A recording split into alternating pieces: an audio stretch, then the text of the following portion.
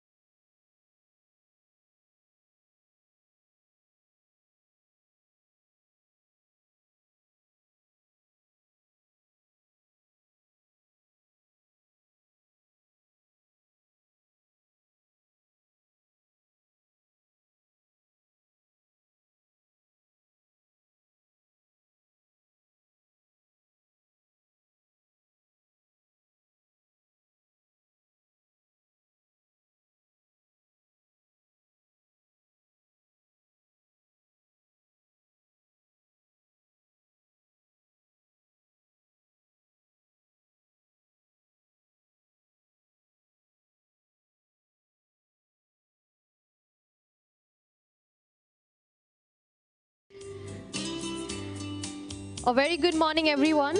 Hello and welcome.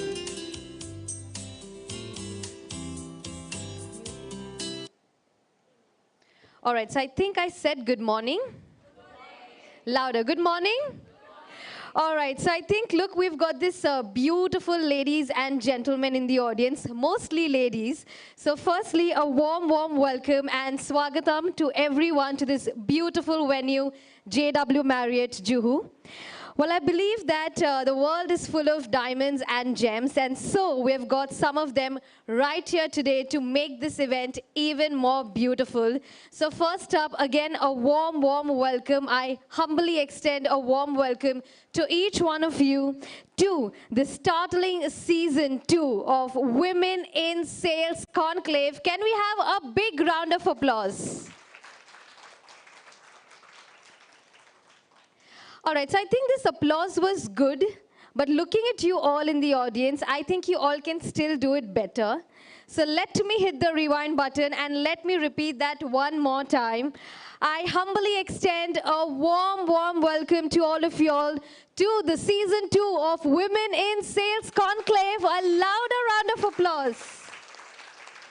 Well, amazing. Now, this is the energy that I would need, and I expect it to only and only multiply during the course of the day.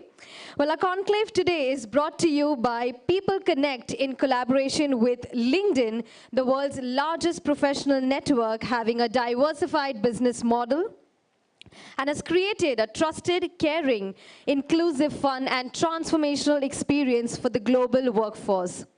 Talking about People Connect, a leading talent management advisory firm that has evolved from a recruitment agency into a versatile and a highly regarded multi-service consultancy, a trusted name in executive search, DEI consulting, talent management practices, and corporate gifting, which is known as Cart by Moms. So can we have again a big round of applause for this collaboration and making this event happen? A huge, huge round of applause for all the hard work that they've put in, because this August gathering is definitely a true outcome of this collaboration that is brought by People Connect and LinkedIn. So thank you so much for that. And I am Priya Shramankar, your host for today, and I am ecstatic to welcome all of you, this galaxy that I see of visionaries, industry experts, and thought leaders, as we are about to witness some extraordinary And some riveting conversations from our speakers today. Well, the stage today transits being a mere platform. It's a catalyst for change, an event to drive attention to the narrative of women in sales. But before getting to the program, I saw some really amazing energy outside in the pre-function area, and I believe it's time we bring that energy in this air, in this room as well. So before we begin, I would like to hear a big yes from all of you before we get to the conclave. So are we ready to begin? I think I hear a louder yes from this side, which is from the right side of the hall. What about people on the left? Are we ready to begin? Yes. One last time. Are we ready to begin with the conclave? Yes. All right, now that's the energy. Before I get to invite the speakers to begin with this program, it's time we throw some light on why we are here today. Well, for years, women have been looking for an equitable representation at work. Yet, even today, there is somewhere a delusion and several misconceptions about women at work, especially when we talk about the field of sales. Well, one of the most common reasons being women can't make the sale. However women good are at their work, this tag is still attached to them. And let us get a little more into numbers. When we talk about numbers or when we talk about statistics, there are 3.2 million sales professionals in India currently, among which only 19% are females. That is, only 1 in every 5 sales professional in India is a woman. I can talk about 19% of women. Hence, diversity and gender gap in sales across industries in India is still a major concern. But slowly and steadily, we're definitely changing the landscape of women in the landscape of sales regarding to women. So according to the 2023 survey by the National Association of Colleges and Employers, 32% of women MBA graduates planned to pursue a career in sales and marketing, which is definitely up by 4%, which was 28% in 2022. So we're definitely seeing a change in the landscape when we talk about narrative of women in sales. So can we have a big round of applause on that number as well? Well, like I said, that definitely shows a changing landscape of women in sales. And so today we have a very thoughtful, curated agenda for you all, where we will be saying some very riveting conversations from our experts today. Some very important insights that you will get to gather from this side of the room. And on that note, ladies and gentlemen, before moving to the first address of the day, I would also like to take the opportunity to thank our partners and sponsors for their overwhelming support for Season 2 of WinS. I'd like to begin with a title sponsor, Aditya Birla Group, our awards partner, Brookfield Properties. The applause must go on for all our partners and sponsors, our media partner, People Matters, and skilling partner, Success Vitamin, and ecosystem partner, Theatre for Tomorrow. Well, a big round of applause again for all our partners for their support today for this edition. Also, before moving ahead, I would like to just give a brief note about the hashtags that we have for this conclave, which is hashtag driving the change, and which is hashtag WinS and hashtag women in sales.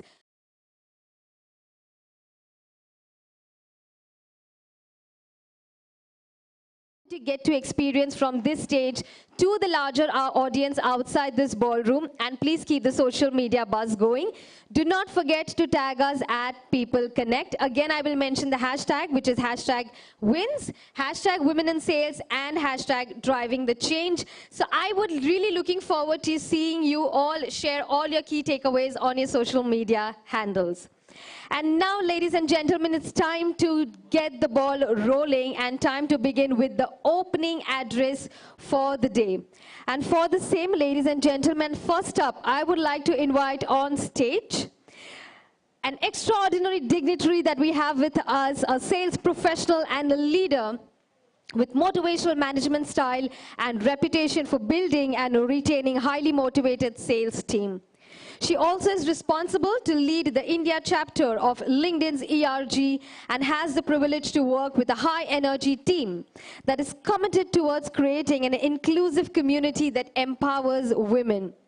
She specializes in building high-performance sales team, talent acquisition, sales force management, sales team training, key account management, and retention. With a big round of applause, can we please welcome Ruchi Anand, Senior Director, LinkedIn Talent Solutions.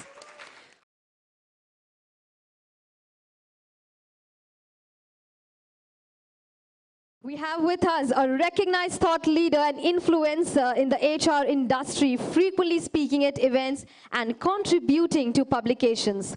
She has received multiple awards for her work, including the World Women Leadership Congress Award, the World Diversity and Inclusion Leadership Award, and the Top 25 Women in the TA Awards.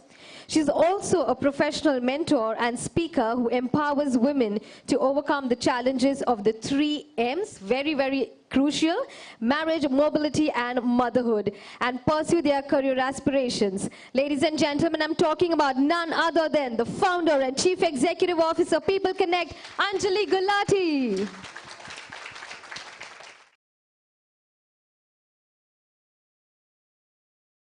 And People Connect, the face, the real face behind this entire conclave. Again, let's give them a big round of applause for this August gathering here.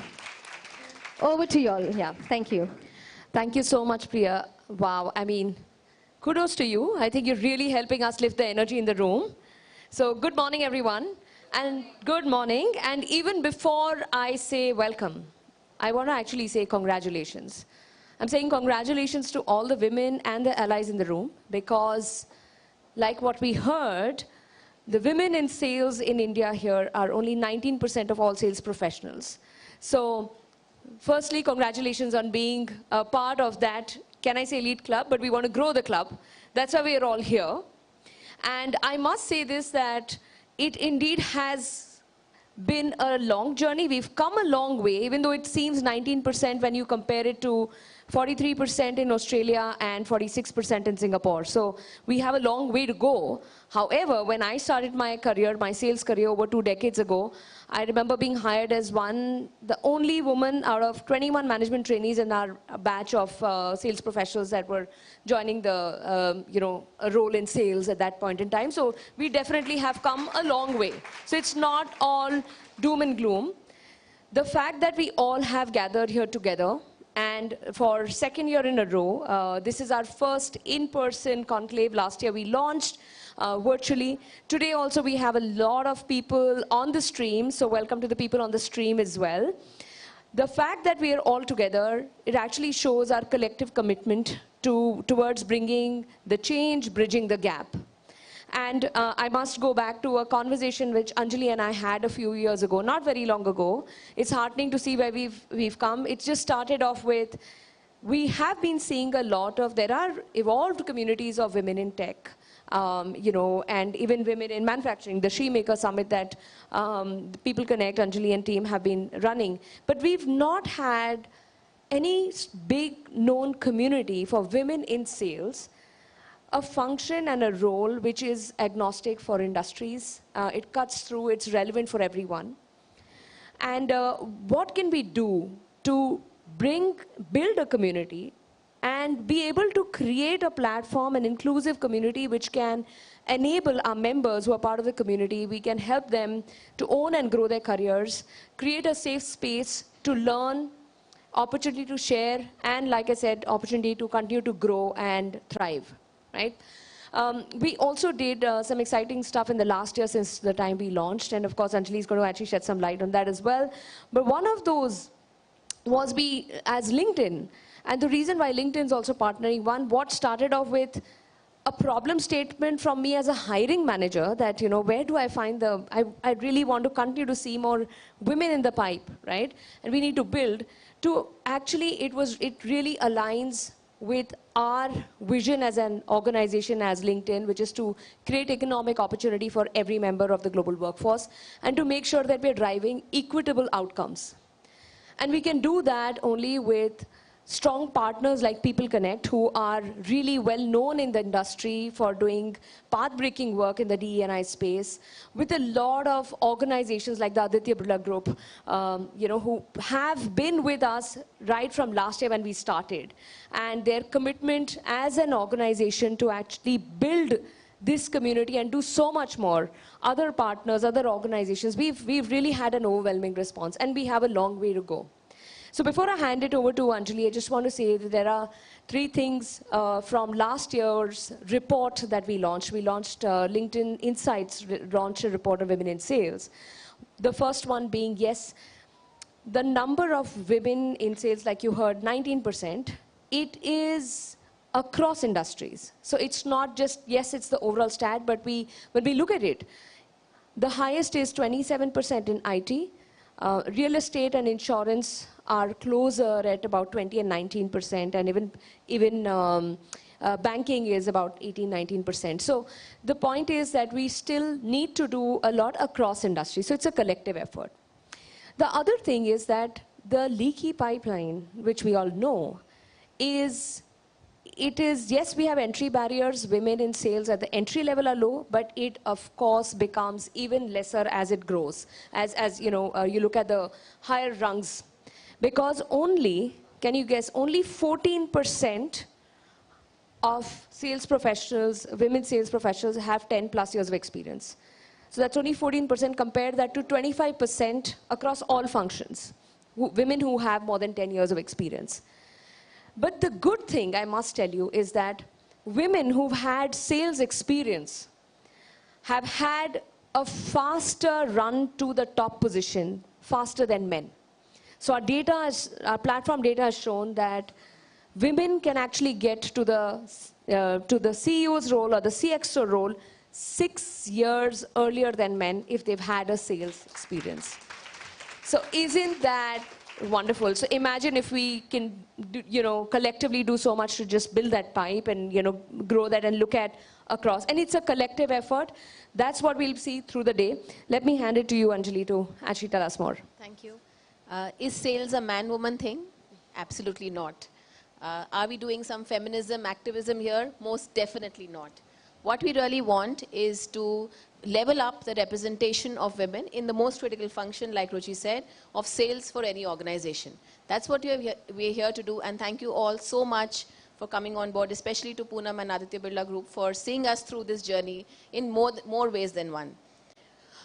When we started Shemaker Summit 4 years ago, we struggled to get 100 people online. Of course, this was pre-pandemic, so online was unheard of, but 100 people also, we had a tough time. But I'm so happy that we stayed the course. Today, organizations are, doing that in a much more systematic manner. There is government support. They're rallying with the government to say, let's get the third shift on, let's get the SOPs in place, etc. So we want to do similar stuff with women in sales, WinS. And what we try to do is look at this from many lenses. The organization, the ecosystem, the hiring manager, the reporting manager, and most importantly, the woman herself. Is there this whole self-limiting belief piece that we spoke about? How do we work with that? Is there an aspiration to even become the CEO? When does that kick in? When does that drop off? We all know leaky pipelines. We know that the sales function has the leakiest pipeline as well. So these are some of the key things that we will be speaking about during the day. And there'll be a lot of myths being busted, a lot of biases, a lot of challenges being spoken about, but also the opportunity for which we are together here. Our speakers have, been very, very kind to take out time and to share. They will be sharing their personal experiences, what they are doing in their individual capacities as change makers in their organizations to collectively see how we can move this number from 19% to even a 23 or a 25% by the time we get here next year again. For us, that will be a win. And we know that, we can't boil the ocean in one day, but it's going to be a collective of many, many small wins, which will make really the wins happen. So I think when we did season 1, we had 900 people who registered online. We had 900 women who registered online. Today, we are happy to have more than 100 of you who will be joining us through the day here. And over 2,500 registrations, which we have received from various, they will be online through the day. We have a lot of women students as well from BBA, BCom, a lot of courses which are maybe even tech, engineering courses who will be joining us. They are all online today, and we are very happy that we could, pull through something called Sellathon, which is actually a campus contest, which we will be talking about also through the day. Because, a lot of times, does sales as a career even appeal to you? Is it a career of choice? So that's where it kind of begins, and then how do you build the sales career through so many years in a 20, 25, 30-year career, where does sales kind of fit in? So these are some of our key agendas, and I'm very, very happy to have here Poonam with us. Poonam, why don't you join us here to talk about your vision for WinS and the support that you've given us. So Poonam heads the group head. She's a group head talent staffing for Aditya Birla Group. She has over 2.5 decades of experience, and I have no words to thank her enough. Over to you, Poonam, for talk about your vision of women in sales. Thanks, Anjali, for the nice introduction, and thanks for hosting. It's lovely to see this community growing. I just wanted to share a story.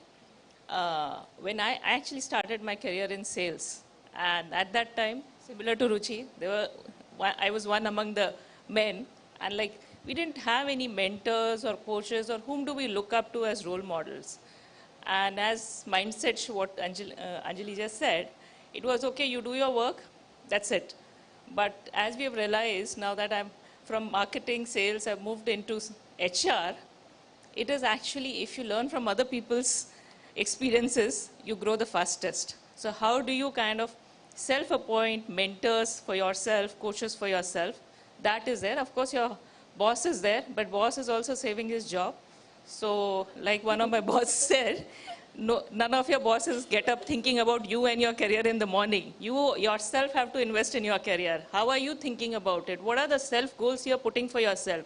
Yeah, the organization will put, as well as your HR will also have, but those are long-term plans. But what are your short-term plans is something, had I had that insight when I started my career 25 years back, I think I would have been, as she said, a CEO or somewhere or whatever.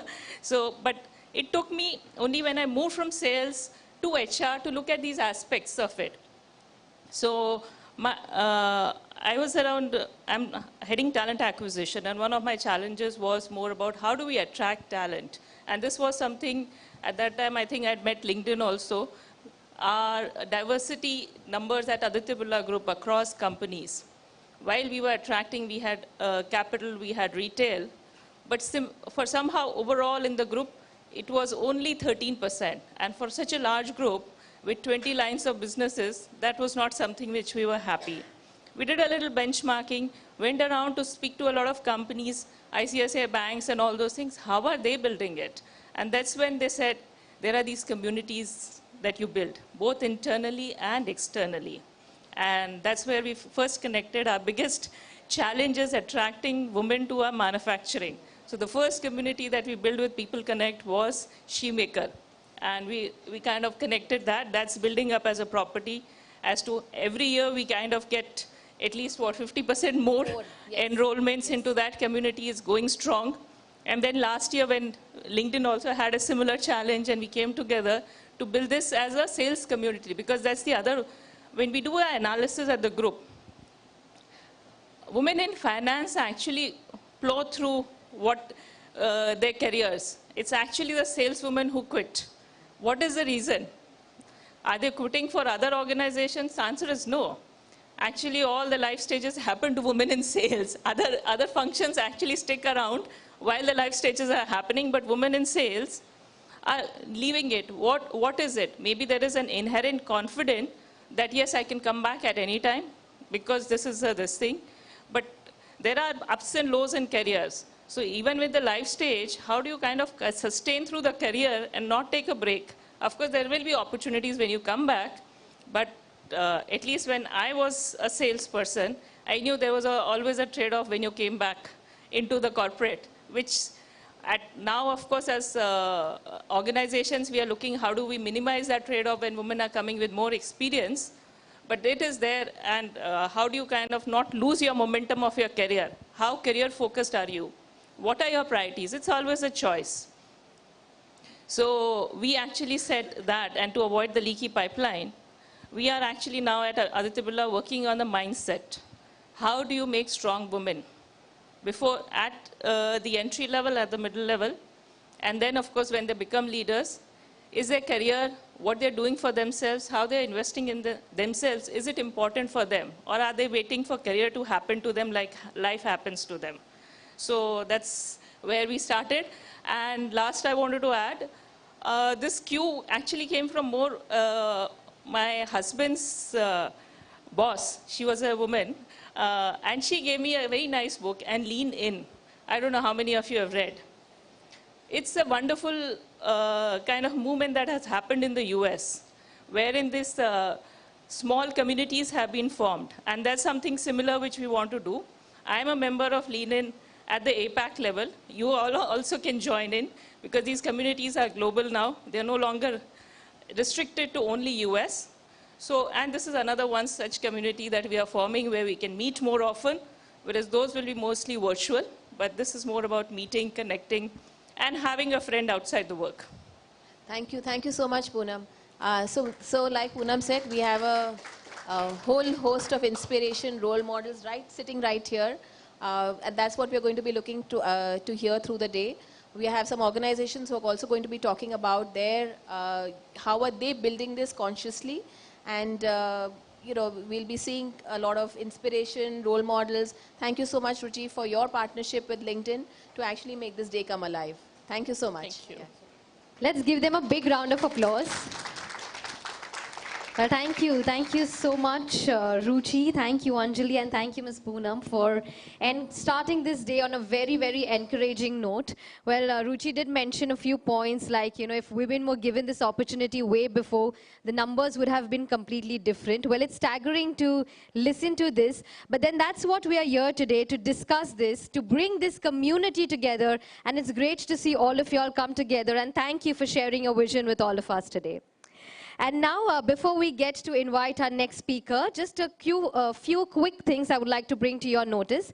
That, like I said, we have some amazing discussions and panel throughout the day. But the climax of this event that we will be waiting for is the WinS Awards 2024. So do hold back, and we will be celebrating and recognizing individuals for their achievements that they've had in their sales journey.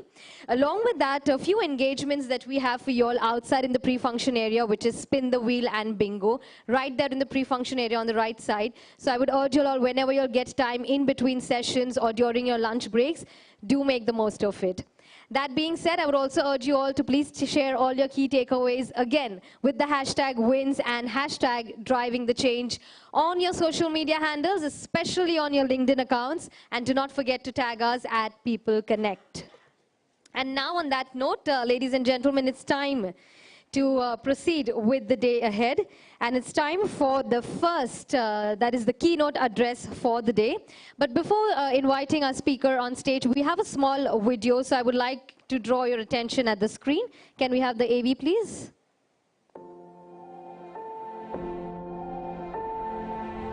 A vision becomes a milestone when it helps make our lives richer with love and laughter. When it helps make a cleaner, smarter, and a more beautiful planet. So that you can set off on joyous new journeys and adventures. Building stronger bonds and bridging impossible distances, which take you from the ever new to the forever beautiful.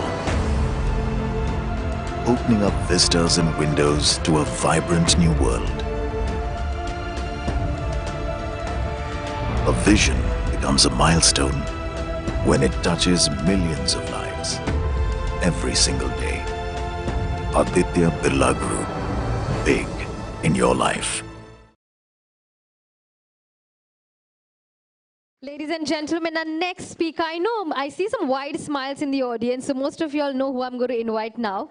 So yes, we have with us, currently serving as the Chief Marketing Officer at Aditya Birla Capital, which is the financial service business of the Aditya Birla Group. She brings over 26 years of expertise in driving marketing strategy and brand loyalty.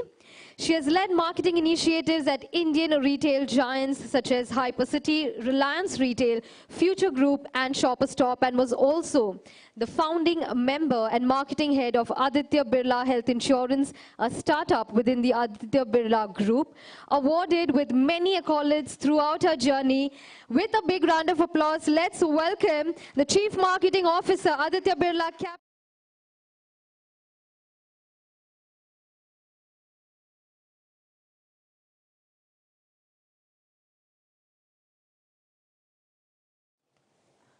I need a. Can I use this? But hello, is that? Yeah. So okay, I'll have to stand. So good morning, and I think a lot of morning and welcome has been done. So, but yeah, thank you ABG, thank you People Connect, thank you LinkedIn for having me here. And this is a topic which is very close to me. My career also has started from sales, and now many years and decades of marketing. But I'm going to take you all through, first of all, how many women over here who are non-sales? Anybody non-sales? Yeah, so there are many, and I'm assuming either you all are from HR or you all are here because you at some point are thinking, and I think people who are viewing online are thinking that why will we not get into sales? And I'm sorry, I'm not putting the men off, but the conversation is around sales. Where I want to first start is not just about women in sales. Let's just look at women in career to begin with. And I just heard Ruchi mentioning that, you know, the kind of numbers which are very low, double digits. So, and leadership, like, because she said less than 10 years, more than 10 years, leadership is 13% or 14%, or something you said, 14%. So I'm saying there is already an issue around us. Why are women not getting into careers? And so I'm going to take you all to something. Is there? Yeah. So whilst it's about women in sales, but let me hear how many of you guys have started your journey by growing up, you can't do it. Anybody here? You can't, maybe people in my era, I'm sure. Some of us, yes. You can't do it. We were, because this is what it is, right? You've seen, and I'm just bringing it with.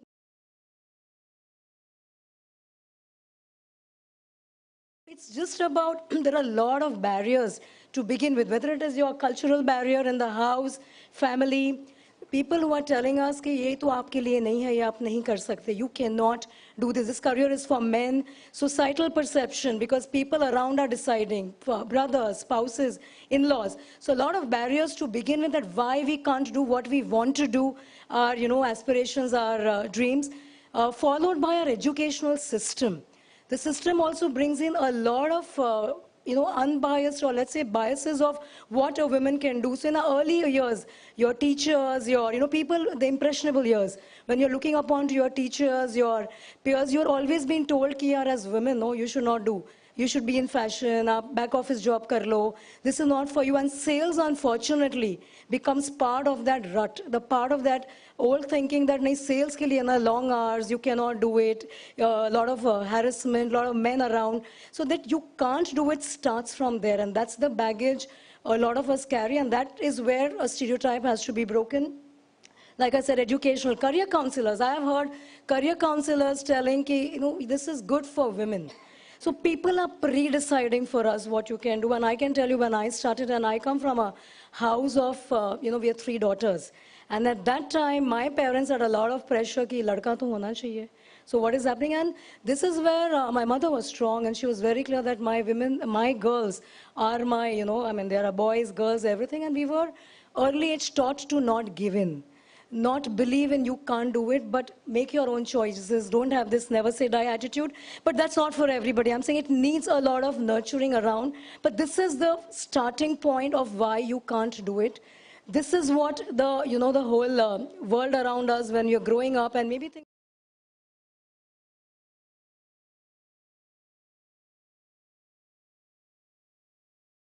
Chennai, women focusing on their health, not good. Look down. You are looking upon yourself and not looking out for your family. So this is on and on around us. And that's where, you know, sexism, societal, so a lot of pressure around that. So this is first, the first perception, the first barrier. And so what has happened is 45% of women choose roles which are more women friendly, stereotyped. कि ये role आपके लिए है, ये role आपके लिए नहीं है. And we've seen enough and more happening in movies also. And 60% of women who are really, and I speak, and because I have done sales also, you're constantly told all the time to, manage your work-life balance. How many of you have seen that web series? I remember she was a police lady, had to then still go home, make that food because koi aane wala hai, make that working long hours. So it is still not pardonable. We have to do our house bit also, and you would have read that in Indra Nooyi's book and many stories, people who have broken the glass ceiling. So this is reality. People tell us that, you have to still have your work-life balance. And so what has happened is many functions and roles have become male-dominated. It is because the society sales and business development sort of rules the roost. But yes, there is manufacturing.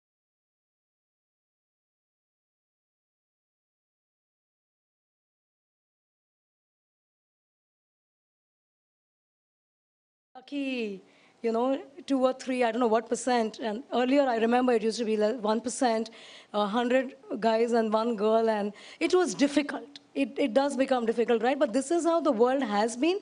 The younger ones, the newer ones may not be seeing, but this is what the world has been around us.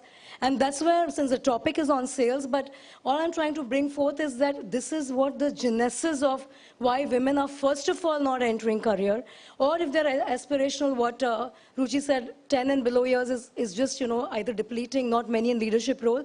So the genesis starts from this, and that's where what you see.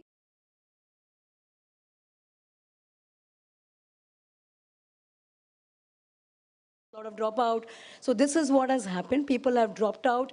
Women are not growing in careers. It's a stagnancy. And on top of that, leadership, we heard 19% women in Salesforce, only 13% women in leadership. So there is a huge gap, and when I hear about double-digit numbers, higher double-digit, 43, 46, across the globe, we have a huge opportunity. And team over here and people listening, I think, can make a lot of difference. So coming back to, while this is the reality, all is not bad. I'm sure there are many examples sitting over here. I was just talking briefly about my own story. I come from a Gujarati background, business background, modern but conservative. We were not allowed to work. Clearly, the idea was that, yeah, you do good education, but finally you have to marry. So that's the conditioning. So I had my cousin, we were in a joint family, and my cousin started advertising, which gave me a little bit of leeway that, but yeah, my earlier career was not that I wanted to become a CXO, CEO. There was no such germ. कि कर रहे हैं, करते रहेंगे, and eventually I will marry. So even when I was in retail and I was standing on that floor as a sales leader over there, I was in Shoppers Stop, that role was not looked upon. It was always in the family that, see, because in India, first thing, again, in our conditioning, we look down upon a lot of roles. We are not coming from the Western world where our children have to work at 18 and start earning. We don't go and stand in juice bars, or we don't go and throw, give newspapers, or none of that. So we are first of all conditioned already that some of the jobs are looked down upon. And in that, at that era, I'm talking about 20 years back, where retail, standing on that shop floor, modern retail, Shoppers Stop being the first one, was not looked upon. You were standing there and selling, ki aap kya karogi, ladkiyan hai. So, and I can go on that, but that's where the whole journey starts. So it is difficult, but there are many women here who have really broken that stereotype, and I'm going to talk about, and before that, the cities where you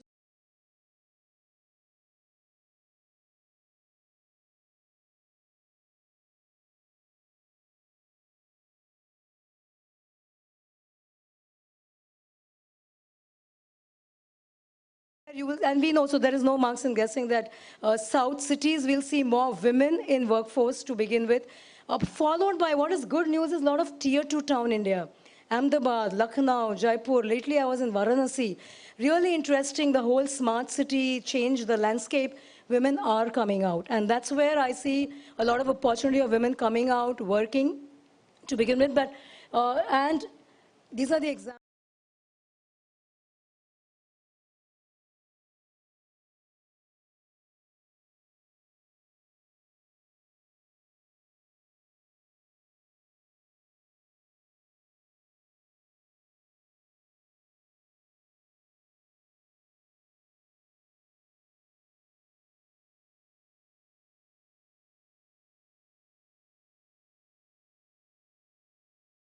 and these are leaders, these are sales leaders, these are CEOs, they are global leaders.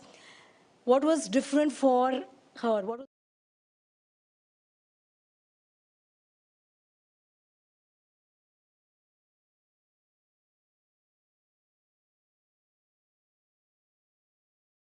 First of all, how many of us sitting here are dreaming to become a CEO? How many of us even think? Yeah, I can see, and maybe it's under pressure, but yes, at least some of us who are in mid-career are also dreaming. This is the genesis, again, the problem that we are not even dreaming big. We've already decided what we can't do. And that's the difference that has to come from the support. It has to come from your partner, your spouse, your family. And this is what Indra Nooyi had. She was playing cricket in Chennai and making the women cricket team, if you read her book, which was not even there at that time. So that's the difference. So it's not that it was difficult. It was not easy. What has she done? So she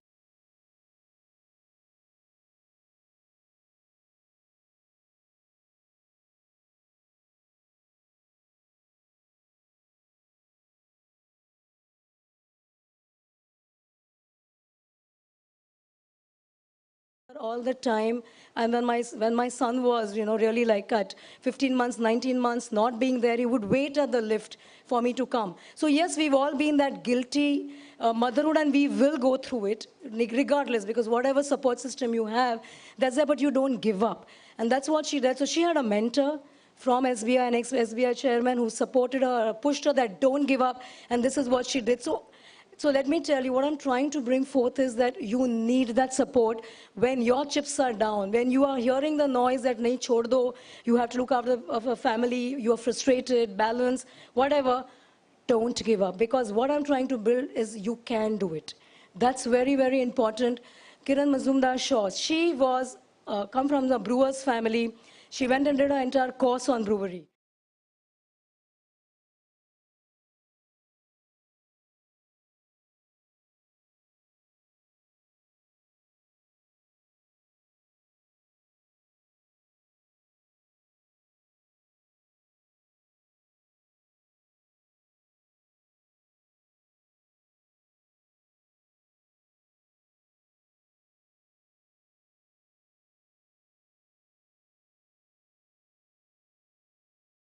And these are sales leaders. Why I'm bringing some of these things, that it's not easy.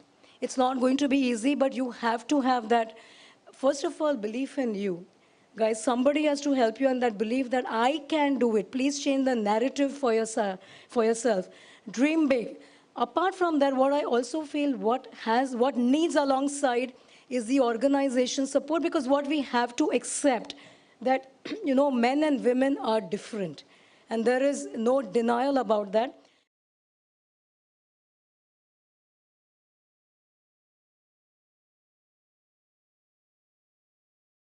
In our life, we are trying to sort of, sell something, make people believe that I can do it. There's that constant thing. So we are born, we don't realize that. And what do we have which makes us a better sales leader?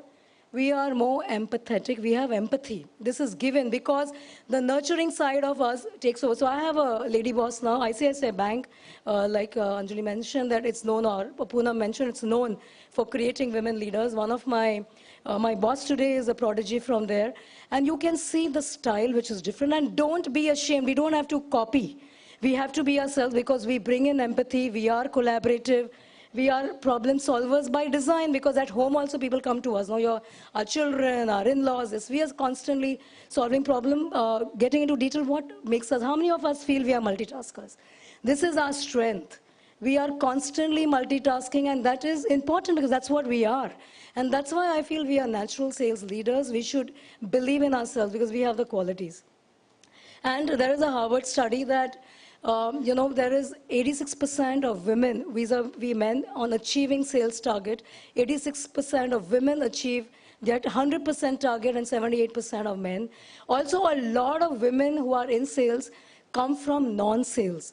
So there was another study which said that a lot of women come from non-sales. So that could be true. You've started somewhere. You could have started in HR, you could have started in marketing, you could have started whichever, but the possibility and dreaming that you can Tangible is what you have to make it yourself. And like Poonam was also mentioning, that nobody's going to think about that. You have to think. So that's important. But whilst I'm talking about that, I think and there are a lot of HR folks over here, we also have to realize that organization support is needed. And this is where the role, the organization, HR, policy also has to kick in, because like I said, women are different. We have our life stage journeys and we need that support. So in ABG, in ABG whilst we have 23%, in ABC, Aditya Birla Capital, we have 32% women workforce. We are highest in our BFSI, and that comes with a lot of, HR policies back. It's not possible otherwise. And yeah, I think that's a great number, but when I heard the international number, we have a long way to go. But these are the things. One is the culture of inclusivity, and I'm sure there is a lot of D&I people sitting here. The gender inclusivity, training, awareness is very important, because it's not that a lady is reporting to a lady. So you have your male folks, so that awareness on inclusivity. How is D&I as a culture? It's not a lip service. It has to really be as a part of the culture in the organization, which is important. Mentorship, and this I think we can go on and on, but it is really important. Women for women. I think here as women we do a bad job. I can tell you. And if we can change something in this community, if we can bring that change, women for women program, the women leaders, how can they help, their experiences, best practices, networking. Women, girls, ladies, friends, I can tell you, if you're not networking, you are redundant. In today's day and work, and that's why LinkedIn as a platform.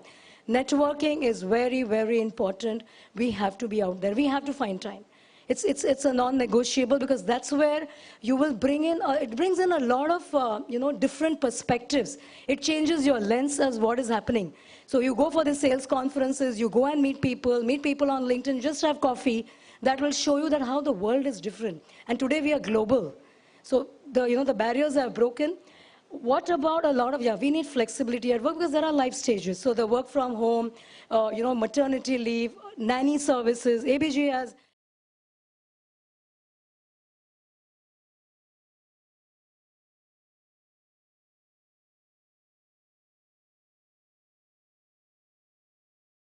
wants to make the difference of having women in sales. The support has to be there. We cannot just have conferences and say, Wawa, that people are there. No, we'll have to make that difference. We'll have to walk the talk. So in my mind, the organization and the HR plays a role, a big role over here. Celebrate women. Celebrate their success, because it is a motivation. You need that. Unbiases, the whole unconscious biases, because a lot of times you will hear that women in leadership, your pay scales are different from your male counterpart. It is real. I'm not going to say it's not real. It is real. It depends on organizations. I'm not saying that at ABC may not be true, but I've seen stories, I've met people where your pay scales are different. And this is where, again, the organizations have to play a role. You have to bring the equitability, you have to bring in the equality, equity, all of that has to be done, because it's not untrue. And this is the other deterrent, right? So that's where organizations will have to play a role. Very, very important point to me, safety and security. How many of you believe in that? Because I feel that the biggest deterrent for sales, and I've seen that on ground. I've been the chair for many posh committees. This is one big deterrent for women in sales, is the security system. If it's not built, you are out there meeting people, meeting customers, and insurances and bank, and manufacturing, remote places, you're traveling.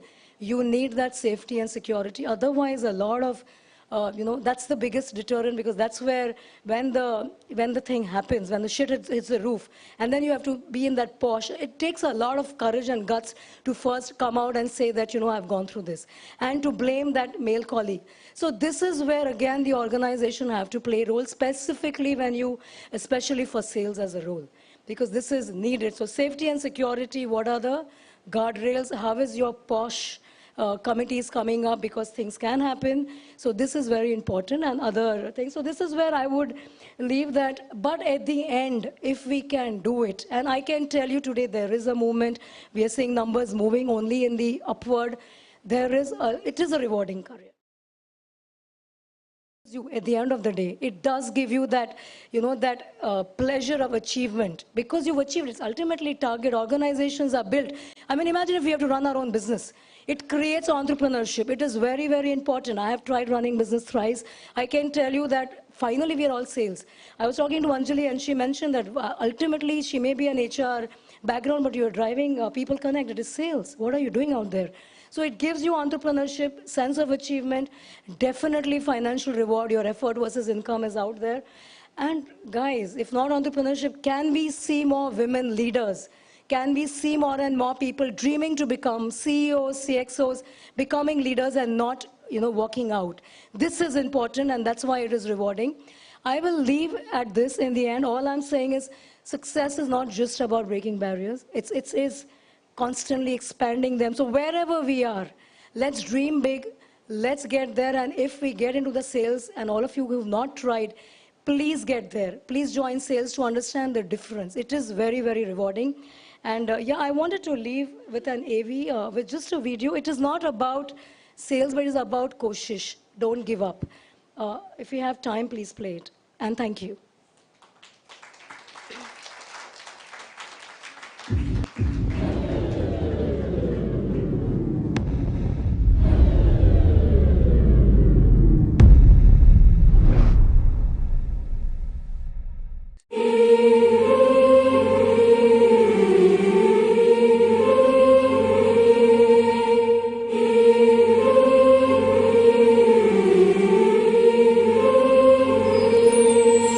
लहरों से डर कर नौका पार नहीं होती, लहरों से डर कर नौका पार नहीं होती, कोशिश करने वालों की कभी हार नहीं होती, कोशिश करने वालों की कभी हार नहीं होती।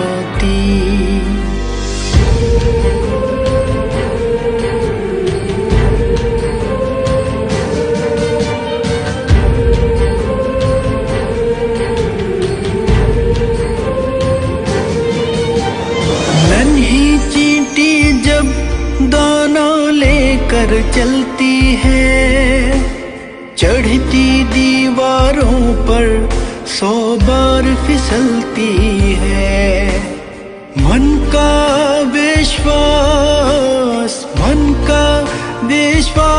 रगों में साहस भरता है, चढ़ कर गिरना गिर कर चढ़ना ना यखरता है, चढ़ कर गिरना गिर कर चढ़ना ना यखरता है, आखिर उसकी मेहनत बेकार नहीं होती, आखिर उसकी मेहनत बेकार नहीं होती, कोशिश करने वालों की कभी हार नहीं होती। Firstly, can we have a big round of applause? And Darshana, I would urge you to please join us on stage for a minute. It's time I invite on stage Ms. Hema Tripathi, AVP DNI People Connect, to felicitate Darshana as a token, with a memento as a token of appreciation. Thank you so much, Darshana, for such a powerful address. I must say, there were so many factors mentioned right here. There is family, expectations, in-laws. It's time we break these barriers, we break these stereotypes. Like she mentioned, Darshana mentioned, it's time we dream big, believe in yourself, celebrate women and celebrate their success. So again, a big round of applause for that address.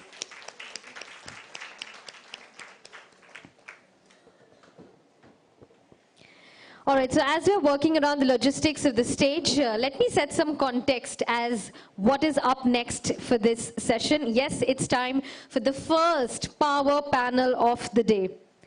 Well, sales has been largely a man's career as it's seen, and rarely promoted as a career in which women could excel. This is in part due to many factors, many reasons account for the low representation of women in sales leadership roles. Or I can say missing presence of women in sales. And yes, that is the subject our panelists will be deliberating upon on this stage. It's time for the first power panel for the day. And to spearhead this conversation that is missing presence of women in sales, I'd like to first up invite the Senior Director at Talent Solutions LinkedIn, Ruchi Anand. Can we please welcome him with a big round of applause? Next up.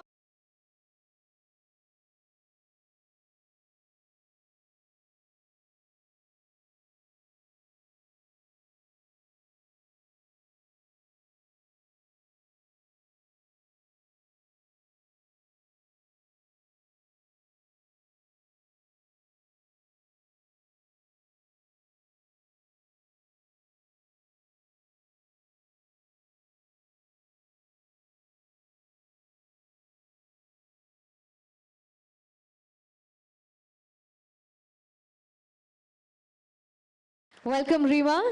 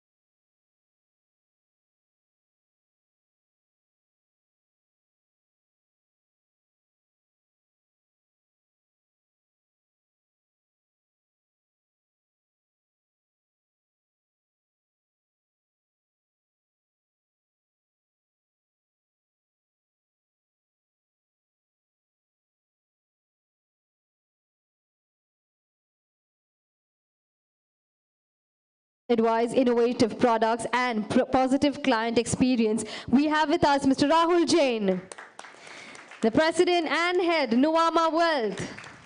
A warm welcome to you. And our next speaker joining up us on stage, we have a part of the India leadership team and leads the people function and corporate communication functions for Kellanova.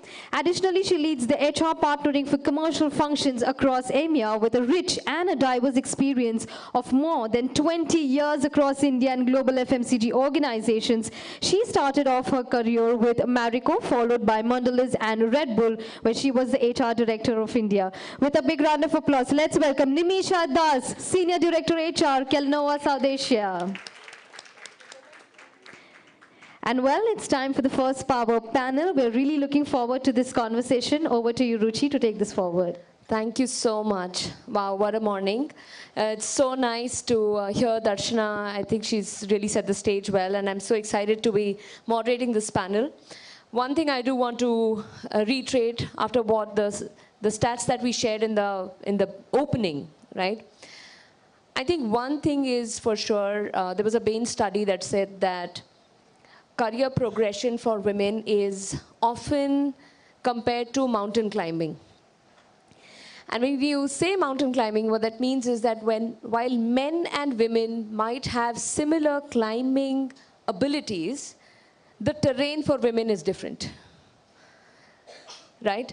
And while I say that the terrain could be and is different at times, but the role of a guide when you're mountain climbing makes a big difference as well.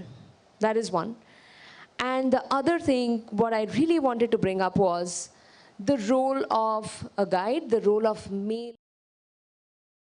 Now, there is a Harvard article I read, which was very interesting, to say that if we look at women's programs, specifically if you look at employee resource groups and other programs that are done within organizations in communities such as what we are doing today, if it's only done by and for women, without the participation of men and allies, the progress that organizations have seen is only 30%.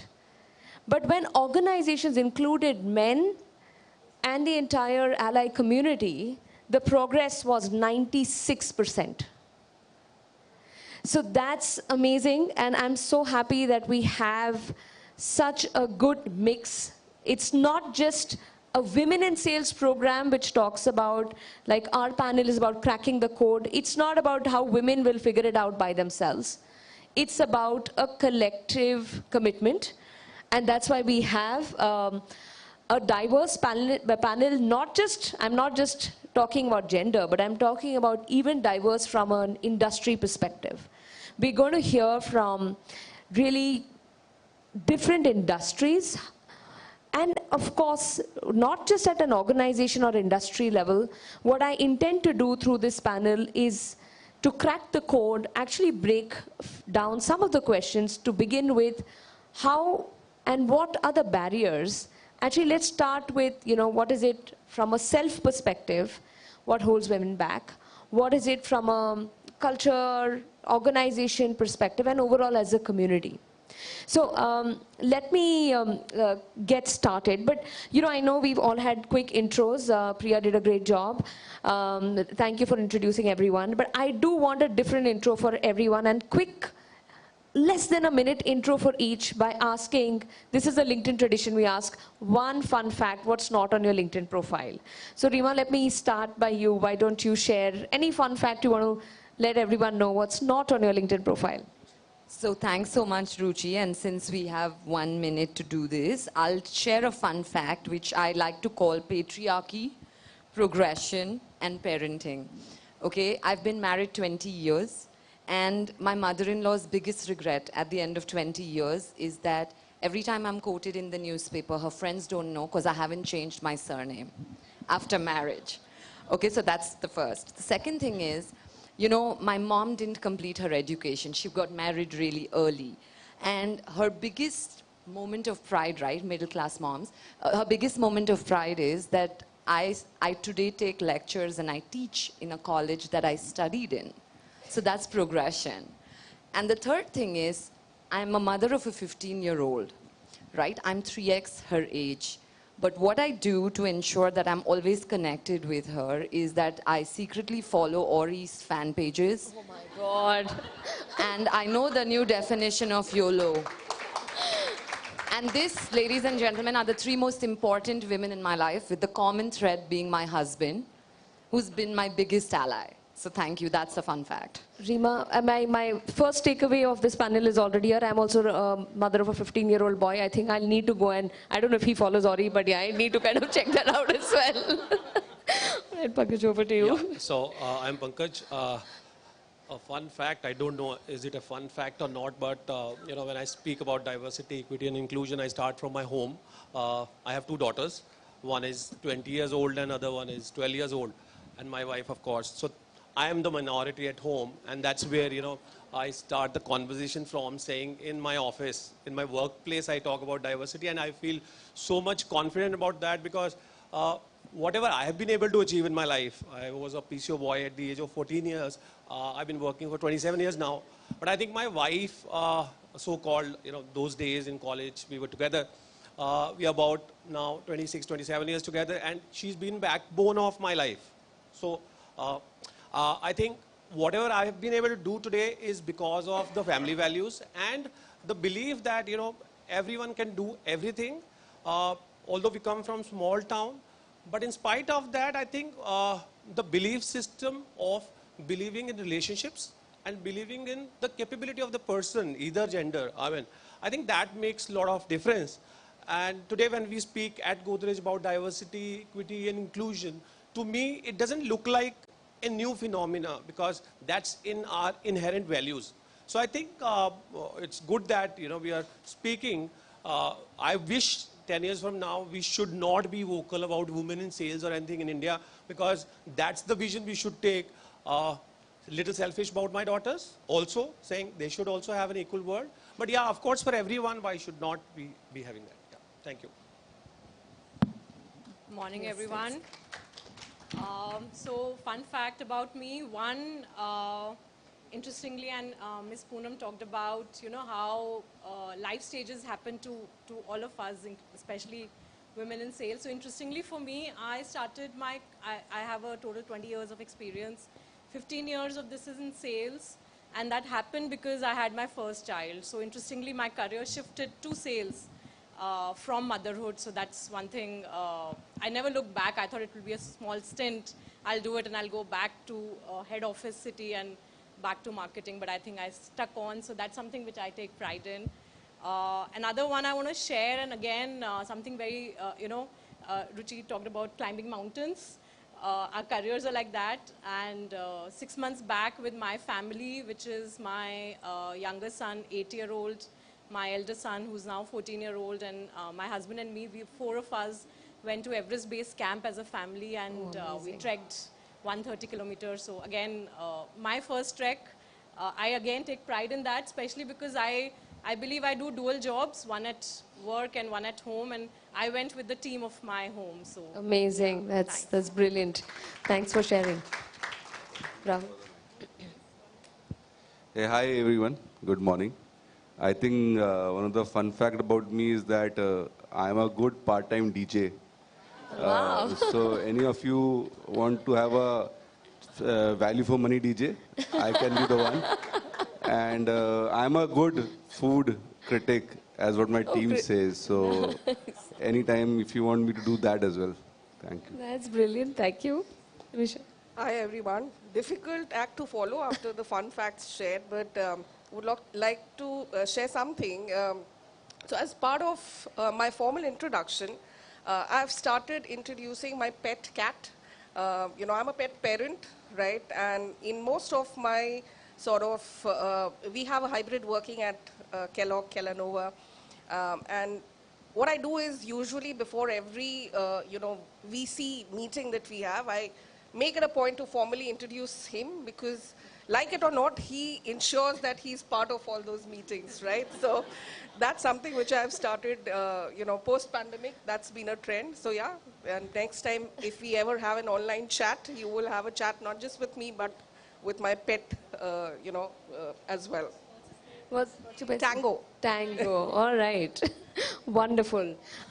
Great way to actually start after knowing Tango and the fun introductions. So let's start with, let me start with you, Pallavi and Rahul. I mean, Pallavi, let me just, like I said, first, I want to open with understanding a little more about your own journey. So I'd want to know it was interesting to hear that you said that you actually got into sales post-motherhood, which is normally the other way around. Women drop off after specifically move out from sales. So interesting. So what energizes you about working in sales specifically? And, just tell us a little more.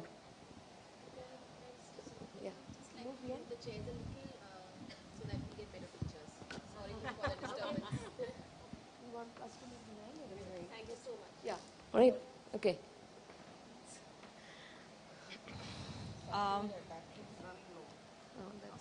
So if I were to talk about what energizes me about being in sales, I think, like I mentioned, I moved from marketing to sales. That's because I had to shift towns after I had my first child, and I realized that we can't manage without family support. And I thought it would be a short stint, but the reason I stuck on is because I get amazing energy from my team, from people, and I started from marketing, and marketing was all about understanding consumers. Sales is the other side of the same coin where it's a moment of truth, where the rubber really hits the road. So I think numbers, yes. Turning what you're thinking, the strategy into actually execution is second. But I think the best part about being in sales is the team which you handle. Today I represent a team of almost 20,000 people across the country, who work with me across different places where we handle consumers. So I think that energy, what you learn from from the absolute front-end team members, you know, what they bring, the passion they bring to represent your brand with consumers, I think it's absolutely amazing. So I just love every day of mine. That's great. Rahul would love to hear. And also if you can shed light on how it's also evolved over the years, sales careers, like your own journey as well as that. Sure. But I want to tell you one thing on a lighter note. When I meet a lot of freshers, correct? Joining sales is not a boy and girl problem, it is a problem with everyone. Exactly. So no one wants to join sales. Either they want to do marketing, they want to do product, they want to do Very strategy. Sales किसी को join नहीं करने का. I think two things which energize me about being in sales is one, connecting to the end client. I think that is where you understand the real sense of the market, real sense of what you do. And that is very energizing because like country like India, you meet so different categories of people, different genres of people, different culture. So that is very energizing. Second is, like Pallavi also said, I think being part of the large team, working together is very, very energizing. I think that is one thing which you look forward, going to office every day, meeting so many people. I think sales as a career can evolve into multi-folds. So for some set of people, I think it is different client categories which you manage is the evolution of your sales role. From one product you do start taking care of multi-products is another evolution. You manage bigger geographies is another one because India as a country is very difficult or complex. Managing a south versus an east is a very different ball game altogether. So that is another part. And fourth, I would say that you start with small teams and you start managing large teams. So these are large 4 buckets, I would say, where your evolution of an individual into sales career happen effectively. That's true. And also, like you said, evolution. Today, selling itself has evolved so much. There's just so much more leading with so much more research, understanding your buyers better. And actually that brings me to my next question when we talk about changing buyer behavior. So maybe, Rima, let me turn it to you, given that you can also give us an industry perspective that you've been seeing, both as a marketer as well as an overall professional around, how are you seeing the buyer behavior change over the years?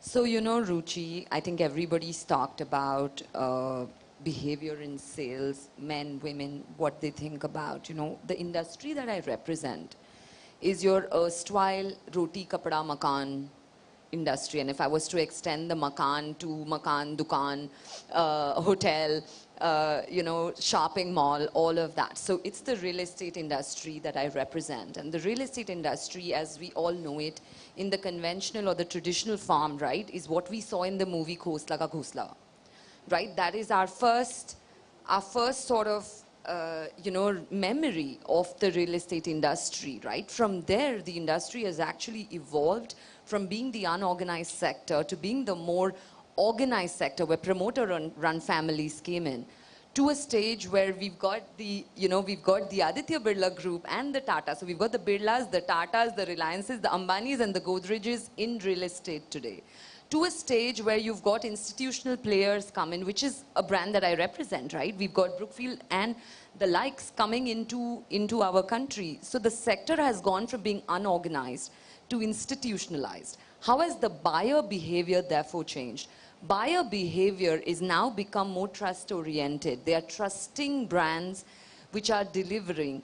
Another shift that we saw in our industry, for instance, is that pre and post-COVID, right, the consumer is a completely different, I mean, all of us in the room, everyone who's watching online, are shifts in behavior and patterns when we think real estate, right?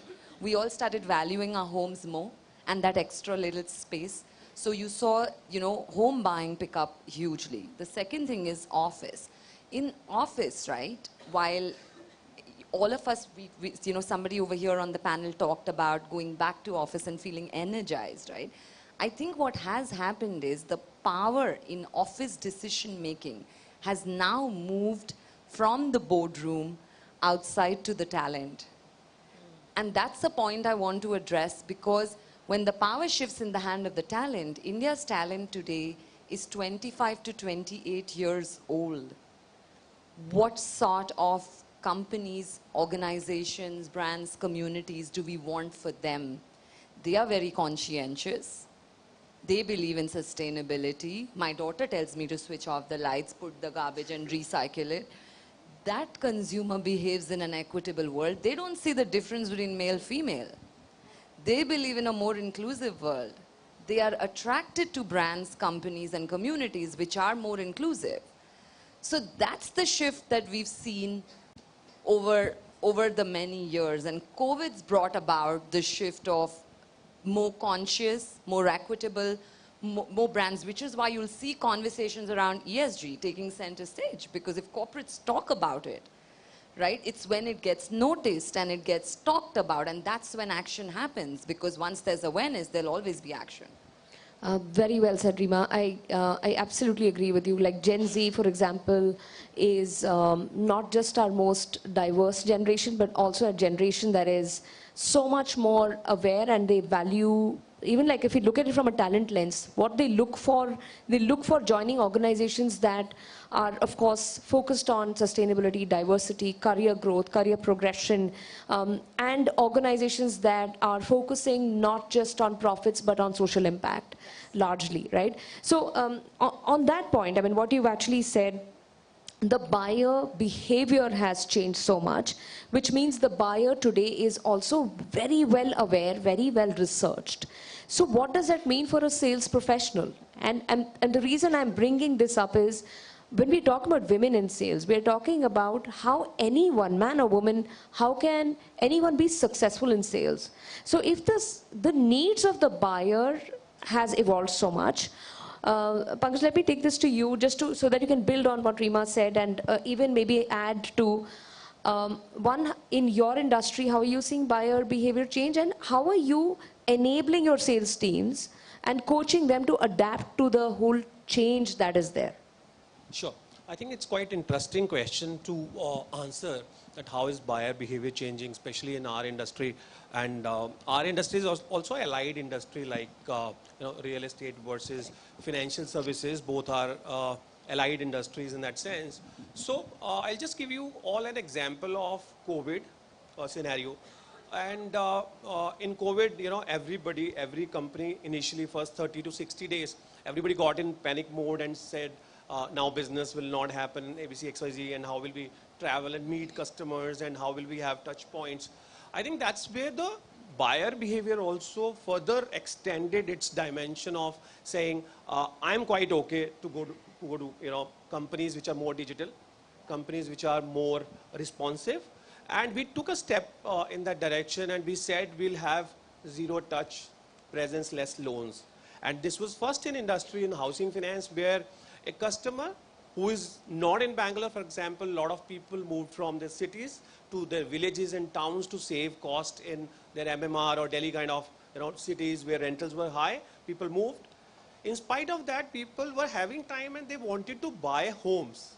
So people, in fact, a lot of real estate companies, they got into those digital demographics of their properties, and then presentations, and loans were also a necessity. I think we invented one step ahead. We said, in India, whenever you take a loan, you take your spouse along and you go to large NBFC or a housing finance company and sign papers and get the check in your hand. So what we did is, we said everything at home, everything touch-free, and that was presence-less loan. And that's how, organizations' responsiveness versus willingness of the person who is selling got married. Now, what's in it for women or men or anybody who's selling is, it's easy to influence or convince a person within the family background or, backdrop or presence. You go, you sell, you are making impressive pitches. But in digital, pitch requires a lot of value proposition, communication, rather than just you go all out and you say that I want to just sell it to you and all that. So I think this dimension led to a lot of upskilling of people, because sometimes people are not that vocal, and sometimes convincing a customer on digital call is difficult. Having said that, when there is necessity and then industry is moving towards a new direction, adaptability is the answer for all the problems you have in life. So my point to all women in sales and everybody in sales is, when the technology is shifting towards upgradation, when the customer need is changing, please change. Absolutely. So a cameraman in marriages 20 years back, today is not that relevant, because drones and ABC and XYZ, lot of things are changing in marriages, changing in housing industry, changing in overall demographics of service needs. So everything is on a click of a button required. So I think everybody needs to adapt to new technology. Absolutely. I think very well said. And I want to just bring up a LinkedIn stat here. We've seen a skills shift in the last 4 to 5 years of 29% for the same role. So not just sales, I'm just talking about across functions. And that's expected to go up to 65% in the next 5 years. So the point is that for the same role, what makes you successful or what's made you successful earlier may not be enough. Just remember #always be learning, because that is something that I think is more and more getting more and more important. So thanks for sharing that perspective. Let me, in fact, turn to you, Nimisha. In fact, now let's get into more specifics around, we've just heard about, yes, how sales careers have evolved, how buyer behavior has changed. Then what are the barriers and biases that hinder women's entry into sales, according to you? What have you been seeing within your organization, across your industry, and across your overall experience, Nimisha? So I'll probably start off by talking about FMCG sales, right? FMCG sales, unlike many other sales in, let's say, technology companies or banking or any other sector, really, consists of hard yards out there on the India, roads which are there. You go to these mom and pop shops to make those sales, etc. So it's really, even if it's evolved to some extent in terms of better awareness of what could be some of the supporting services. I actually started my career with a 2-month stint. I was I was part of Marico. I was selling oil in oil depots, in Shadra market in Delhi. It's as, crazy as it can get. And this is 20 years back. So not an easy sale to walk into shops and say, here is the daily target, and you'll get quizzed and you will get, talked about, saying really, अरे company का scheme नहीं आया है, distributor woes which are, thrown back at you. You can see a lot of heads nodding. Yeah. So that is the reality even today for FMCG sales, right? And frankly, that initial sort of stint gave me a very good view of really what are some of the challenges which are there, right, for our frontline sales. And starting from basic infrastructure challenges which were there, right? Safety as a challenge for our women sales force, which is there. If you ask about barriers, I would probably club it under 3 heads which are there, right? So one is really this entire piece around what's out there with respect to infrastructure, safety, and how do you really enable your women sales force to navigate it. We actually did a infrastructure audit at all our distributor points.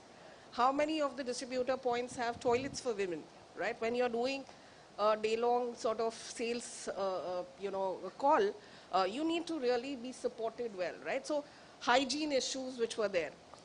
The second is, I would say, is more societal, and Darshana spoke about it in a lot of years, saying really a bulk of caregiving, whether it's childcare, whether it's elder care, or whether as a trailing spouse you are following your spouse's career, it's still a reality. So as an HR professional, I would have seen the biggest dropout in my sales force on, sort of reasons which come out of it. And again, there are ways in which you can support that, especially if there are life stages which are there. So whether it's, someone spoke about the nanny services, or, how do you look at easing people back into sales role. The second barrier, and I'll come to more the organization piece, is it's a reality, right? As an HR person, when I go to a sales director and he says, it's a revenue-facing role. So there are support services and then there are revenue-facing roles which are there. I cannot really keep a role vacant, right? When there is going to be a loss of business, and 6 months maternity is not, it's not like, that role can be kept vacant. So as an organization, you have to sort of build the right, you know, sort of bench and, you know, the additional people, etc. And that's a cost. So it's a cost conversation I'll have with my business heads, etc. And that's the commitment you need to have to ensure that those careers succeed in sales. Last but not the least, again, I've been a recruiter for 20 years in my life, right? And I think the last reason lies between how I see the difference in behavior between a male candidate negotiating for his salary, his designation, his promotion, versus what women do. And I'm not saying, you know, there are two ends to this spectrum. You can go completely crazy and and equally so you have such candidates as well. But a more balanced approach to really ask for what you deserve, I think women sort of hold themselves back, right? So there is a self-limiting belief, we talked about it in terms of what I deserve. You know, many women in sales, and actually women leaders in general suffer from this imposter syndrome, right? Saying that I don't really deserve it. I mean, do I have the right experience? And those are kind of conversations which you will face all the time. So I think barriers consist of all of these, Ruchi, you know, as you look at sales. Yeah, thanks, Misha. Well said. In fact, so what I'm hearing from you is, of course, both one is self-limiting, which is barriers which women have within and around themselves, and the other is, of course, external within the organization. I think big role, the most important role for ensuring that women can thrive is the role of the first line managers. Of what first line managers can really do to, you know, make them thrive. And, you know, that takes me, before it takes me to my next question, one thing that really stuck with me, Nivisha, was when you said that as a sales leader, when you have a vacant role, the first thing is, oh my God, my revenue. You know, I don't have the patience. And if I put myself in that as a hiring manager, even when I have a vacant seat, I mean, that the urgency to fill it up is important. But I think what is most important for each of us as hiring managers is to think about how can we have the patience. Which means we need to have a constant pipeline, but we need to have the patience to be able to even bring in non-traditional talent, which is what consciously a lot of organizations we see our customers do, we've been doing, which is also hiring a lot of men and women, but even women from non-sales backgrounds, or maybe they are in sales but not from your own industry, but non-traditional talent, and really giving them the time, space and patience to set them up for success. And, you know, Pallavi is a great example herself of, you know, moving in, like pivoting, you know, into sales. So how do we do that? So I spoke about role of first line managers and allies, and maybe I'll at this time just pass this back question to both, you know, Pankaj and Rahul. Maybe Pankaj, if you want to go first, more around, you know, what's the role that allies can play in bridging the gap, as well as the role of organizations. And I know Godrej as a group has been doing so much.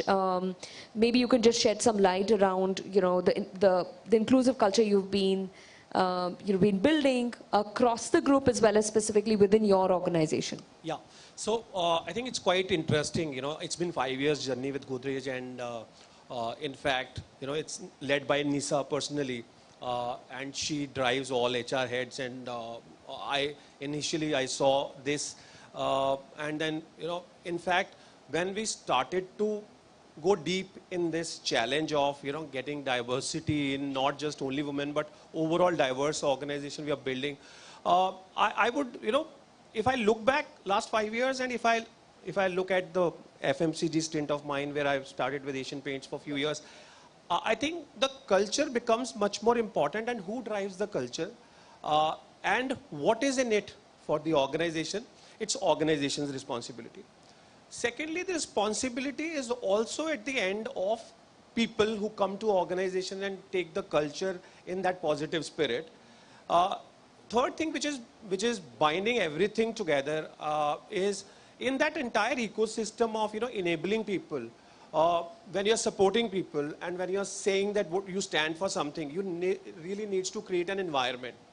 See, at the end of the day, people blossom in only environments. When you create an environment for everybody, two of our women leaders are sitting in this forum who've been growing in the company, and we've got them here. That's culture. And one of them has gone on maternity leave. And to the point, we discussed, Nimisha has said, the day she was going on maternity leave, I mean, it was like, it was not a big thing for me as a leader to know because, yeah, that's fine, that's life stage. And, what I said to my team members, basis this conversation is saying, career is decadal. 10 saal lagenge. It will take 20 years, it will take 30 years. If you are committed for 10 years, 6 months, 9 months, doesn't matter. Now, that's culture, okay? Frankly speaking, I spent decent time in India's corporate world and spent more than 10 years in one of the... So, not everybody speaks about diversity, equity, and inclusion. I don't know why. Not everybody speaks about. Very rare organizations, and ABC, Aditya Birla Group does it, Godrej Group does it. I feel very strongly that, roles of ally to that, point is very, very important. Because when you as a leader, you say, I want a woman leader. So, for example, somebody wrote to me on LinkedIn, and this girl is Bits Pilani, I am Lucknow pass out. And I wrote back to her in just 3 minutes, looking at her credentials, saying, you come. Ruhi met her, we got her on board in just 1 month. She's one of our super successful leader. Now, it's not just only she was a woman or she was a girl and we kind of entertained her. It's like merit is everywhere. Don't have the bias of saying, yaar, ye ladki hai, isse nahi hoga. I think some people carry that bias, and I would not deny that. Some people carry that bias. At Godrej, we don't encourage that. If anyone says that in the culture, he is a criminal, or anyone, I mean, she is a criminal. If you say that, now that's allyship. And last point, I think to me, women employees also bring loyalty to the organization little more than what a typical, I don't know why, but that's what I have felt over the last 25 years of my life working in. And also you need to handle them differently. You have to realize that they are having their own home challenges and work challenges. And I think I may be, I'll be very honest, sometimes harsh to 1 or 2 team members, but especially when it comes, when I know that the person has challenge at home and work, we be very, very flexible. That's our purpose also, saying, jaise chahiye waise karo. I mean, that's what we do. No worries. There's no need to kind of, 9 baje subah office aana hai. Ya, I mean, there's no need to be very much centric towards discipline. Today, the world is moving towards result orientation, and why the, the prototypes of old times we should bring forth. And I think that's making Godrej a very vibrant workplace. We are proud of being a diverse company. That's really good to know. I think we wanted to get a practitioner's view so that, the audience can also take away a lot that's been happening. Rahul, I know within your organization, there's a lot of active projects that have been running, as well as if you can shed some light. Yeah, so in our part of the world, in wealth management, we actively work on deepening client relationships, very deep. So because we help them build wealth over a long period of time. What we have seen is that while with this equation and understanding the client and the organization, the client always looks out for a lot of dependability, whoever is interacting with them. So dependability hona chahiye, that he should feel that the person who's working with him or her should give the right advice, very high on servicing standards. So for example, in financial services, in the wealth management or the liability side, still one of the biggest challenges to clients is that whenever I call my RM, they don't pick up the phone. And a lot of people in this room might also resonate. I would say in dependability index, women counts better. And we have seen this umpteen number of times within our organization that a lot of us most successful wealth managers are actually women.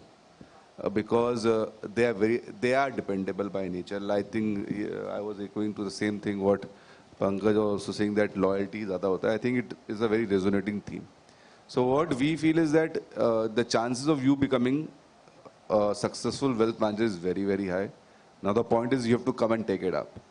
What we have done from organization point of view is that at least from where we hire freshers, we have mandated that 50% will be women only. That's uh, a rule which we have put in, and that has also allowed us to increase our overall participation from 20 to 50% all overall. We have also experimented a lot in these because we find that women as a category is very successful in environment. So we have gone, did a pilot in South where we went back to profiles for women who have taken a maternity break, and we wanted to come back. We have seen the categories where women had a very hectic life schedule, but due to work-life balance, they want to ease it out. And they want to be at home, but still want to do something because they have that age, they want to, and they're aspirational as well. So we found those profiles very, very high quality. They might work from home, but still be able to do.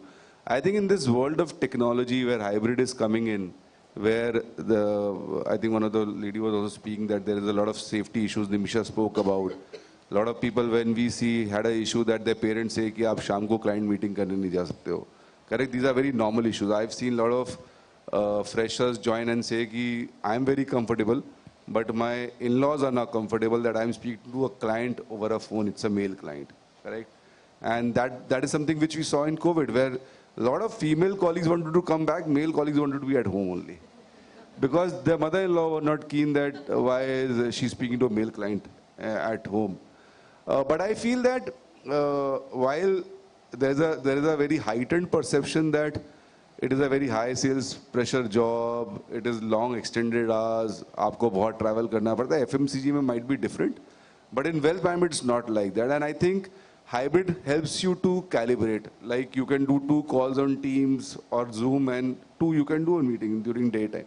So all that calibration can really help the organization grow, the individual grow, the women grow. And for us, I think it works well because women is the right profile for us, and there is a lot of client dependability which happens, which gives us a lot of credibility. So I think it works all in for us. That's great. In fact, when our research also talks about, when we talk about specifically B2B sales, in fact, we talk about a concept of deep sales. I have my colleagues here, you can speak to them later, Lizelle, Ketan and Mimosa, they're experts in deep sales. What deep sales really means is, today the sellers who are really, really well researched, spend time in researching well about the buyers, and the buyers also, mind you, today what we discussed, are very well aware. So in fact, women are known to be very meticulous when it comes to understanding customer profiles and going deeper and understanding, and that's what I think exactly. That's what you're trying to say. It makes them successful, and especially in wealth management as well. So even the aspect of being able to find hidden allies, like we say, right? Hidden allies means in an account, how do you go and find the right people who will actually make you successful, to find the influencers, to find the people who will help you get to that sale, right?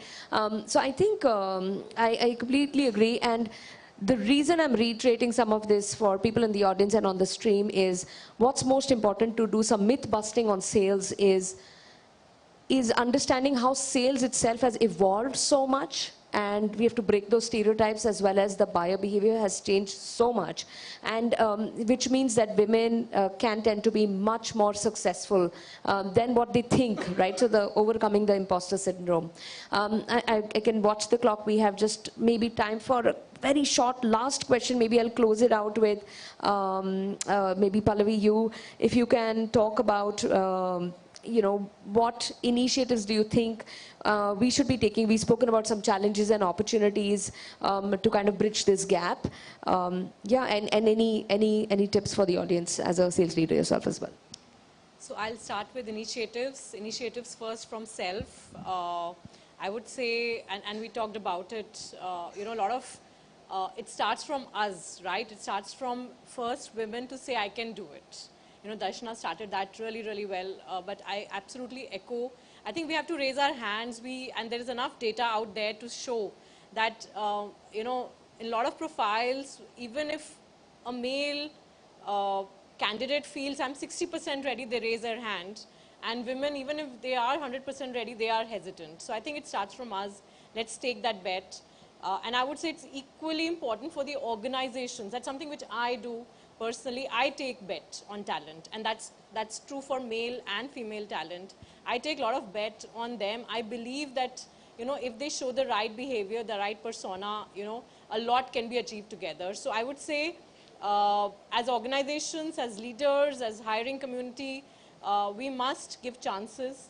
Second, I would say is, don't treat women with the hand, you know, glove hand. Yeah. You know, we want equal opportunity. We want to be treated equally. If I've done something wrong and my supervisor, you know, to a male colleague would be a little more direct and to me would be very soft, I don't come out and work to be treated in a certain manner. I want to be equal. So I would say that's extremely important.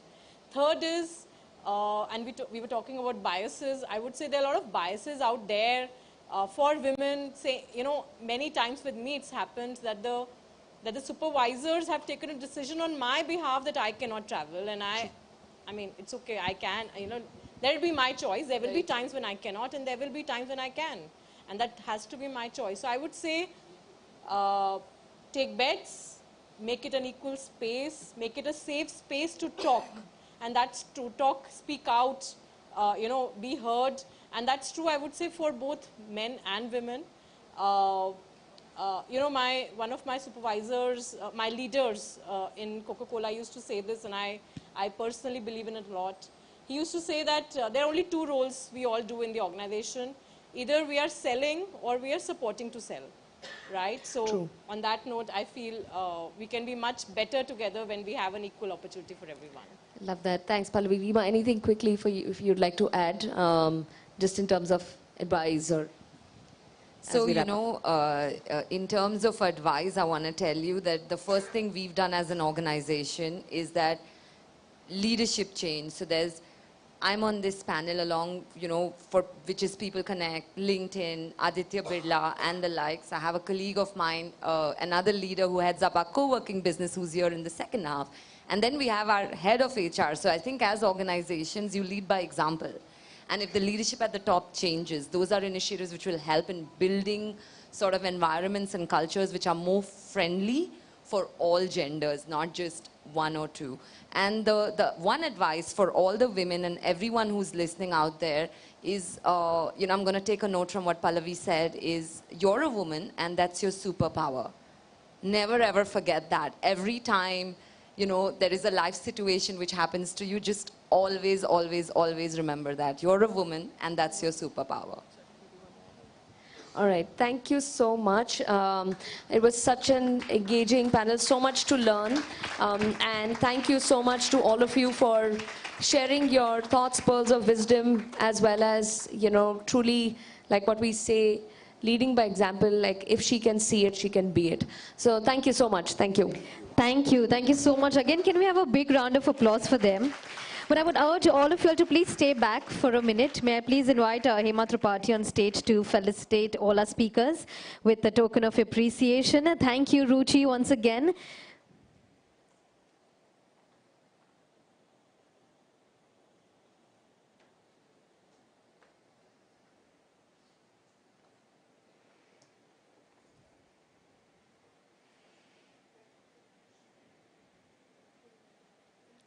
Thank you, Hema.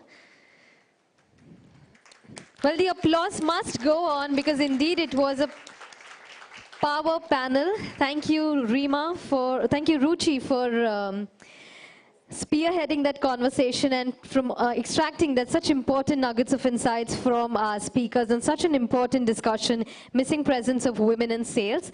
Thank you once again. Well, before moving to our next important segment, again, I would like to urge all of you to share all your key takeaways. We're having such insightful discussions on stage, so you can share all your insights with the larger audience outside with the hashtag WinS and hashtag driving the change. On that note, again, our title sponsors, Aditya Birla Group, awards partner, Brookfield Properties, our media partner, People Matters, and skilling partner, Success Vitamin, and ecosystem partner, Theatre for Tomorrow. Thank you again for such a support for bringing this conclave right here in this room. With that, we're about to begin with the next segment of the day. Ladies and gentlemen, well, before inviting our speakers here on stage, it's time for me to set some context as what is up for our next discussion. Well, before moving there, I would like to throw across a very important quote that I had read some days back from someone who is known as the sales boss and is an author too.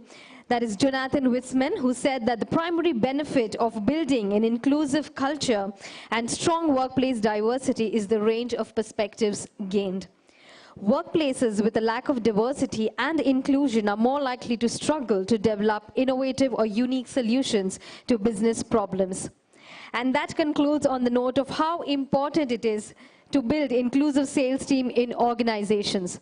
And so we have with us some representatives of some very important and strong organizations who would be sharing their stories of how they've made significant progress in building inclusive sales teams in their organizations. So first up, I would like to invite here, we have with us the Senior General Manager, Human Resources, Head HR, Divya Gupta. Can we please have a big round of applause for her?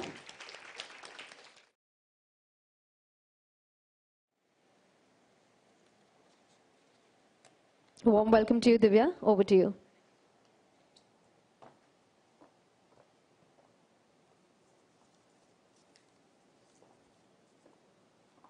Excuse me, can I have the slide changer?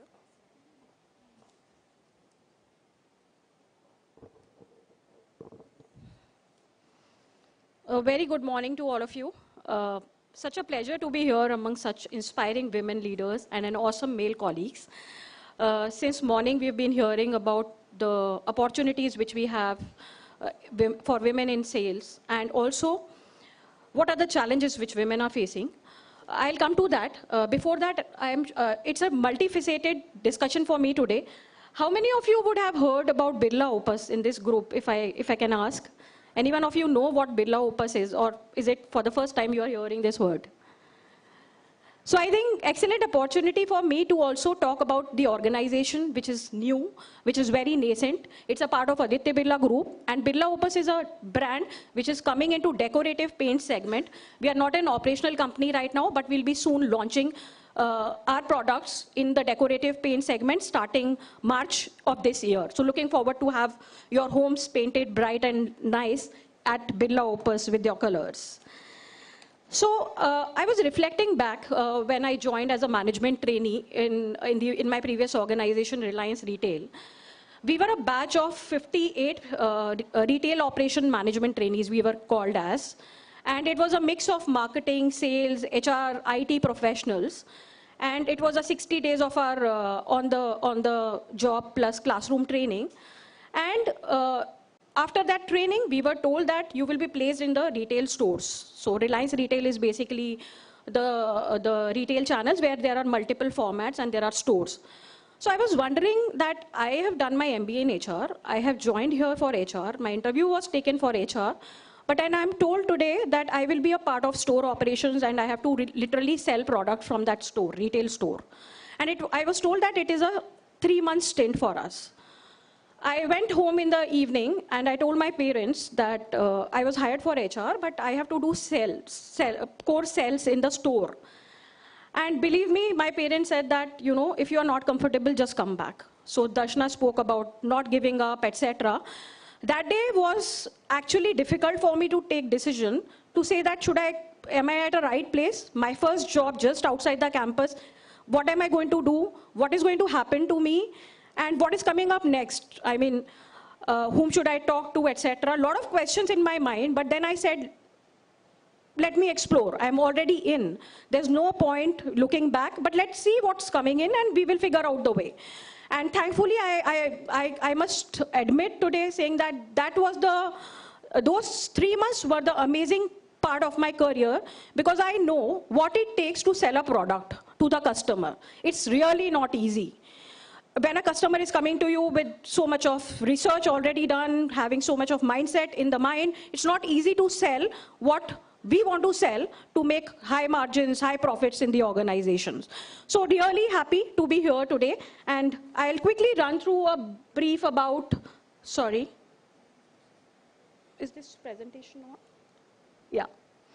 So Birla Opus, this is a set of people whom we have hired very initially in our Birla Opus sales family. These are all sales along with me in HR. I had the HR for the field forces, and today we are 1,200 plus people in the sales force, and 2,300 plus at the Birla Opus family. A glimpse through the sector, a sneak peek of how paint industry would look like, and also this will relate to the challenges which we have while we are talking about WinS. Paint industry is experiencing vibrant growth, expanding at 1.6 to 2x times. Despite growth, there exists a huge gap between a market leader and number 2 players. If I have to talk about some statistics here, Asian Paints stands at around 60 to 65% market share, while the number 2 and number 3 players, which are Berger and Nerolac, are at 16 and 17%. Huge market player, hence Birla Opus is entering and clearly seeing the opportunity to be number 2. Now coming to the dynamic sales ecosystem within this industry. We have the stakeholders, which are dealers, contractors, painters, who drives this paint industry as such. And we have observed that this is a predominantly male landscape. They are often from humble backgrounds, but we have also seen that positive shift with some women architects making a mark. While there are no painter, contractors, or dealers in the women landscape, but there are some women who have started making their careers in the architect and interior designing landscape. That's a positive side of it.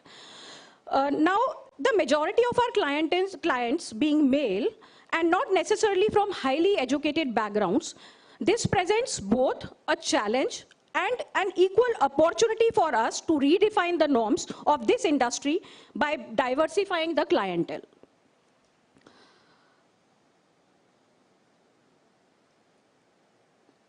Let's look at the challenges which we have. So before that, I will come to this slide, which is very interesting.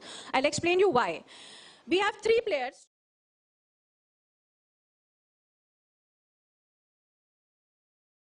Investors. And we are saying that there is no women in sales in these companies. Interesting, shocking, surprising, right? So what Birla Opus is seeing the opportunity, let's look at some of the statistics. Increasing number of women home buyers. Women today are taking decisions and buying home on their own independently. That number is 23% of home buyers are women. Women are decision makers. 30% of women are independent in taking decisions of buying and renting their houses. Distinct consumer brand. They are deciding what kind of decor they would want to bring into their house. With these statistics, I am sure this industry, which is not grown, this has been traditional for so many decades, deserves women and in large numbers to be in sales. And this is a clear case for increasing gender diversity in this sector, and we are making an attempt from Birla Opus side to do this. Vision of our founding leader, Mr. G.D. Birla, this was in way back 1973, where he made a quote of this. Our founders envisioned a company that thrives on innovation, not just in products, but in very fabric of our organization. They foresee a diverse and inclusive workplace where talent knows no gender boundaries. Today, we are proud to be a part of that organization, Aditya Birla Group, where the values, the unique perspective, and the contributions of women, recognizing them as catalysts for creating success. To have a quote from him, what he said is, how does one judge a company? Is it only profits? Is it only revenue? Is it only production figures? Or is it some other aspect we must consider itself? Some deeper, warmer human aspect. We have always believed that there is. We have always believed that what really matters is how the company cares, how socially involved it is, to what extent it is concerned about improving the life of quality in the life of people, not just employees, but the entire society involved along with that. Moving on, Birla Opus, how we are creating opportunities for women, not just in sales, but across functions.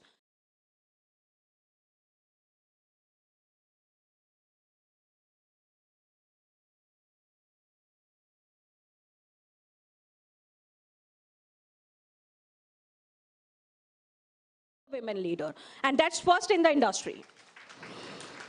And not just that, we have more than 10 area sales managers, a small number because we have just started a journey of this is a new company. We have area sales managers and first in the industry again, territory sales managers who are on the ground talking about the Birla per story to the dealers, contractors, painters, which is 100% male dominated industry. We've also seen that, how can we shatter this glass ceiling.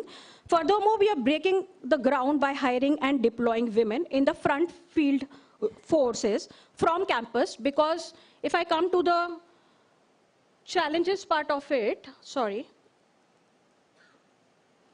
there is no talent. If we have to hire from paint industry, there is no women talent. If we have to hire from other industries, which are allied industries, building materials, sanitary wares, etc., again, there is a very, very small ratio of women. So what we have done is we have taken a route of campus, which we see is the easiest route, but a good route to increase our diversity in this ratio. So 25% of our hired women TSMs are women. An ecosystem, how are we creating an ecosystem to nurture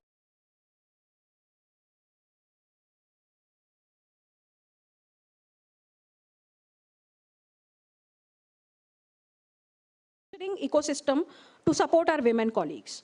We have two dedicated programs which we have created as platforms for women to interact and come together and celebrate their success. One is Empower, and the another one is Womentoring. These are dedicated programs to empower women in the field. We also have a dedicated buddy program. So when I say we spoke about safety and wellness for women, when they go to contractors, I'm giving you a real life example. When one of the women TSM trainees went to a contractor, and basically the contractors are having a site visit which are really aloof from the main city, right? It's outside the city. And I shouldn't be saying this, but let me take a real life example saying that she really faced an issue there and she had to rush from that place. She was alone, it was dark in the night, and she had to take a U-turn, take an auto, take help from the people who are on the round, and she had to run away from that place. And we realized that it is very important for the organization. It's good to say that we are increasing diversity, but it's equally important for us. It is the onus is on the organization to create a safe and vibrant workplace for them. So we have created these platforms that any women colleague will travel for first 3 months with a male colleague. We tag them as buddies, and then once the people are comfortable, they take up their own roles. They are fully confident. They are taking up the role further and going alone. So this is just to help them out in the initial stages when they are coming out of the campus. And policies, of course, Darshana mentioned about it. It's very important to have an ecosystem. So we have policies, HR policies that help in the journey of them to be safe and sure. Some key initiatives which we spoke about: Empower. It's a quarterly connect session where all women meets together in a zone and talk about what are the good things, celebrate success, talk about the challenges, real life challenges they are facing, and we take a decision then and there itself what needs to be done, what kind of exceptions do we need to make in terms of policy, and make this program a great success.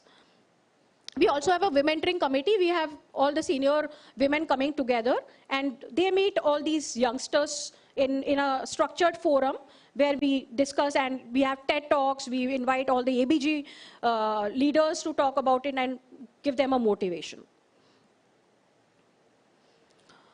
For safety, we have created this questionnaire type of a thing wherein we are saying that avoid late working hours. We have a toll-free number where you can reach out to. We are also giving them a safety tool kit, which has a torch and a tool. If in case of emergency, they can always utilize that, just to be absolutely sure and proactive on that measure.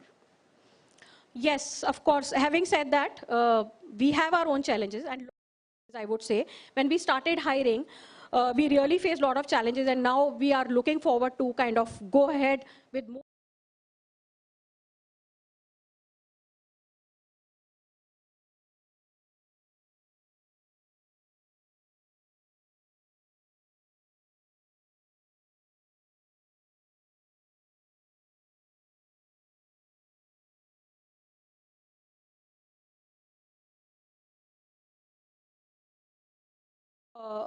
because of the relocation. So preference of marketing, whenever we interview people, they would always prefer to move in marketing and then sales. So using campus hiring route to counter to that challenge, infrastructural mobility and safety issues. Yes, space designed are for men, availability of toilets on sites, dealer shops, etc. Real life challenges. There are secluded sites of contractors, painters, and dealers.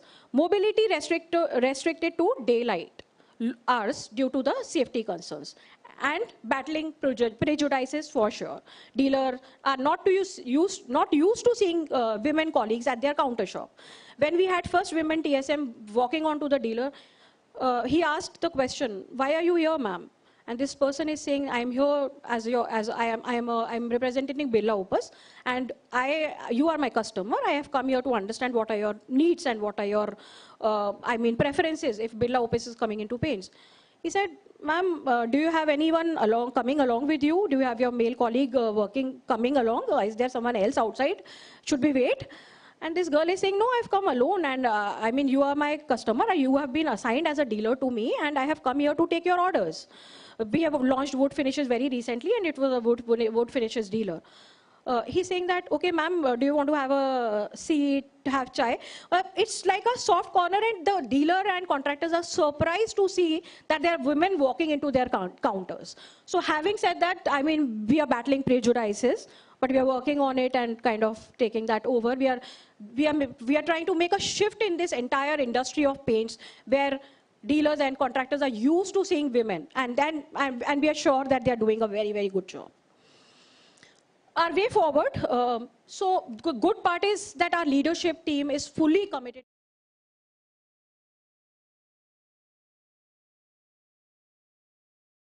The RSMs, they are more welcoming, and they are coming to the HR and saying that please provide us more resumes, women resumes, and we want to have diversity in our teams. Hiring with intent, we have benchmarked some of the positions where we will hire only from this diversity. We have also benchmarked cities where it is very, very safe for women, like Jaipur, Chennai, and South cities. We were talking about Hyderabad. We have benchmarked those positions that we will fill only with the women gender. And we are working on that, and it's working really well for us. And we are creating an ecosystem of having multiple people in that city so that there is a support provided to them. Ensuring inclusive culture. So providing support systems, structured empower sessions with them on a regular basis. And also continued commitment to have capability building program for them.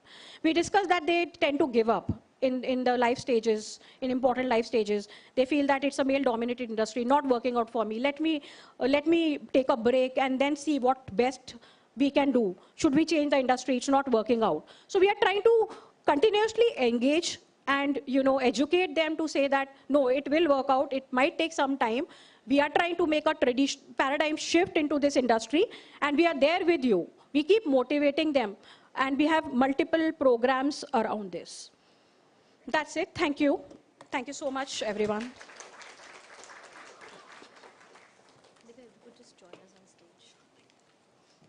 Well, thank you so much, Divya, for sharing such an insightful presentation and showing that how your company, Birla Opus, has made significant progress in building the inclusive sales team. May I please invite Hema on stage to present a memento to Divya for her presence at this conclave. Can we have a big round of applause? Well, our conclave bag, this memento, is curated by Card by Moms, which is the corporate gifting segment of People Connect. We also have these amazing products at the display outside in the pre-function area. I had a look at those products. They're amazing. So you all can have a look too. Thank you. Thank you so much once again. Well, our Card by Moms products, they are curated and made by the women creators. So please have a look at the same. They're right outside on the display at the pre-function area. Thank you so much. Well, continuing with our series of the showcase by organizations have made significant progress in building an inclusive sales team. Next up, our speaker joining us is Shikha D'Souza, the General Manager Corporate HR, Hindalco Industries Limited. A warm welcome to you, Shikha. Can we please welcome her with a round of applause?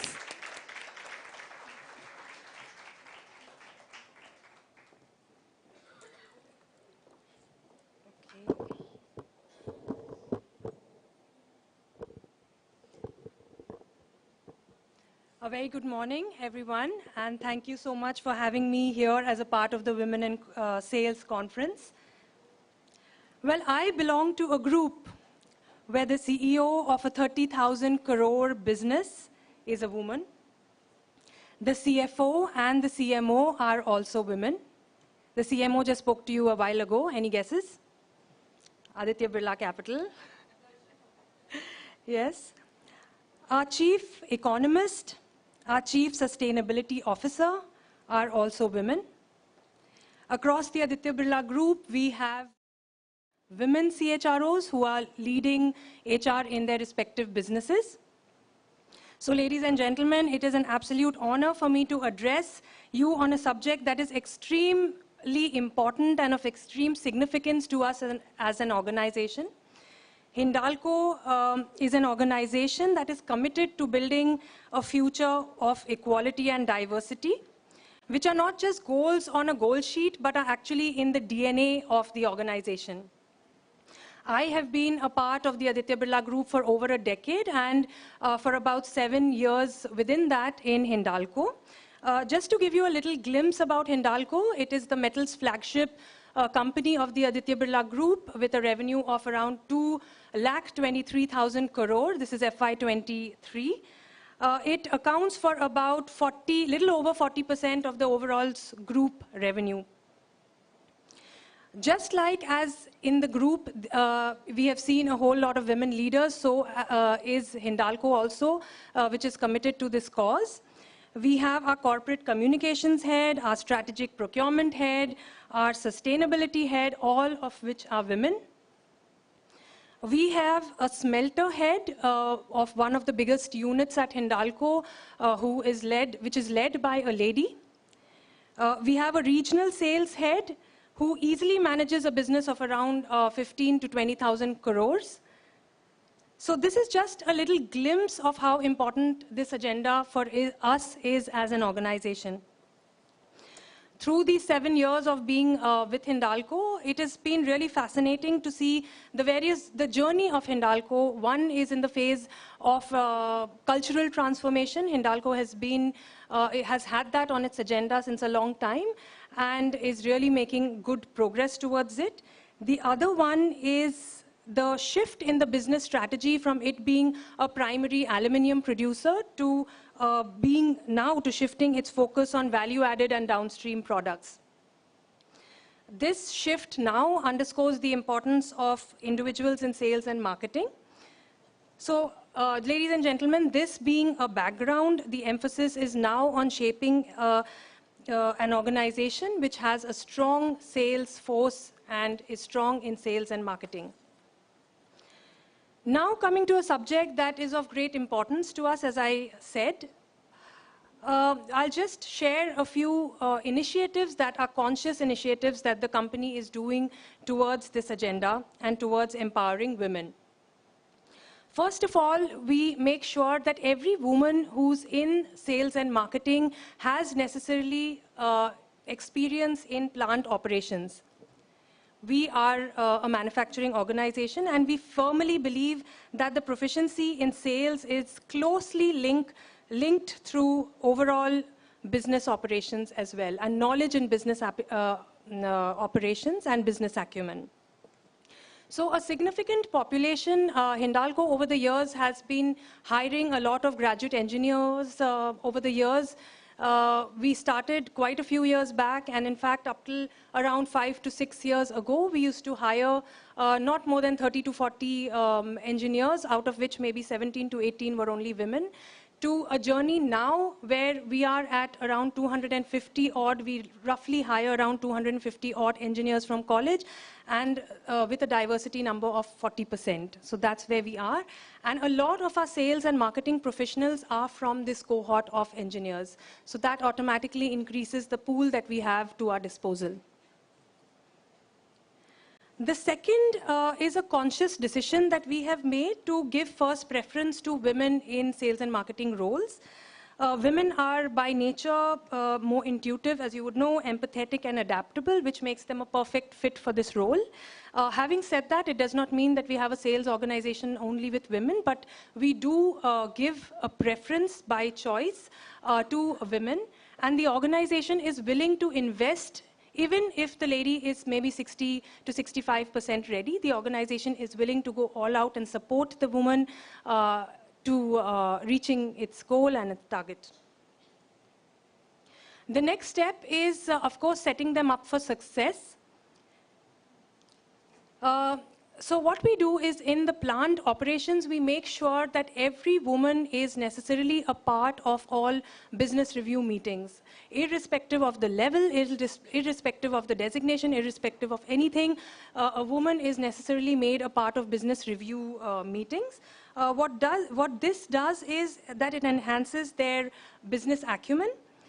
Because they get a fair idea about the strategy of the company, the market dynamics, the key performance metrics, and so on. So we do that as well. Another aspect and a key aspect is mentorship. We already spoke about this in one of the discussions a little prior to this.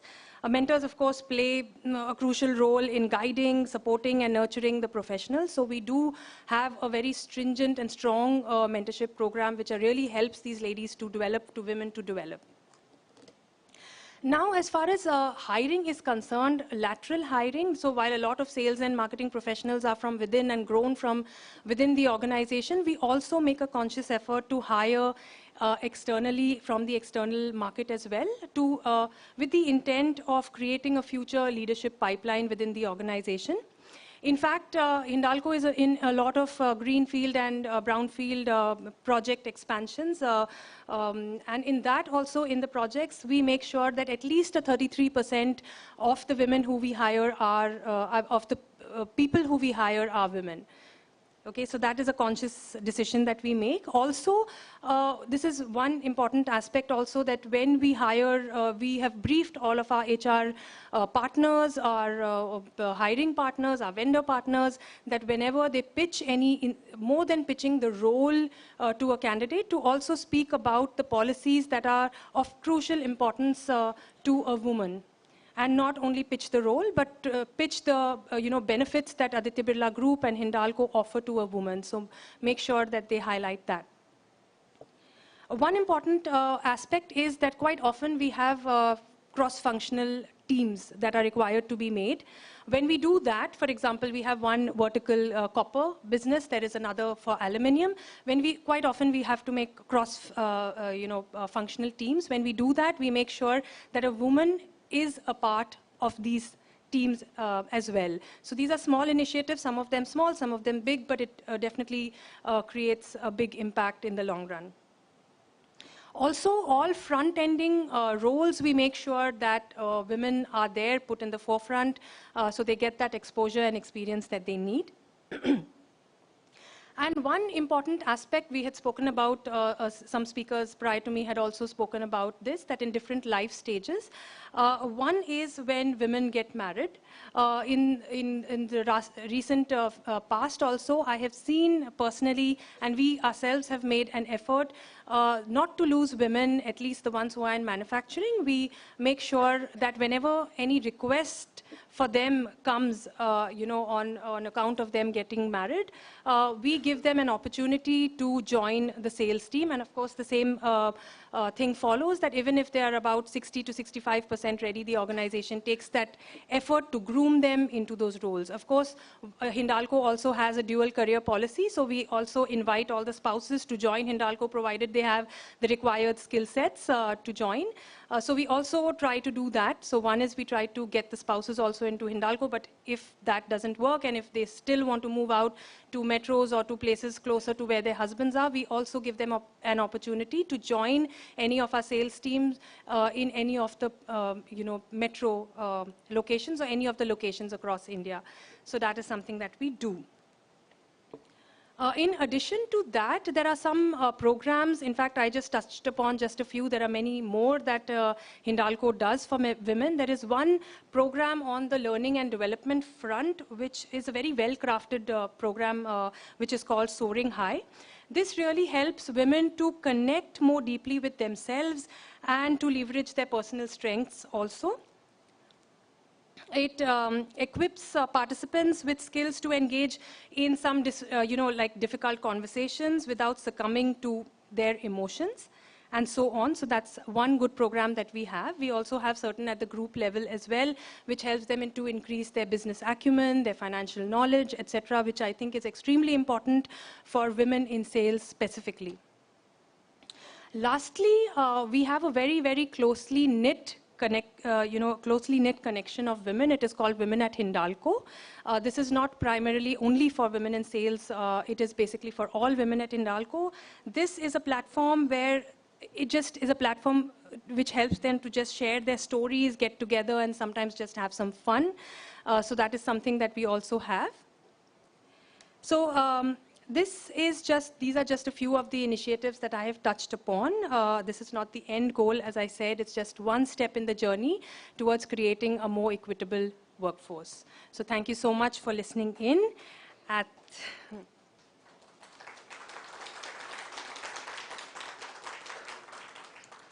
At the end, we have just a short video. This is about Hindalco. Please enjoy, and please join us if you'd like.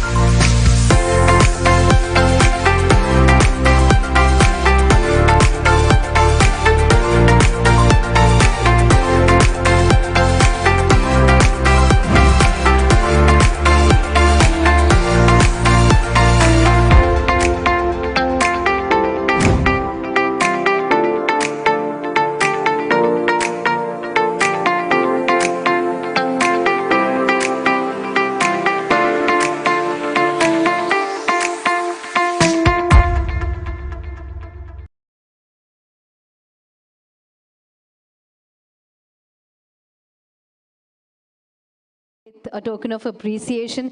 Thank you so much for that intuitive talk, for all the work that the organization does for this community. Can we have a louder round of applause again? Thank you again.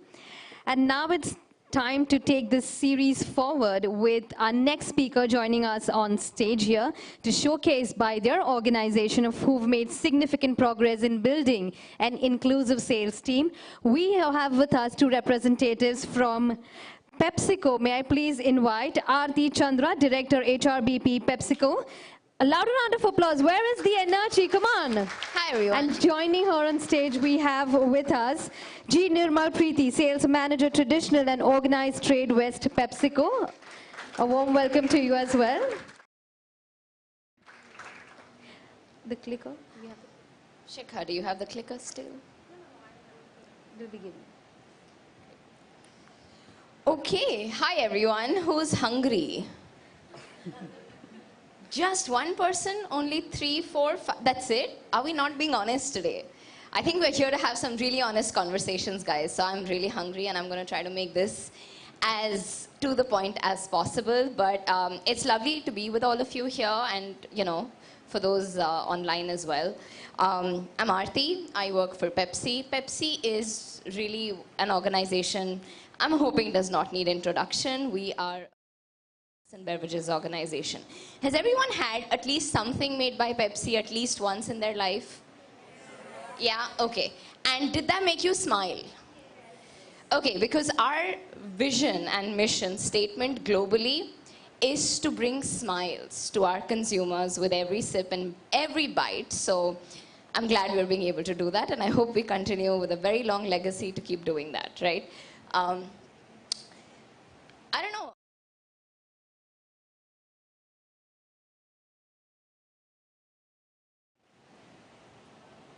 Yeah? Which one is that? Doritos. Doritos is for the bold, very much in theme with today's day, right? Any other brand? Did you know Quaker is Pepsi? Yeah?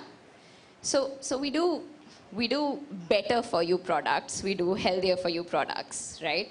And I think when we're trying to make the world a better place, not just from a consumption standpoint, it's also from an inclusivity standpoint, right? How can we really be the organization that empowers every consumer to also be able to have an equal opportunity at work, right? And that means our diverse consumers, and that's what we're here to talk about today, okay? Pepsi as an organization, so you know Pepsi as a company that you buy foods of or products of. But for our employees, what are we really? We are a space where people can bring their true, authentic selves to work. This is not just about women. This is about women, men, you know, people that identify with other genders, right? How do you just be you? You spend how many hours a day at work? Average? 9, 10, 12, if someone's got part-time working, maybe 4, right? But we spend a big chunk of our lives at work. And if I can't be me, where I'm spending most of my time, then what am I doing, right? So Pepsi tries to build a culture where you can really bring your true, authentic self to work. And so today, I have with me here Preeti, who is a brilliant sales leader at Pepsi. Do not try. But yeah, so she will be sharing her story with us today, and really what Pepsi has enabled her to be herself at work. Yeah, so with that, I'll hand it over to her. Thank you, Aarti. Good morning, guys, and I'm here to tell you why I think I am a Powerpuff Girls and how this journey started for me. So any one of you know who Powerpuff Girls are? Yes? Oh, thank you so much. But those who don't know, these are 3 little girls made in lab with sugar, spice, everything nice, and a little bit of chemical X that gave them great abilities to fight the anti-heroes. But that's not what I identify with. I identify with what Blossom said. She said it's about having your unique capability.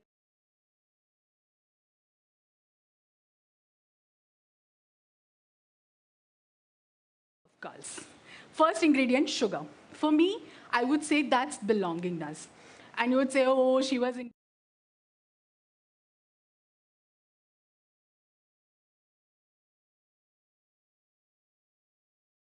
Manager. First, I enter, there's a woman sitting in front of me with a radiant smile, and I see her, she has a halo on her head. And that's what she was throughout the journey for me, an angel. Okay, I come, I get my customers, I joined as CDM, which is a key account manager. I got 2 customers, we did brilliant 3 months. 4th month was fantastic, 5th month also was good. 6 months, one of my customers, which was 75% of my business, declared bankruptcy.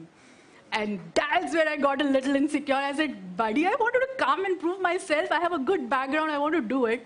I mustered all my strength and I went to Dipti. Dipti, do you not really need me anymore? If you're going to ask me to leave, please keep me prepared. I want to be prepared for the conversation. And I could hear her smile on the call. She said, no, darling, you're far more important than that.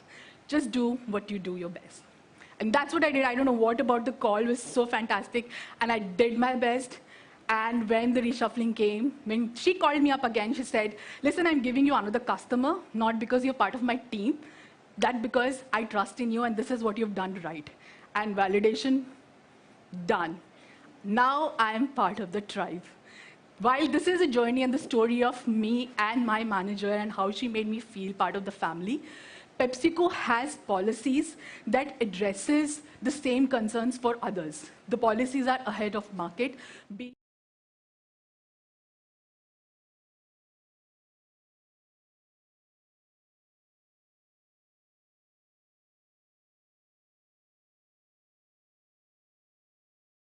A lot of discussion done around safety, and POSH is not just a legal formality.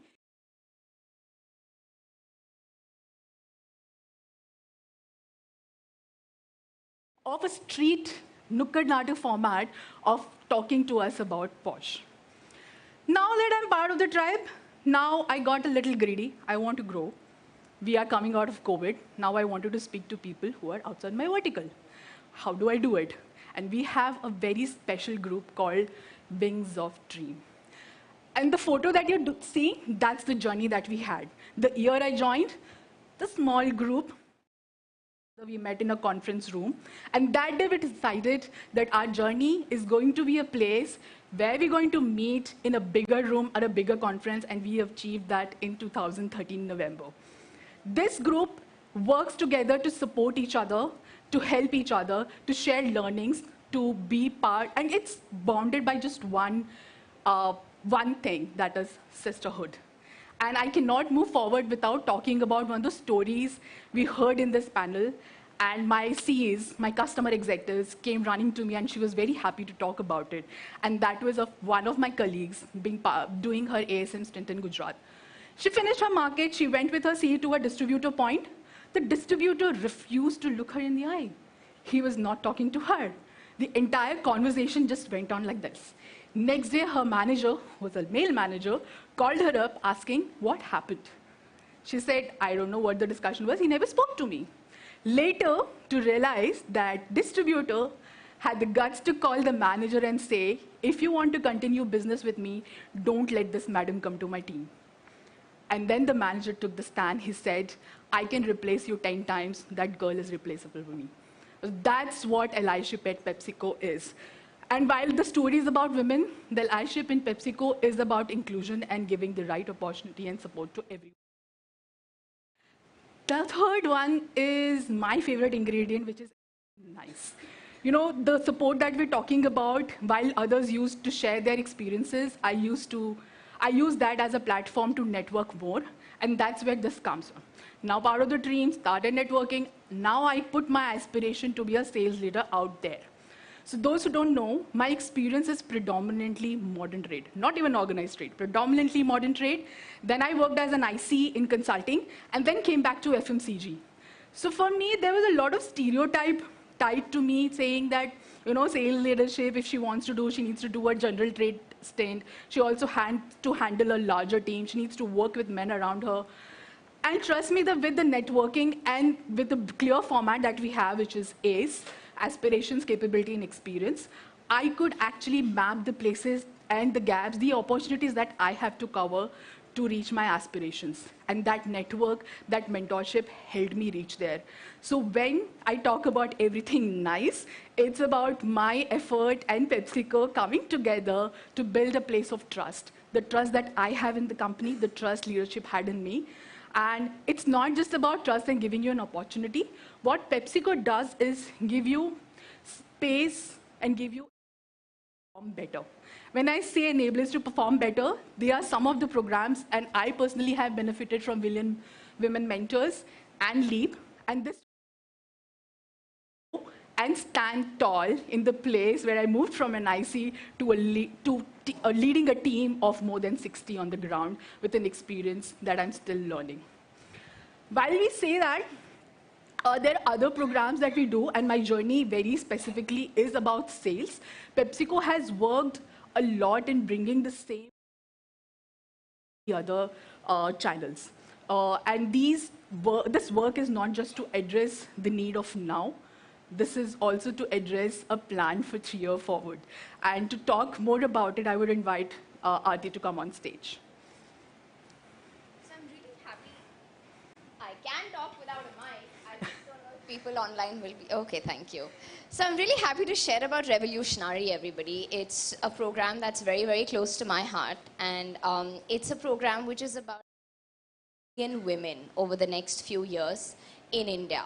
Our intent is not just to empower women to be a part of sales, but our intent is to really empower all the women in the country to have that equal opportunity of finding themselves, of having financial independence, and of getting a fair shot at doing what they want to do, whether it is in sales, it's in manufacturing, it's self-employment, right? So what we're trying to do is find these women, work with NGO partners, work with other organizations to make them aware, right? So many women have the capability, but just not the opportunity or the awareness of about how employable they are, right? So it starts with building that awareness.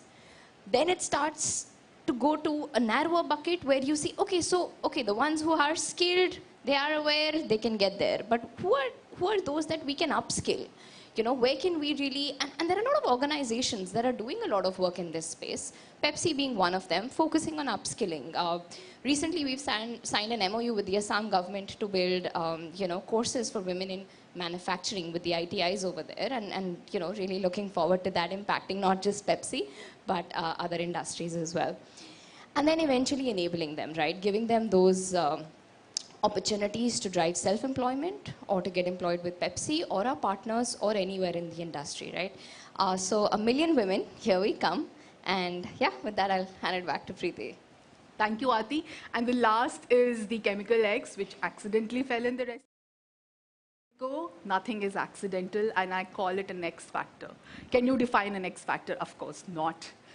It is the culture that company has worked day and night to build, the culture of equity, the culture of shattering stereotypes, the culture of giving equal opportunity, the culture of inclusion. And that's what I want to talk about, how in the entire value chain there are women leadership across. The largest category is led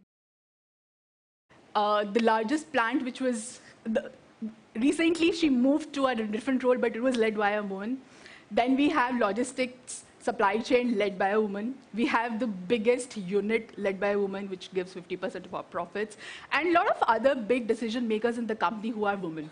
While these are internal wins for us, there are external platforms who have appreciated the work that we have done so far.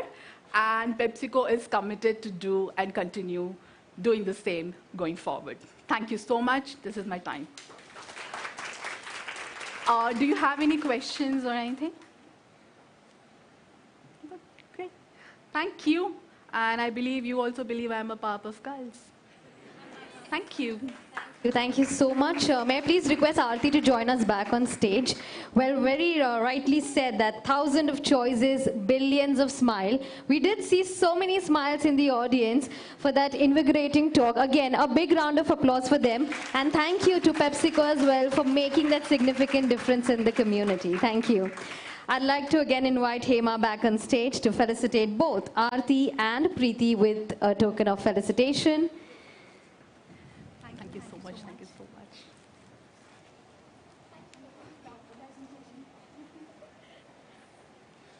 Thank you. Well, a good mix of ingredients that was shared right here of how PepsiCo makes a difference in the society. Thank you once again.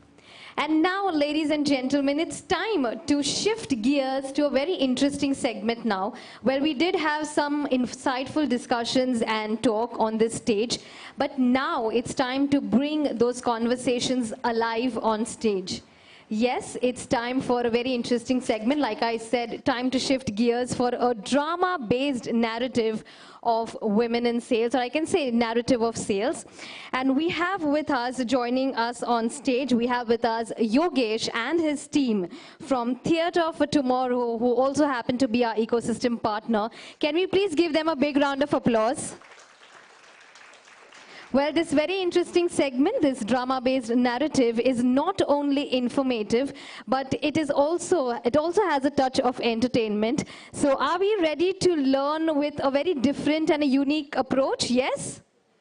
Until and unless I don't hear a louder yes, I'm not inviting them on stage. Yes? A big round of applause for them? Yes? Okay, Yogesh and his team, over to you now. Thank you. Thank you very much.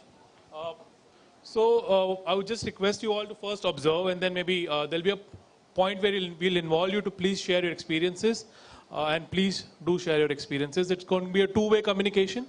Yeah, we'll share a part of the story, and maybe some tips, some advices we will take from you guys also. All right, so let's start. Yeah.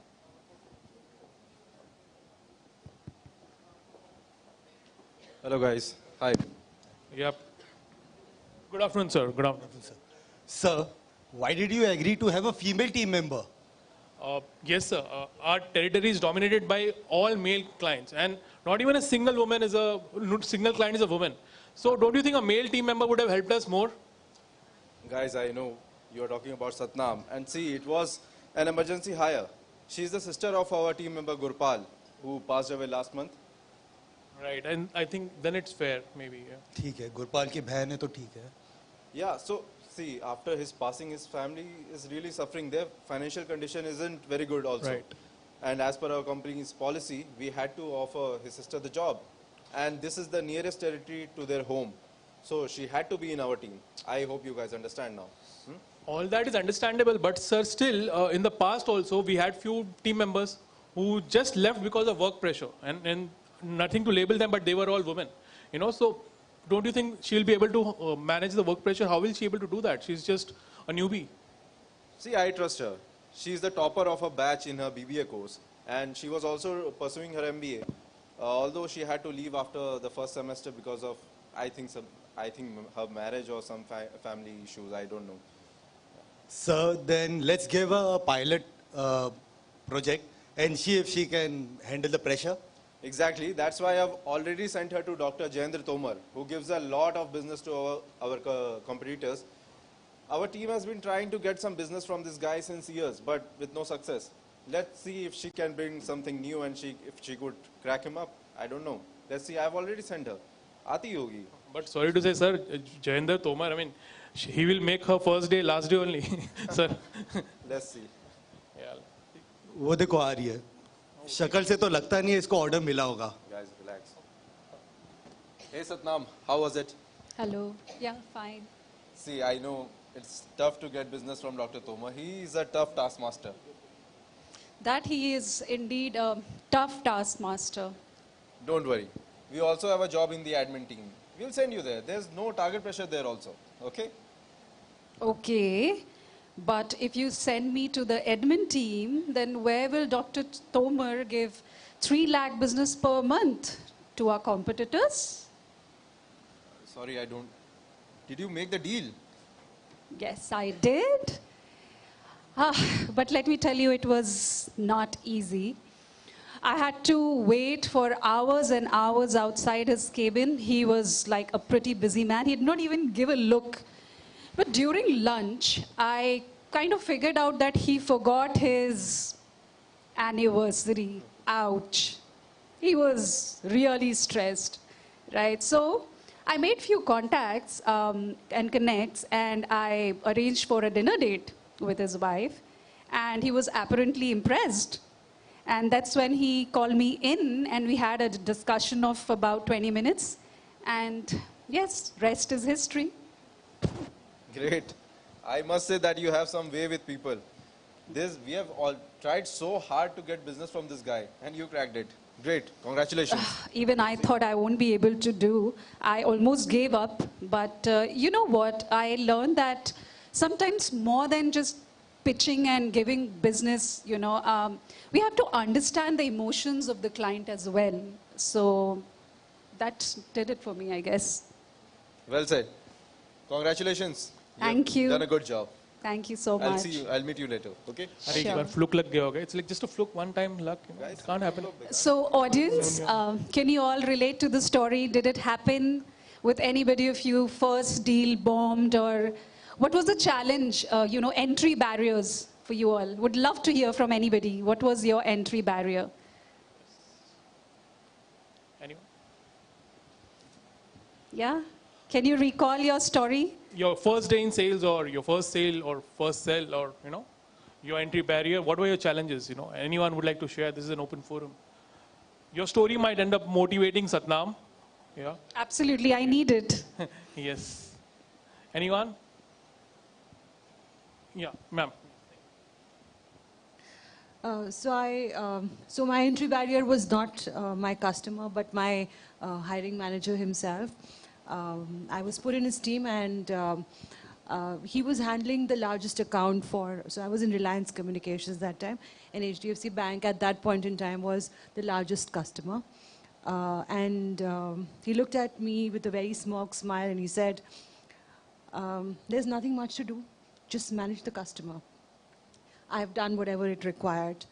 And I think that was where I started off, and he had just done 1% of what I bought more business from that customer when I left that organization. So I think the barriers are not just, your customers.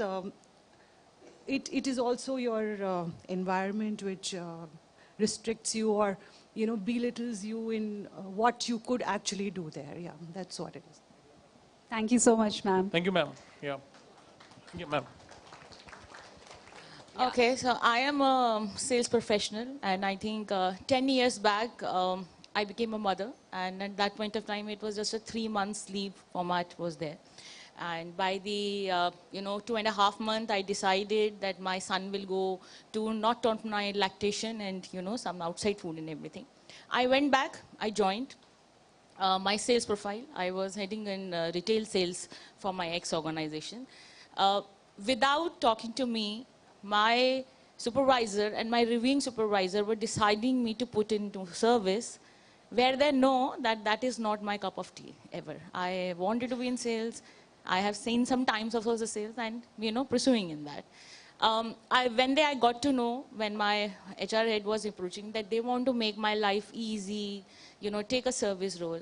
I said, how you can talk about, how you can take a stereotype that I cannot travel. Do you know that what all the backups I have planned at my home, or the house helps I have already planned, looking at, this is the role which I have to pursue. I know there are not flexi hours, in the sales can be possible, because you're right, there has to be with the front line. It broke that, okay, with time, it helped, them that any female who used to come back, there was no stereotypes, at least, the HR, and especially in my function, with the people. As a women, we also decide, and we should be very clear, take a house help, take the home help, build equity with your family, anyone, your mother, your mother-in-law, invest time in them that you get a backup help also. Thank you so much. Quite inspiring. Thank you so much, breaking the stereotypes. Thank you. Any more? Any more stories? Careful. So yeah, I think same story what another person mentioned. The entry barrier was at the organization itself, because I was in a support function earlier and had a customer service experience. But looking at the, I was in sales support only. But the way I had actually performed, I myself was inclined to do sales. like, so I wanted to enter. But yes, the entry barrier was there at my L2 level where, he did not really have the conviction whether, a person not having a sales background, number one, and of course, a woman coming into the sales and B2B sales, involving traveling and meeting CXOs, so, top level people. So he was really not confident. I had to literally wait for 3 years by the time, and I started looking out because I was thinking ki chalo, I can explore something in sales. But like we are speaking in this conference about allies and support, but I must appreciate that I really had a mentor that time, my L1 manager, who took up the stand for me and convinced my L2 that yes, she is capable of doing that. And finally I got into sales, but there was no looking back. And today I think, of course, we are connected. The L2 is not really in the company right now. But yes, I've really seen him, coming back to me, appreciating many times the journey that I've had. So yeah, I think there were stereotypes at that point in time. And I saw a time when we were in conferences and only, two of us, only two women in B2B financial services sales. But now the number is increasing and these conferences are helping that. So yeah, that was my experience and journey. Thank you so much. So I don't feel alone anymore. Right. I can feel that everybody is with me, Any the more support. voices? Thank Anyone you. want- Yeah, anyone? We'll have to.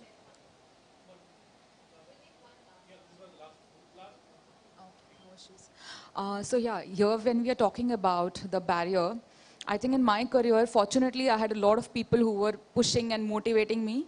The barrier was in my head, all right? And overcoming that is my journey.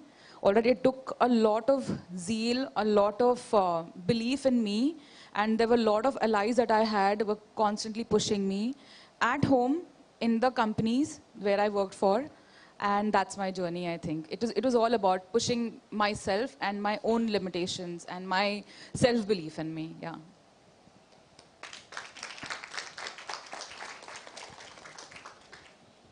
All right, Satnam. Check, 1, 2. All right, thank you so much, Yogesh, and to your team. Can we have a big round of applause? That was definitely very, very informative, and like I said, with a touch of entertainment as well, definitely a unique approach to learn. So again, a big thank you to you all. And now, ladies and gentlemen, it's time to move forward to the next segment of the day. Well, I know looking at some of you all, I feel that your thoughts are on food, maybe, but it's time for some food for thought from the next women who will be joining us, who will be sharing their stories with us of resilience in sale. But before that, again, I would urge all our members of the audience, we have such interesting takeaways from this stage. You'll have to share it on your social media handles. We're very interested to see of what takeaways you all will have, so you all can use the hashtag WinS and hashtag driving the change, and do not forget to tag us at People Connect. With that, we also have some engagements outside at the pre-function area that I mentioned, that is spin the wheel and bingo. So you all can make the most of it while you all are moving ahead of the room or between the sessions. So please make the most of it. And now moving ahead, it's time to listen to our stories of women of resilience in sales. Well, in the dynamic realm of India's corporate landscape, the stories of triumph and resilience are echoing louder than ever before. And women leaders are breaking barriers and shattering stereotypes and rising above adversity to carve a path of inspiration for all of us and the generations to come. And so we have with us some very notable and powerful women who will be sharing their journeys with us. So first up, we have with us an experienced sales professional with almost 21 years in technology sales. She's a strategic support GBP lead for India and South Asia and performs a critical role in supporting the field of all strategic deals. She contributes to the women at Microsoft Employee Resource Group and is a part of D&I core team in CSA. Passionate about diversity and inclusion, she drives positive impact through various initiatives. Let's, with a big round of applause, welcome the Strategic Global Black Belt Lead for Support Solutions, India and South Asia, Microsoft, Aarti Saran.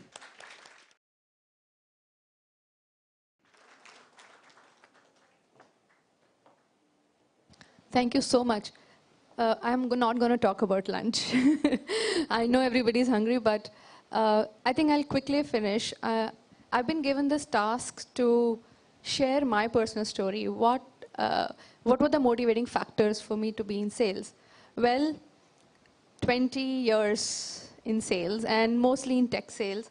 The most fascinating part about sales is that it's a very rewarding profession.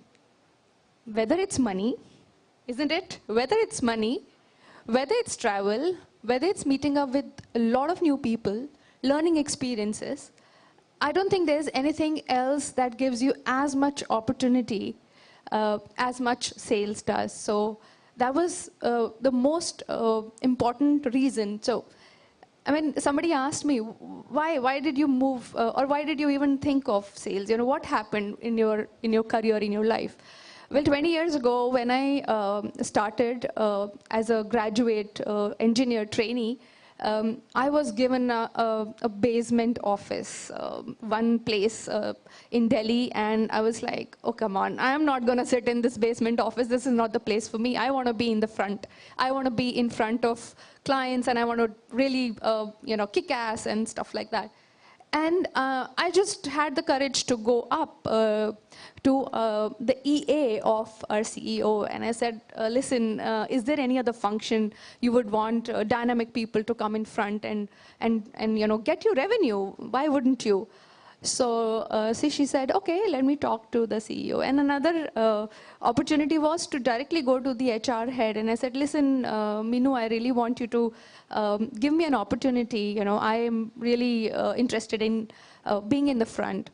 So what I want to tell you is that it just takes a little bit of courage. You have to take charge of your own careers, right? I think I learned it in a very initial stage that I was not wanting to become a backbencher. I did not want to sit in the projects team office in the ground floor and in the basement, and I wanted to go up the ladder. And that happened. Within no time, I was brought into the marketing team office, and I was given front-end sales, and it was not easy.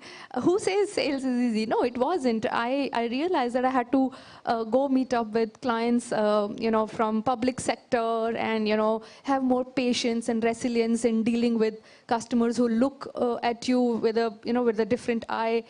But yes, traveling in Delhi itself was a little bit more challenging for me. But that gave me the learning that helped me understand that whether it's a sales profession or even any other profession, unless you take charge of your own career, nobody else is going to help you.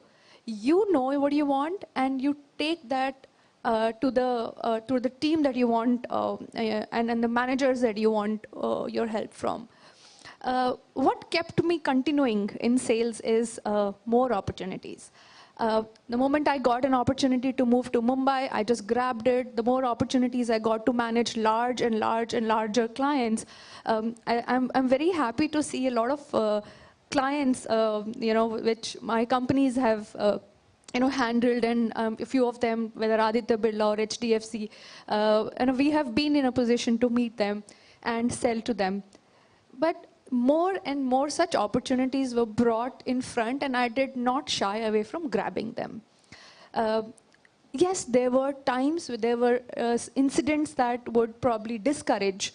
And there was a time when I was working in my ex-tech company, and I had a tough personal situation. My husband wasn't feeling, keeping well for a long time, and I kind of had to go off work, sometime on work. And there was a time when that manager kind of created a situation that, I was like pushed to put in my papers. But trust me, if one door closes, there are 5 more that open up. And within no time, I had an opportunity in 20 days to, one of my past managers in whatever company I was working had recommended my name to that organization. And it worked well with me. They wanted the profile, they wanted their background, and I carried the experience that they needed, and I got that job. Trust me, it's no looking back from there. There are mentors, there are people who want to help you if you really want to take that up. Another similar situation of happened when, I have 2 children. One is 16 now, the other one is 9. And when both of them were born, I realized that there was a little bit of lag. We realize the lag when we see that, okay, others have moved forward and you kind of have to brush up on your tech skills and you want to really take up a lot of courses and learn and move on with all the knowledge. But it was an effort. But trust me, as I think just now she mentioned, that make the ecosystem work for you. So I had my mother-in-law help me, I had my husband help me, I had the rest of the family support, and obviously, as she's just rightly said, an ecosystem of help and all. And it worked. Too much travel, but it worked out for me. Another example I would like to give is that when you meet clients, there are situations where you feel sometimes that, they might not be looking at you in the right way, right? So be bold. Be bold, go and talk to your manager or whosoever is your supervisor and say that this kind of a thing happened. So it happened with me in one of the organizations, and I did feel that it was a deterrent, that somebody was approaching in a not a very good way. And when we talk about POSH and prevention of sexual abuse, etc., and I was bold enough to go talk to the MD of the company at that point of time and share that this experience probably will be deterrent to a lot of other women who would want to join. Though we keep all of these things confidential, but it helped me take that matter up and get it resolved. I think I want to leave a very positive note for all of the women, all of the men, not only women, all of the men who want to take up sales as a job or become entrepreneurs or become everybody selling every day, is that if it's your passion, if you really want to do it and you have a knack for it and you know how to sell yourself, create an amazing brand value. You should have an amazing visible brand image. People should know what's a brand. Brand is not something that, okay, this person looks in a certain way, etc. What do people perceive about you at the end of the day? How is your social profile? How do you come across? What kind of thought, leadership, and ideas that you share with the world? Whether you are in a position to take up big, bold steps. So all of these combine together and give you the brand that people are willing to look up to and follow. So very simple advice to all of them, all of the women, all of the men who want to come into sales profession. This is the most rewarding profession. Enjoy life, enjoy travels, enjoy the money that flows in, and all the best to everybody. Thank you so much, People Connect, and Aditya Birla, thank you so much for this platform, everyone. Really appreciate it. Thanks.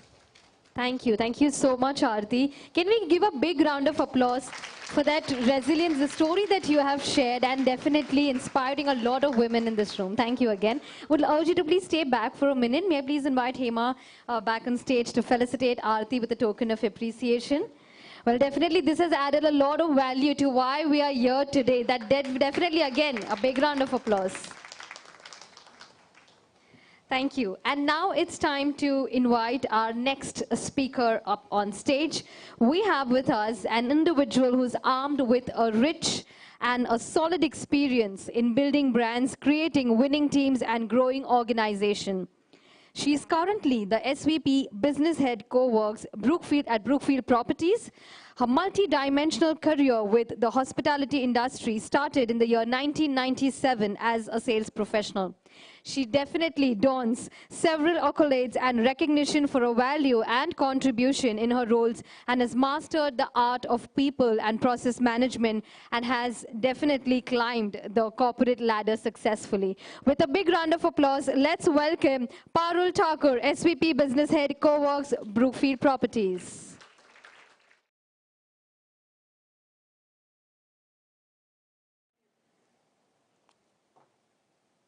Hello. Good afternoon, everybody. And I know I'm between lunch, so bear with me. But I want to take this opportunity to say thank you to People Connect for this opportunity. And I know when I stand here today on this podium, I represent women who have had successful careers with a background in sales. I've had a very successful career so far, 25 years plus, out of which 15 years were in sales. I started out as a sales executive in the hospitality industry. And my last role in sales was that of an area director for sales for actually this brand that we are sitting in today, which is the Marriott for South Asia. How I started out in sales was not a very dynamic story. It was actually funny. It was when I was in college, I was looking for career options, and it was actually Pepsi. A friend of my sister's actually sat down with me and said, listen, I see a sales professional in you, and I think you should definitely pursue it. It was a conversation which is back of my mind, and I still thank him for it. And I was making a mental note that I must send him a thank you note today. 25 years later, he probably doesn't even know what he did for me. And then I was doing a project on the service industry when I did meet the head of sales for ITC Hotels, and coincidentally, he offered me a job there and then. And that kind of cemented my belief that maybe sales is something that I should pursue. So I joined the New Delhi Hilton 25 years ago as a sales executive. And I very, very early on realized that this was exactly where I wanted to be. Sales, as you've heard from Aarti, is very, very rewarding. You know, the dance that you do of success after that each win gives you that high that I don't think any other profession does, right?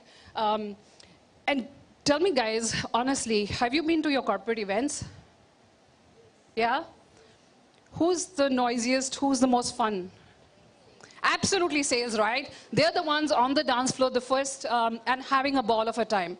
Jokes apart, it is very rewarding. It is a very high energy platform. And if you enjoy and you are passionate about growing revenue and achieving success, this is something that gives you almost an instant success. It's right there for you to see. And that, as I said, for me was a definite high. The second reason that I really believe that sales is the right profession to be in, because sales as an organization, as a discipline, really lets you cover the length and breadth of your organization. It lets you understand what is the growth factors for the company to succeed. And that is a great success for the leadership. To know where to take your company, what drives your company, what drives revenue, what drives profitability. So there's no other profession but in sales really to drive success. So as I was going through my career, it was very interesting. I was in a training called Foundations of Leadership. And the trainer at that time took me aside. She, of course, was with Marriott for about 30 years plus. And she said, Parul, there aren't too many women who've made it big in sales. And this is, of course, global platform. And she said, there are very few women. Actually, there was only one example of a woman before me who had a sales background as a general manager. General managers typically come from F&B backgrounds, front office background in hotels. And there were no examples, or as I said, sorry, there was one example in Australia for a lady who was a GM with a sales background. And again, that was something in the back of my mind. And again, what I'm trying to draw at is there are these nuggets of conversations that we have with people, and we don't sometimes take them too seriously, but I think these are great stepping stones. I mean, for me, two of my very big career decisions that I took were from these little nuggets of conversation that I had with people. And that is the power of conversation and networking. I very early, actually I was the youngest director of sales and marketing for Marriott at that time for the largest portfolio of hotels that they had in India. And I was the only woman leader. Of course, I was one amongst all the boy clubs. When we went for conferences, they were chugging beers, and I had to, follow suit. And of course, I also want to tell you at that time, I was married, I still am married to the same man, thankfully. But at that time, he was with the Indian Navy, which meant that he was sailing all the time. I had my 2 daughters at that time, who coincidentally now are young ladies. And I want to talk about the fact that I know that somebody talked about guilt. And of course, I was one of those guilty moms. But I want to tell you, today, I look at my daughters with great sense of pride. Today, they don't need me. It's hard for a mother to say that, but it gives me great pride and joy to say that they are young, independent women who believe in themselves, who are confident, and can do anything that they want. They don't need me to come and take care of them for their meals or anything else. In fact, they are giving me life lessons as well. And that is an important lesson as well, women, that do not undermine what you're doing. You're actually setting an example for the children that you're bringing into the world. You are setting an example for women. And I know I said this earlier to somebody outside during a break, that you don't realize how powerful what you are doing. You probably take it as a day-to-day, but there are other younger women watching every move that you make, and you are setting an example for them. So continue to do what you do with great pride and passion, because you're inspiring women around you. I just want to talk about, of course, as salespeople, you go through ups and downs of your careers. There's recession that hits, right? Remember recession? I'm sure all of us, I mean, I've heard a lot of you who've been in the 2025. So if you've had 1 or 2 years, 10 years of recession, and that kind of starts you off on a blank platform. It kind of wipes away your goodwill, and you need to prove yourself then again. And again, of course, I was in sales in 2007 when the global recession happened. Stayed the course, stayed passionate, and again, drove the hotel to success. And I don't mean to pat myself on the back, but I just want to talk about the fact that the hotel and I was awarded as the best professional for that year. And that just shows that grit, power through these situations, and you will be successful. I got my first GM role way back in 2010. That was my first experience as a general manager.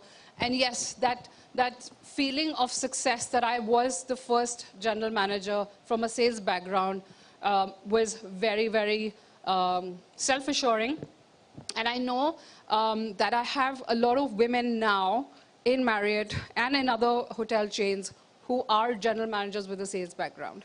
I think that it was very, very encouraging, and I do thank, of course, my mentors who believed in me and gave me that opportunity. But I do believe that it was me powering through all of the situations that I came across, and with passion and with resilience, I did grow to that role. Was it easy? Of course not.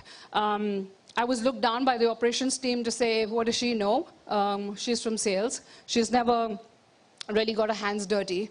And of course, you had the men who said, what can a woman do? Again, you don't go and force yourself or that you're the leader. You have to continue to prove why you were appointed as the leader. And of course, that's history now. I did take on another general manager role for a luxury hotel, again, with the same brand that I represented. It was one of the best careers of my life. It was 5 years, the toughest assignment that I've ever done. It was an assignment where I had to lead a luxury hotel, and there was no money. The owner had run out of money. We were over-leveraged. There were no salaries to be paid. Imagine teams where you're earning pretty much basic revenues, or salaries, and we could not pay them on time.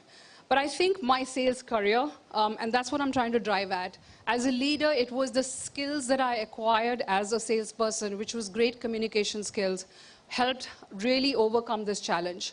Over-communicating with the teams really, assured them that we were on the right path, and if we continued on the path that we were pursuing, we would be okay. And actually, I'm proud to say that our attrition was the lowest in the brand, and our profitability was the highest. And of course, we very quickly made market share and were commanding market share. There are top 3 skills as a leader that I think that are critical where as a CEO or a business head. One, of course, is great communication skills. Second is having a growth mindset. And the third is people management skills. Of course, they are the others, but these are the 3 critical ones. And if you have them, you know you can lead an organization. And again, as salespeople, we develop those skills very early on. So I just want to encourage all of you to really dream big and think of those leadership roles that you can take. I want to leave you with 2 whys. Why can't women be in sales? Absolutely they can. It's a myth. In fact, women do a lot better, and I don't want to repeat all the stories that we've heard. Absolutely, women have the higher EQ, and that helps win a lot of sales, right? Also, why can't, the other myth is, why can't women or salespeople become CEOs? Absolutely, they can, right? I'm an example of that, and I believe that, actually I was researching a couple of days ago, 25% of CEOs today have a sales background. So collectively, all of us and the women who are online, women, let's make sure that we work harder and actually put ourselves in leadership positions because we can. Thank you, ladies and gentlemen. Thank you so much, Parul. May I please invite Hema back on stage to felicitate Parul with a token of appreciation. Can we give a big round of applause?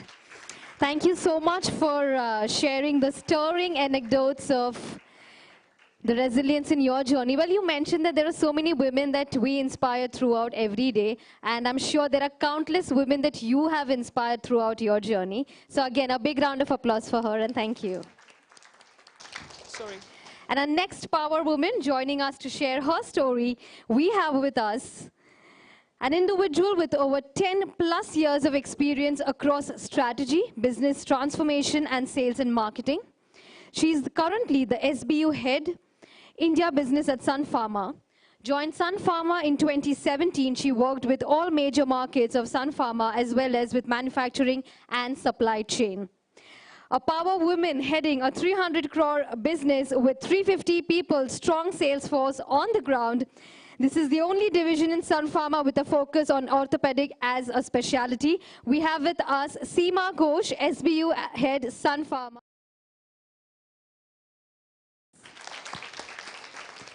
Welcome, Seema. Over to you. Thank you. Thank you so much for that, I think, kind introduction, because after hearing the stories from my predecessors here on the podium, I think I've just started on this journey in sales and marketing. So, and this is the first time where I think I'm seeing so many women here who is representing sales. So it's great to see all of you here today. And thanks to the organizers as well as the sponsors that I'm getting this opportunity to interact with all of you today. My journey, if I have to talk about it, I started with consulting. I have been working with Tata Strategic Management Group for almost close to 5 years. I was a project leader there, worked on different assignments. I was working with different Tata Group companies at that point in time. Companies like Tata Steel, Tata Motors, worked on different things, from sales to operational excellence. Then I joined Sun Pharma when I got this opportunity to be one of the executive assistants to our founder and managing director, Mr. Dilip Sangvi. As his EA, I think I worked across different geographies. I have worked with our US business, Europe business, emerging markets. I also had the pleasure to work with our manufacturing and supply chain. So it had been like almost 5 years, but I was missing something. That is what I felt. I always felt that I have to be one day, maybe in next few years' time, I have to be a CEO in one of the businesses at Sun Pharma. I think the stories I was hearing here, it's a little bit different for pharma world. There, almost all the CEOs, whether it's our company or the other pharmaceutical companies, I see they have a background of sales and marketing. And I was missing out on that. So within me, I think I was thinking, how do I approach this subject that I want to go into a line role, which would be sales and marketing. So for me, I think I broached this subject with my boss, Mr. Dilip Sangvi, and I was like, I want to go into sales and marketing. He was like, you are doing well with strategy or business transformation, whatever roles you are getting. So why do you want to go into sales and marketing? It's not a rocket science. If you want to get into it, maybe after 5 years, you will be able to do it. I was like, no, I have to be there. I have to be there. I have to see it on the ground. I think I have to interact with our customers, understand more about what the customers are thinking so that I'm close to where the action is and not there, let's say, somewhere where I'm working with a manufacturing or supply chain team. So that was the conversation, and I think he really encouraged me at that point in time, okay, you can pick up one of the businesses and then let's see how it goes for you. And that is how I started my journey in sales and marketing a year back, where I got this opportunity to be the business head for the orthopedics business, which is a 300 crore business. And I have 350 people on the ground, the ones whom we call the medical representatives. So that is where I think the action is, because whatever may go well in the organization, whether you are doing well in manufacturing or supply chain or finance and HR, doesn't matter. If your medical representative is not selling, not getting the prescriptions in a pharma business, that is not going to work. So that is the challenge which I wanted to see. I wanted to see how really it happens on the ground. And when I got this opportunity, and I'm blessed that I got this opportunity, and I think this is the fun part of it. When I go and interact with different doctors, they're a different breed of customers, not like any other customers. I think maybe the most elite class in India and otherwise also. And like I think some of us, we were discussing about women have high EQ. That is something which really works in pharmaceutical sales, because it's not about pushing your brand to the doctors. It's about the relationship, the trust which they see in you. And that is where I think you are also a brand. You are not Sun Pharma. You are not only representing Sun Pharma, but you are Seema Ghosh as a brand which is going to the doctor and getting their prescription. So that's the trust or the relationship which I think all of them they are seeing, and that is how they would be prescribing our brands. So with this, I think I also had this opportunity to lead a team which is very diverse. I have team members who have more than 2-3 decades of experience compared to mine, which is just a year old in sales and marketing. So it's a very different kind of team which I'm handling. So for me, that is also one thing, that how do I manage my 5 fingers, which are very different from each other? How do I manage my sales team, let's say the zonal sales heads or the regional sales head who are coming with more than 20 years, 30 years of experience compared to mine? But thankfully, I have been able to manage it over the past 1 year. So this is also something I'll not take much time here, but we can always chat offline to understand if there is something which I can help you with. One more thing which I have looked at is the number of medical representatives where we have the representation from female is currently quite low. So as a company, we had less than, I think, 1% females as medical representative in the company a year back or 1.5 years back. But over the period of time, we have really worked on some of the things which has helped us to improve this number from 1% to 5%. Not a huge number, but it's 5x at least of what it was earlier. Small things to look at. For me, like in my business, I look at whether I can give them opportunities. So there are basic amenities required for any female to go and work in sales. All of them, they are working in the field all the time. So whether basic amenities like even the availability of washroom is there or not, that is something which matters to all of them. So one thing which we have tried is giving them maybe hospitals, doctors' calls, so that instead of going to many trade doctors, they are confined to different hospitals where this availability of washrooms are there. So that also helped in order to understand what it is, let's say, which is hindering maybe, which is being a hindrance to all of them to come and work in sales. And once we understand these barriers, we are able to, I think, find out solutions to it. And we are able to get more and more female representation in sales. And for us also, I think earlier also, Parul spoke about it, that we are also being role models, or we are also being someone who is being mentors to this female representation itself. So once they see someone maybe like me as a business head, this also prompts others to join our sales and marketing team. And although this is unfortunate, but I see in pharmaceutical sales, maybe whenever we are meeting as a group amongst different companies, there was a point where I was the only woman in that room from different companies. And that was the only time when someone had to just say gentlemen and lady. But I wanted to be ladies going forward. So that is why we want more number of, I think, females coming in and working in pharmaceutical sales. Another thing is for all of us, I think, to motivate maybe the younger lot who is there on the field to think big or dream big. Ambition is something which I have seen that we may have to push them a little bit more on that area. Because whenever I ask my team members, female team members specifically, that what would be that role which you really aim for, some of them, they just tell me one level above or two level above, okay, I want to be the regional head or I want to be the zonal head. But I want to hear from them that they would be the business head or let's say CEO going forward. That is something which comes from the boys, but not so much from the females. So this is something I think I'm constantly working with my team there also, that how can we make them more ambitious with their, I think, roles and career growth. That is something which I feel that will help us to get more number of women representation in leadership roles. So that's about it. I think interesting journey so far. I'd like to continue with it and see that we get more and more female representation, at least in pharma sales. I'll be happy to chat with any of you offline as well if that is something which is of interest to you. And thank you so much again to the organizers as well as the sponsors for this opportunity. Thank you.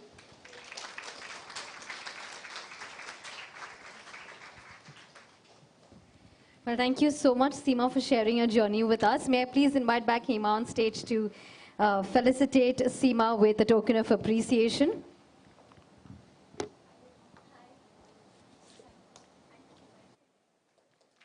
Thank you. Thank you so much, Seema. And on that note, I must say, after listening to our stories of resilience from our power women, I have to say that resilience isn't just a quality.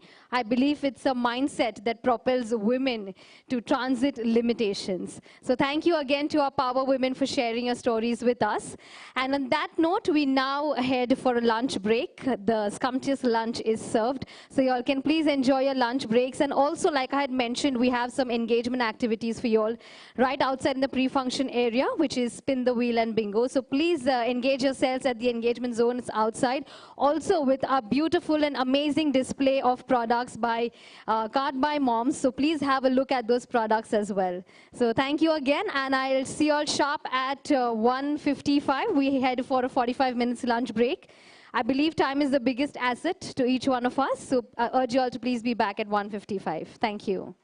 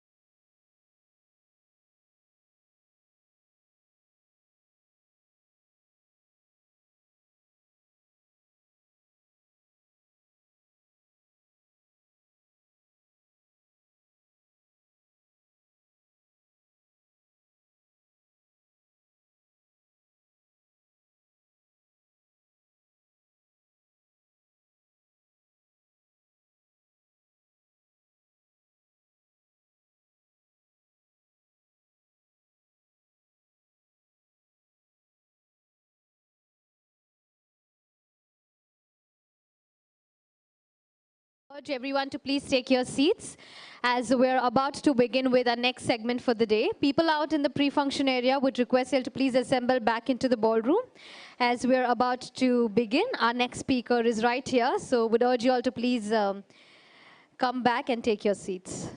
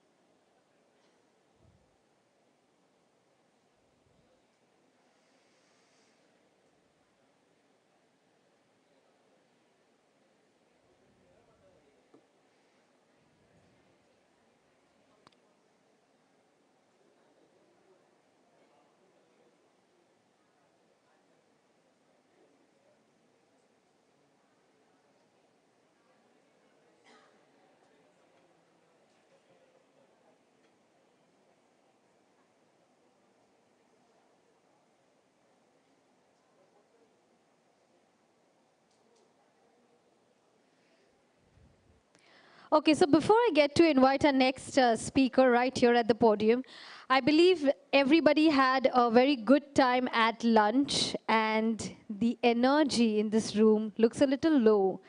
I understand the lunch was delicious, and after that, to directly come and listen to our next speaker. I mean, of course, we have some very interesting insights from our next speaker as well, and the panels that we have ahead, the sessions that we have ahead. But I believe, and I think it's time to bring in some energy in this room. Post-lunch, we need some energizers, yes? Nice. I think some people in the audience look scared now. But don't worry, there's nothing to be worried about because we will be doing a quick energizer because I need some energy in this room. Post-lunch, I believe, yes, I said, you know, we had this amazing lunch, but time to bring in some energy in this room. Yes, some warm-up. Is everyone ready? No, so only some people are ready there. What about you ladies here? Is everyone ready?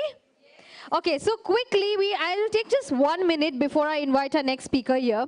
Quickly, what you'll have to do is, whatever I say, you'll have to just follow me. Very simple, okay? So if I say stand, you'll have to stand. When I say sit, you'll have to sit. That's it. When I say clap, you'll have to give me one clap. And when I say name, you'll have to take name. Please take your own names, okay?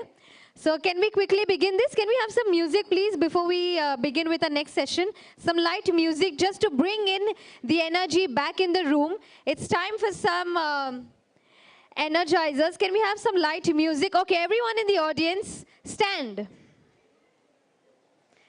Difficult. It's getting difficult, right? Sit. Stand. Sit. Name. Louder. Name. Clap. Clap. Name. Okay, now when I tell you put your hand up, you can just put your hand up. When you say down, you can put your hands down, okay? Hands up. Okay, hands down. Name. Clap. Sit. Sit. Stand. Okay, now very simple. A little light, please. Okay, very simple. Now listen to my instructions very carefully, okay? Name is clap, clap is name, sit is stand, stand is sit, hands up is hands down, and hands down is hands up. So now let's see who gets this. Stand. Wow, everyone is alert. Sit. Stand.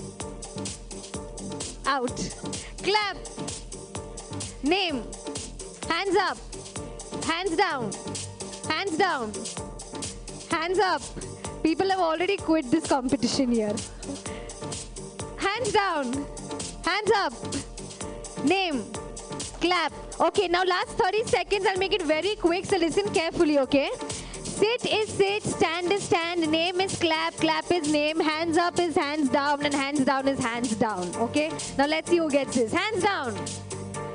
Hands down. Hands up. Sit. Stand. Clap. Name. Clap. Everybody is confused now. Okay, last 10 seconds, very simple. Name is name, clap is clap, hands up is hands up, hands down is hands down, and yes, sit is sit and stand is stand. Okay, we'll keep it very simple. Quickly, 10 seconds. Sit. Stand. Sit. Stand. Hands up. Hands down. Clap. Name. Sit. Stand. Clap. Clap. Clap. Clap. Clap. Clap. Louder. Clap. Clap. Clap. Okay, thank you so much for that energy. I think it's been a long time I haven't received that kind of an applause. So thank you so much. Again, a big round of applause for that participation. And bringing in that energy back in the room. I think now the room is all set and we are about to invite our next speaker who will be joining us in the series we had pre-lunch, that is Women's Stories of Resilience in Sales. Ladies and gentlemen, we have with us a very powerful woman with a career spanning 20 plus years, which includes national, regional leadership of business verticals, geographies demonstrating initiative, goal orientation, initiativeness, and ambition. During her corporate career, she has been associated with reputed BFSI and communication industry leaders like ICICI Bank, IDBI Bank, Indian Television Private Limited. And she's proficient in setting up and managing large-scale distribution, retail banking operation, helming P&L ownership, optimizing sales, and enhancing customer relations. A firm believer in the power of team self-motivation, leading by example, and fostering collaborations to deliver results in a constantly evolving VUCA environment. I'm talking about none other than the head of retail sales, Aditya Birla Sun Life Asset Management Company, Kamayani Anirudh Nagar. Can we please have a big round of applause for her?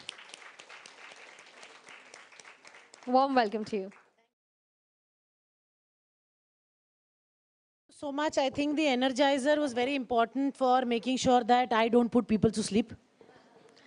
So first of all, my apologies for being late. This session should have happened pre-lunch, and I guess the prize to be paid is to ensure that I don't put you to sleep.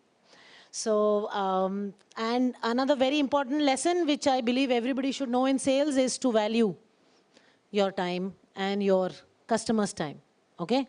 If you don't value your customer's time, they will not value you and your time. So it's very important, and as a result of that, I promise never to repeat this, Purba. Thank you for being patient with me. So good. I'm very, very happy to be here. I see so many young, promising people who I'm sure want to and are looking at developing a career in sales. So what made me choose sales? All right. I started my career in the media. As you heard, I am a qualified journalist as well. And I started with electronic journalism in the era where we were moving away from DD News and going on to Z News and Star News. Yeah, I am that old. I don't look it, so thank you. So we were moving into Z News and Star Newses of the world, doing a lot of work on electronic journalism. I used to think at that point of time that the kind of kick or the kind of energy that I got from the media, I would not get anywhere else. Okay? And then some life stages which all of us face, I had my daughter, and it became very difficult for me to stay out of home for 20 days at a time when we used to be shooting outside at off home locations.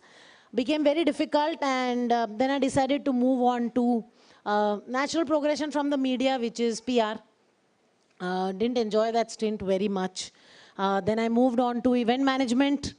From PR, when I went to event management, somebody told me that you should look at doing sales, and I laughed at them and said, I know nothing of sales. I know nothing about sales. While I'm not an introvert, but I'm not exactly an extrovert either. And I enjoy spending time on my own rather than being gregarious and going out. How will I ever do sales? Okay. And well, they said, we think you have the personality, and I think I can thank those mentors at that time. Another lesson, and I'll keep giving you lessons in between. It's good to have mentors who can guide you. It's good. Okay? It's good to have mentors who can help you, people who are more experienced than you, people who know, people who will be able to show you the path. Whether you follow the path that they show you or no is different, but it is always good to seek guidance. I have done it a number of times in my career, right? So then I thank those people who introduced me into sales, and I started doing sales from the toughest bit of sales, which is direct marketing. You know, we were concept selling, selling something to a person on the phone and through a direct marketing team. That's how was my introduction to sales. And believe me, when I say nothing succeeds like success, so the energy that you get when you are concluding a good deal, when you are able to get a good customer interaction done, it's not only about being able to conclude the sale. Of course, my organization, your organization will always want us to be very, very successful at it. So that comes as a consequence of the steps you take in sales. So I think I personally feel why sales and why I continue to prefer to do that is the kind of equity that you build up with the customers specifically, whether it is a B2C, a B2B, a B2B2C, okay? The kind of dependence that people have, the kind of trust that people have on you, I think nothing quite equals that, the thrill or the adrenaline that you get from there, okay? Even today, I have so many people who come back to me asking for guidance. It is not that I am trying to conclude a sale with them, but it is just that they come back because they trust and they believe, okay? So that kind of trust and belief, if you can generate, I think that kind of equity build-up is unparalleled to any other, you know, satisfaction that you will get. Okay. Also, very honestly, sales gave me an opportunity to work with, mentor different teams. Okay. And another thing that helps us is when, you know, your team develops, when they grow and when they reach positions and they come back to you and tell you that we've been achieving and you've taught us something which helped us. Again, I think it's unparalleled. Okay. I know you may get a lot of this out of doing things other than sales, but the kind of volumes that you will be able to influence will be higher in sales. And of course, I personally feel women can do very, very well in sales. All this thing about traveling, the heat and thing, which I hear a lot from the field even now, I don't think that's exactly true. Okay, because if you love your work, ultimately nothing feels like a burden to you. All right, so those are a couple of things that I think make me work well in sales. Have there been challenges? Yes, definitely there have been. One of the biggest challenges that I have faced is, which one of my, again, my ex-bosses and mentors told me, is to walk the thin line between assertion and aggression. Okay, so being assertive and being aggressive are two very different things, and the line between them is very, very thin. When you cross over, it is difficult not only for you, also for other people around you, okay? It is good to be assertive, to want to do things, to want to get things done. But sometimes that assertion becomes a little more into the aggression, okay? And while there is no harm in being aggressive, okay? But again, you have to understand the tonality and the culture of the organization around you, which promotes the kind of work that is there. Another very big challenge that I have always faced, and I don't know how many women in the room will agree with me, some things are, and pardon the men in the room, some things are done for men and not acceptable for women. Yes, no? Right? So some things are okay, very good for men to do. Some things are not acceptable for women to do. Couple of days ago, I got asked a question. Do you drink? And that the question was exactly in this tone. Do you drink? I said, yeah, I'm a social drinker. So there are times when I do drink. Oh, okay. So that is another thing which is very okay for men to do, but maybe not that great for women to do. Okay, that's just as an example.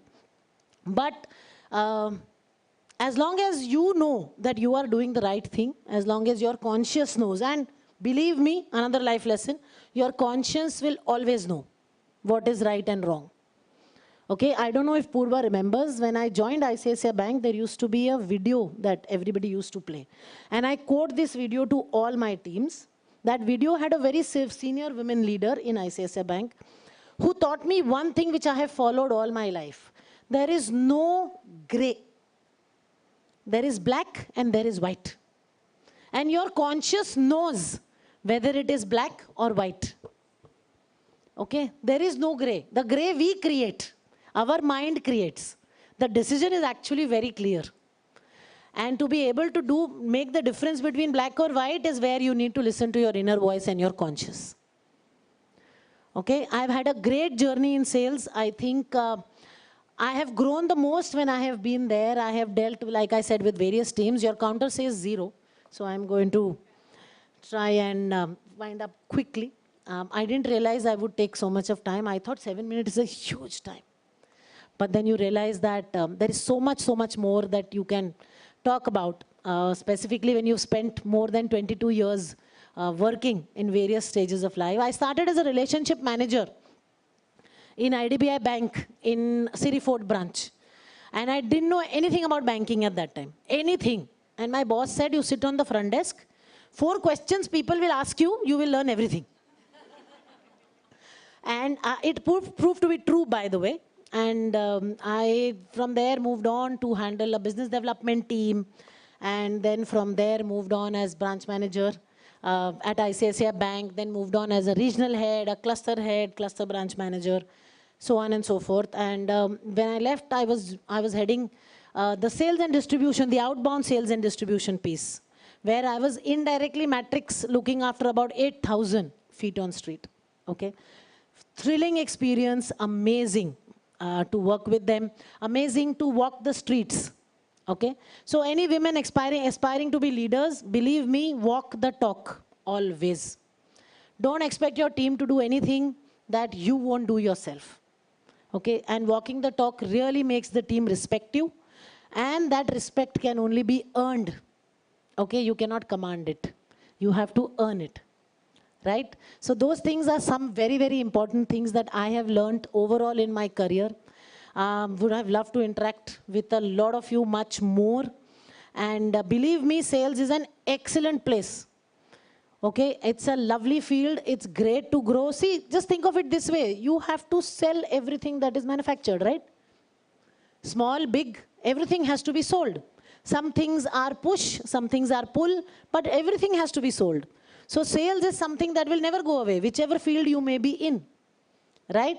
And it is the revenue spinner who always gets the maximum benefit. So sales is a great field, and I hope and want to see more and more women coming up and coming up even in higher ranks on the sales platforms, right? Thank you so much. Thanks for having me. It's great to be here. Thank you.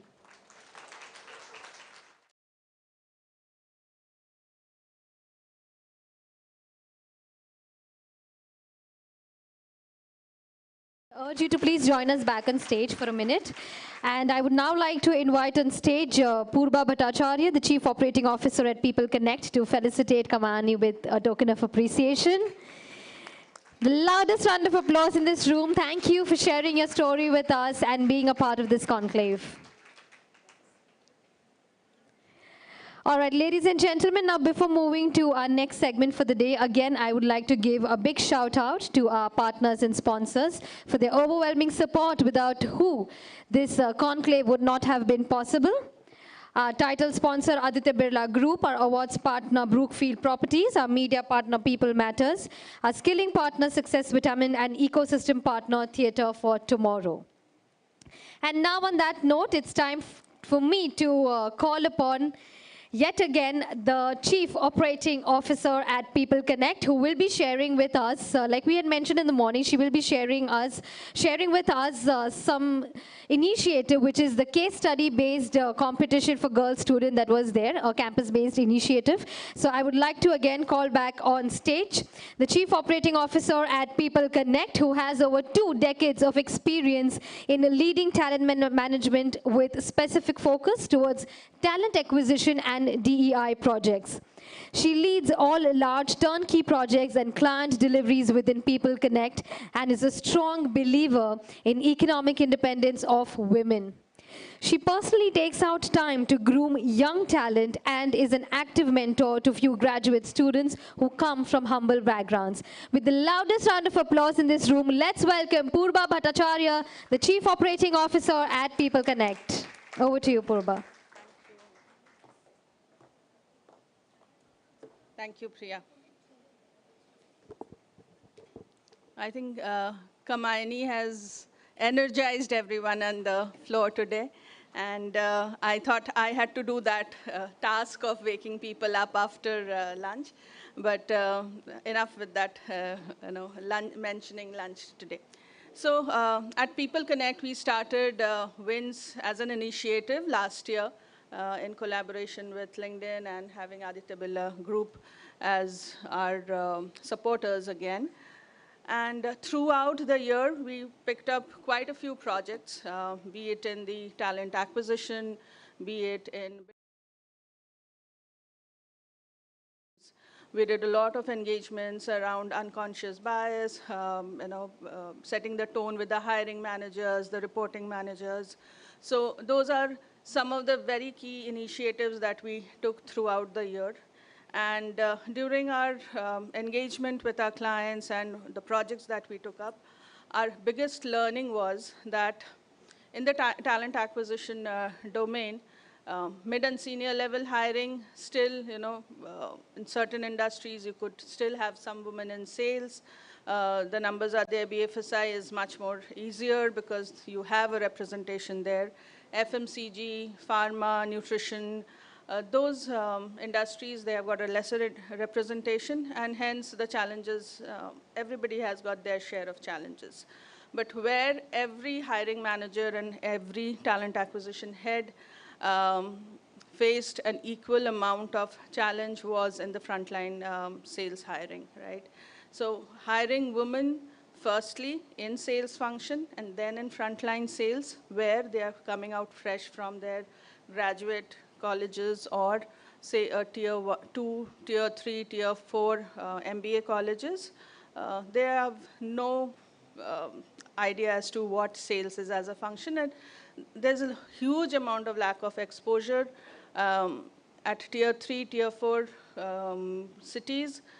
Women around them don't take up sales as a profession or the career of choice, and hence to even go and talk to them about come and join, even if it is a large brand, it's a humongous task, and I will not, it's no shame for me because there's a lot of work that needs to be done there, and we have our partners and clients here. We are here to support them. But I would want to speak today about our learnings and where we see opportunities. So how does this work? Okay. Yeah. So as per data, there are almost 2 crore women graduates who graduate every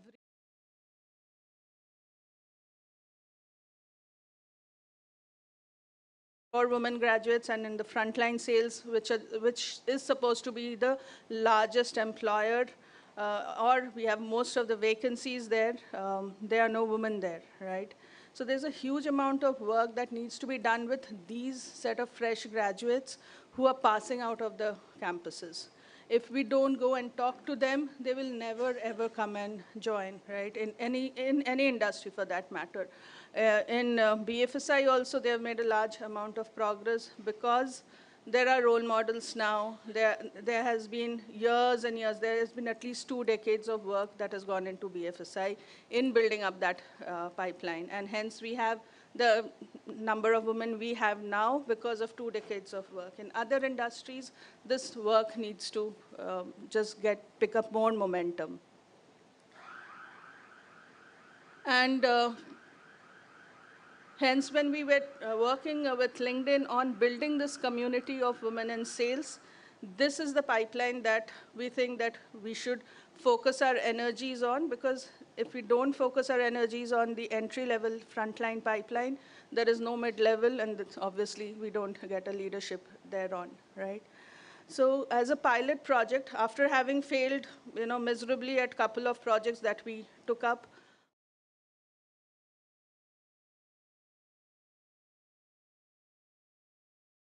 campuses pan-India. And I have a calling team who were like calling crazy, getting in touch with the campus coordinators, getting in touch with the girls themselves. And we hit roadblocks week after week after week. And we came back again to a drawing board to say that what is it that we are failing? What is that problem that we are, trying to address here? If we can't keep on getting no as an answer, that the women don't want to join sales, right? We wanted to delve deeper into the whys of why they don't want to do sales. And we realized that I think this is a gender agnostic problem. The lack of exposure as to what a corporate job looks like is something that these kids don't even have, they don't fathom. They are first-time graduates in first generation of graduates or second generation of graduates with their parents not being in a corporate sector. They don't know what a corporate role looks like. What is a sales role in an organization? So if we don't go and talk to them about this aspect, we don't excite them at all right in the beginning itself. So there has to be a multi-fold level of communication and intervention to do that shift. It starts, even if the girl will raise a hand to say that I'll do a sales role, the parents won't allow them. So multiple layers of problems. So the approach that we took, that we said that we'll do a pilot. We contacted over 150 colleges, pan-India, women-specific colleges, or they had more number of women graduates or women-only graduate colleges. We started speaking to them, and we said that come and join this cohort of ours.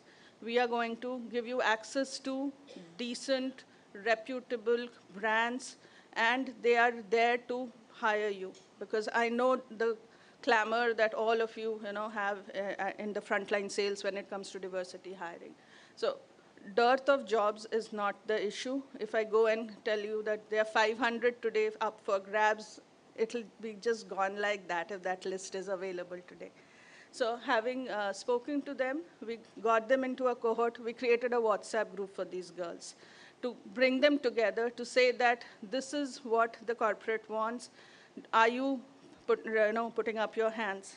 And having said that, we had 52 teams.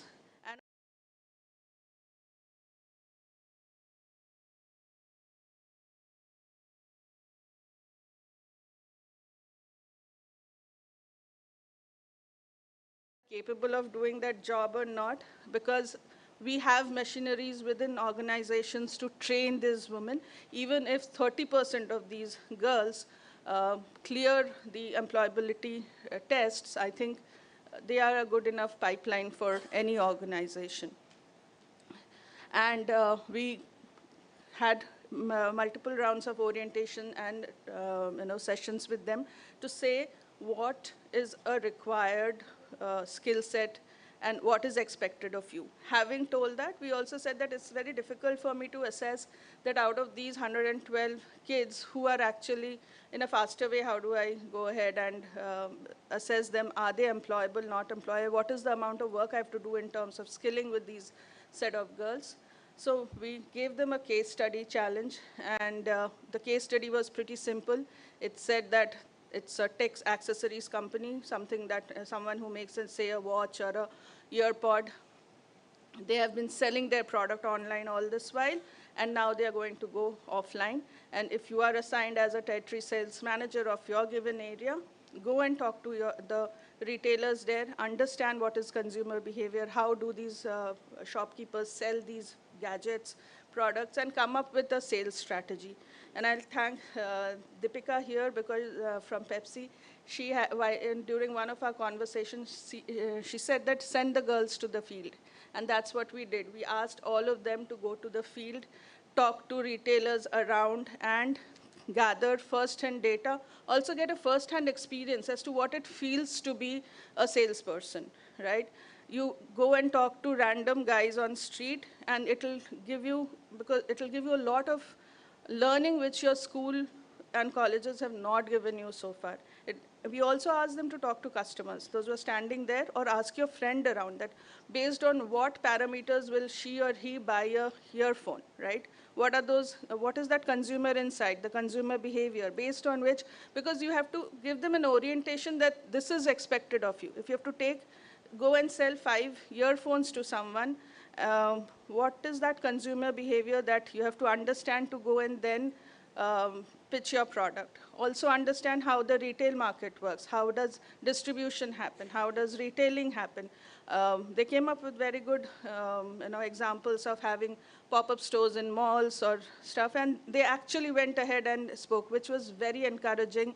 And I should give it to the girls that this was something, they were fresh graduates. They did it for the first time in their life. They went and actually did primary research, talking to girls, talking to the salespeople, and some of the presentations I hope I could have put up. One of the girls from Calcutta, she actually gave us how many, in South Calcutta, how many such outlets are there, which are the locations she can connect, and in a month, what is her projection of numbers of earphones or headsets she can sell. To me, I think that is the structuring that we require, and it doesn't come through, any classroom education. It will only come through experience. And if we can do these kind of interventions in smaller batches and pick up the momentum. And I'm very happy to share, we also had a case study presentation, and Arvind is here with us. And we'll announce the winners of the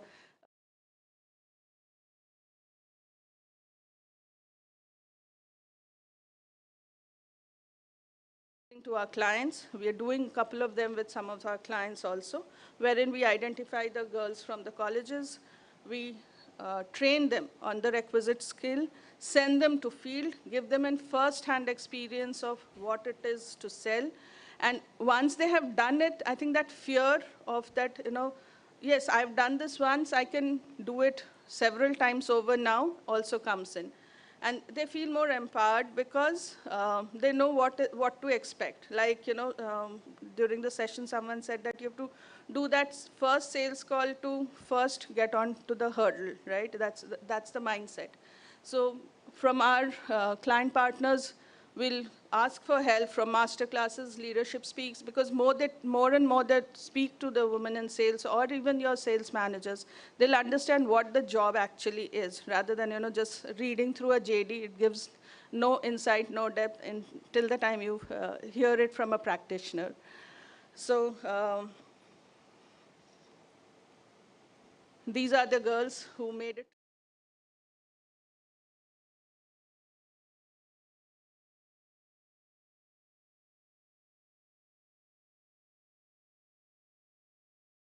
Three cities. Shriparna is from Kolkata. Kashish is here today with us. She's primarily from Nagpur and doing her MBA right now in Bombay.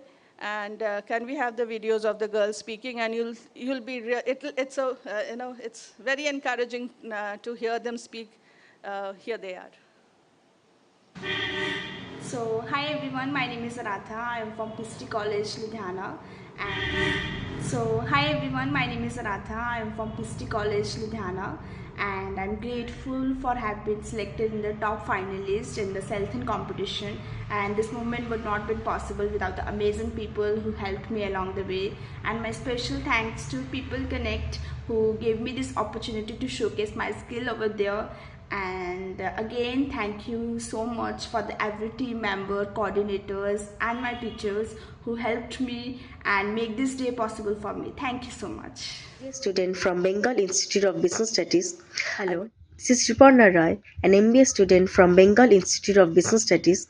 I want to convey my heartfelt thanks to Selathon by People Connect. It was a unique opportunity to participate in a sales case study based challenge and to be there on the field, giving a flavor of the real world. Opportunities like this do not come easily, so I'm thankful to this. It helped me to better my skills and gave me a platform where I could showcase my skills. Certificate to Kashish Jadhani, who is here with us today. Kashish.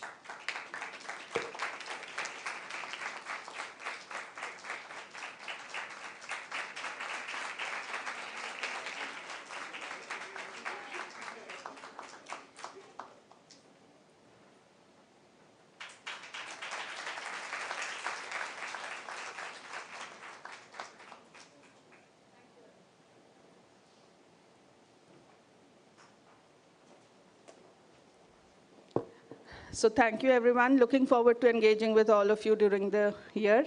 I'll hand over the dais to Priya. Well, thank you so much, Purba. Can we have a big round of applause for that cause and that initiative? Many congratulations to Kashish and to other two girls, though they couldn't make us here at the event, but congratulations to you. And thank you so much, Purba, for taking us through that initiative of Sellathon and creating. And a big round of applause for People Connect as well, for giving this wave of opportunities for girls. Thank you so much. And now it's time, ladies and gentlemen, for us to move forward to our next segment. Well, we had this opportunity of meeting Yogesh and his team on stage, and they are back with another interesting session with us. So can we please have Yogesh and his team back? They are from Theatre for Tomorrow. Would urge you all to please join us on stage for yet another very interesting and a learning experience. Welcome.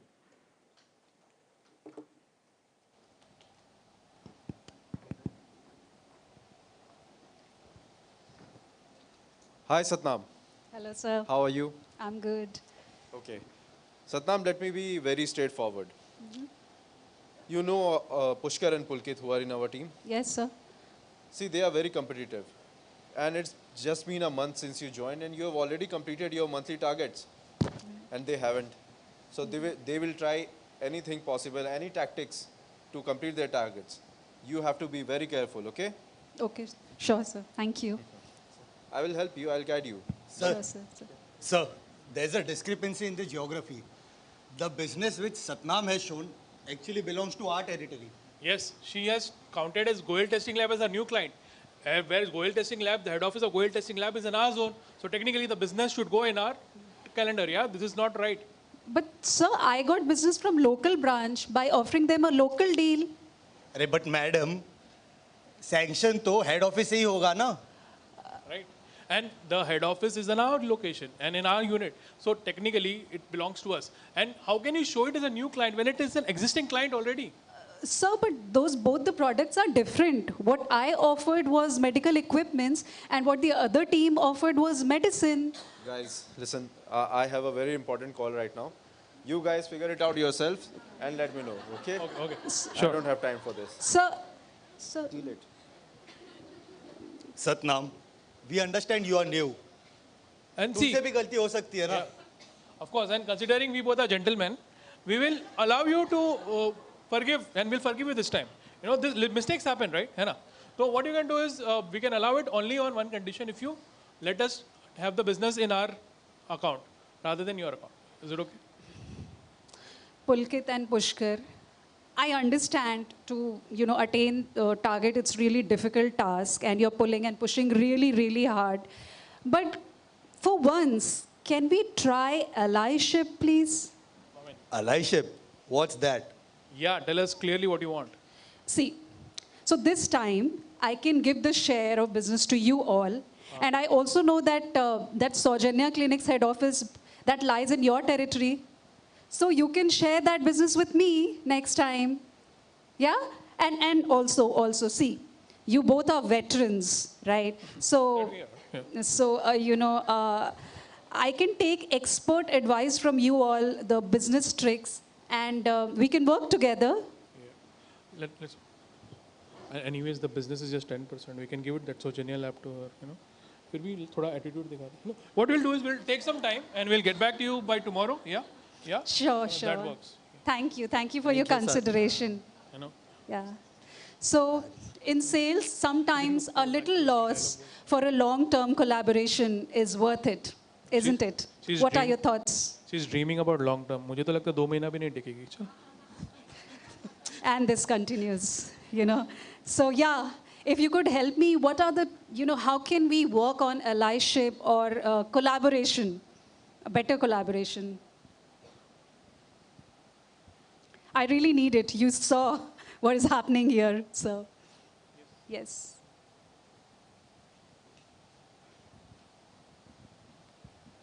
Well, what I saw was less of an allyship issue, but the manager ran away from doing what he or he was supposed to do. So yeah, I would first catch the neck of the manager and ask him to do what he's supposed to do. Okay. And that's part of the answer as well, because I think a lot of these sales issues of territory happen because we don't make things clear enough to begin with. Okay.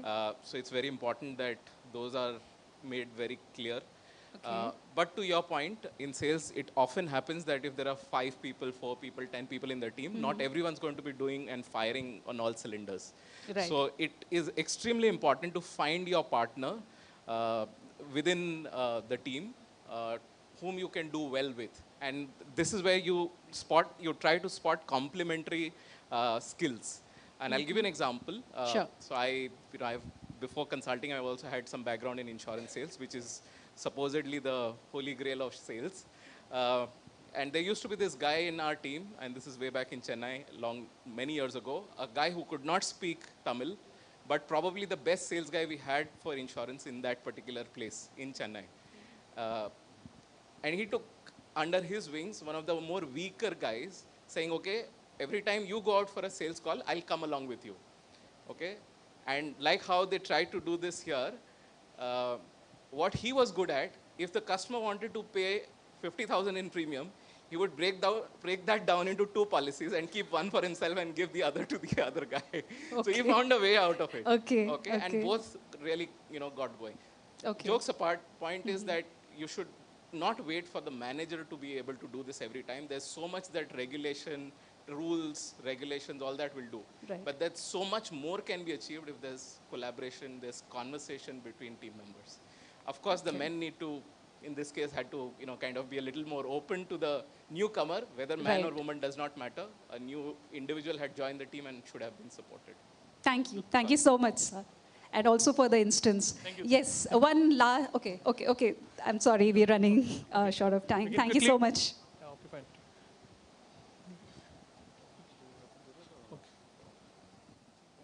Well, let's give a big round of applause to Yogesh and his team for such an informative, engaging, and an entertaining act. Well, everybody's looking to the manager now. Very smartly, he's just escaped the conversation. But thank you so much for such an informative act. And now, ladies and gentlemen, it's time we move forward to our next panel discussion of the day. But before that, just a quick reminder, like I had mentioned, for the interesting hashtags that we have for this conclave, which is hashtag WinS and hashtag driving the change. But we also did have a lot of information about Sellathon. So you can also, I saw some people taking pictures of the videos and the screens that were up on during that session. So if you're updating on your LinkedIn accounts, please mention hashtag Sellathon as well. And do not forget to tag us at People Connect. And on that note, it's time we move forward to our next panel.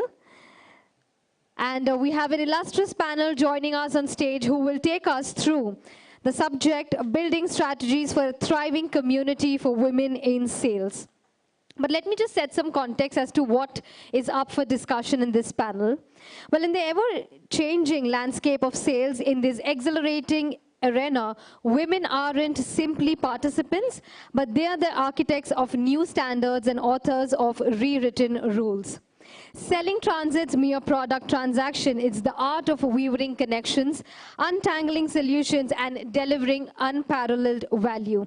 In a session to follow, our profound speakers will share their insights on how to build strategies for a thriving community of women in sales. And first up to spearhead this conversation, we have with us a visionary leader and the driving force behind a transformative business success vitamin. She is an international sales trader, certified leadership coach, gender and diversity advisor, and keynote speaker. As a Leaders Excellence certified instructor and Marshall Goldsmith certified coach.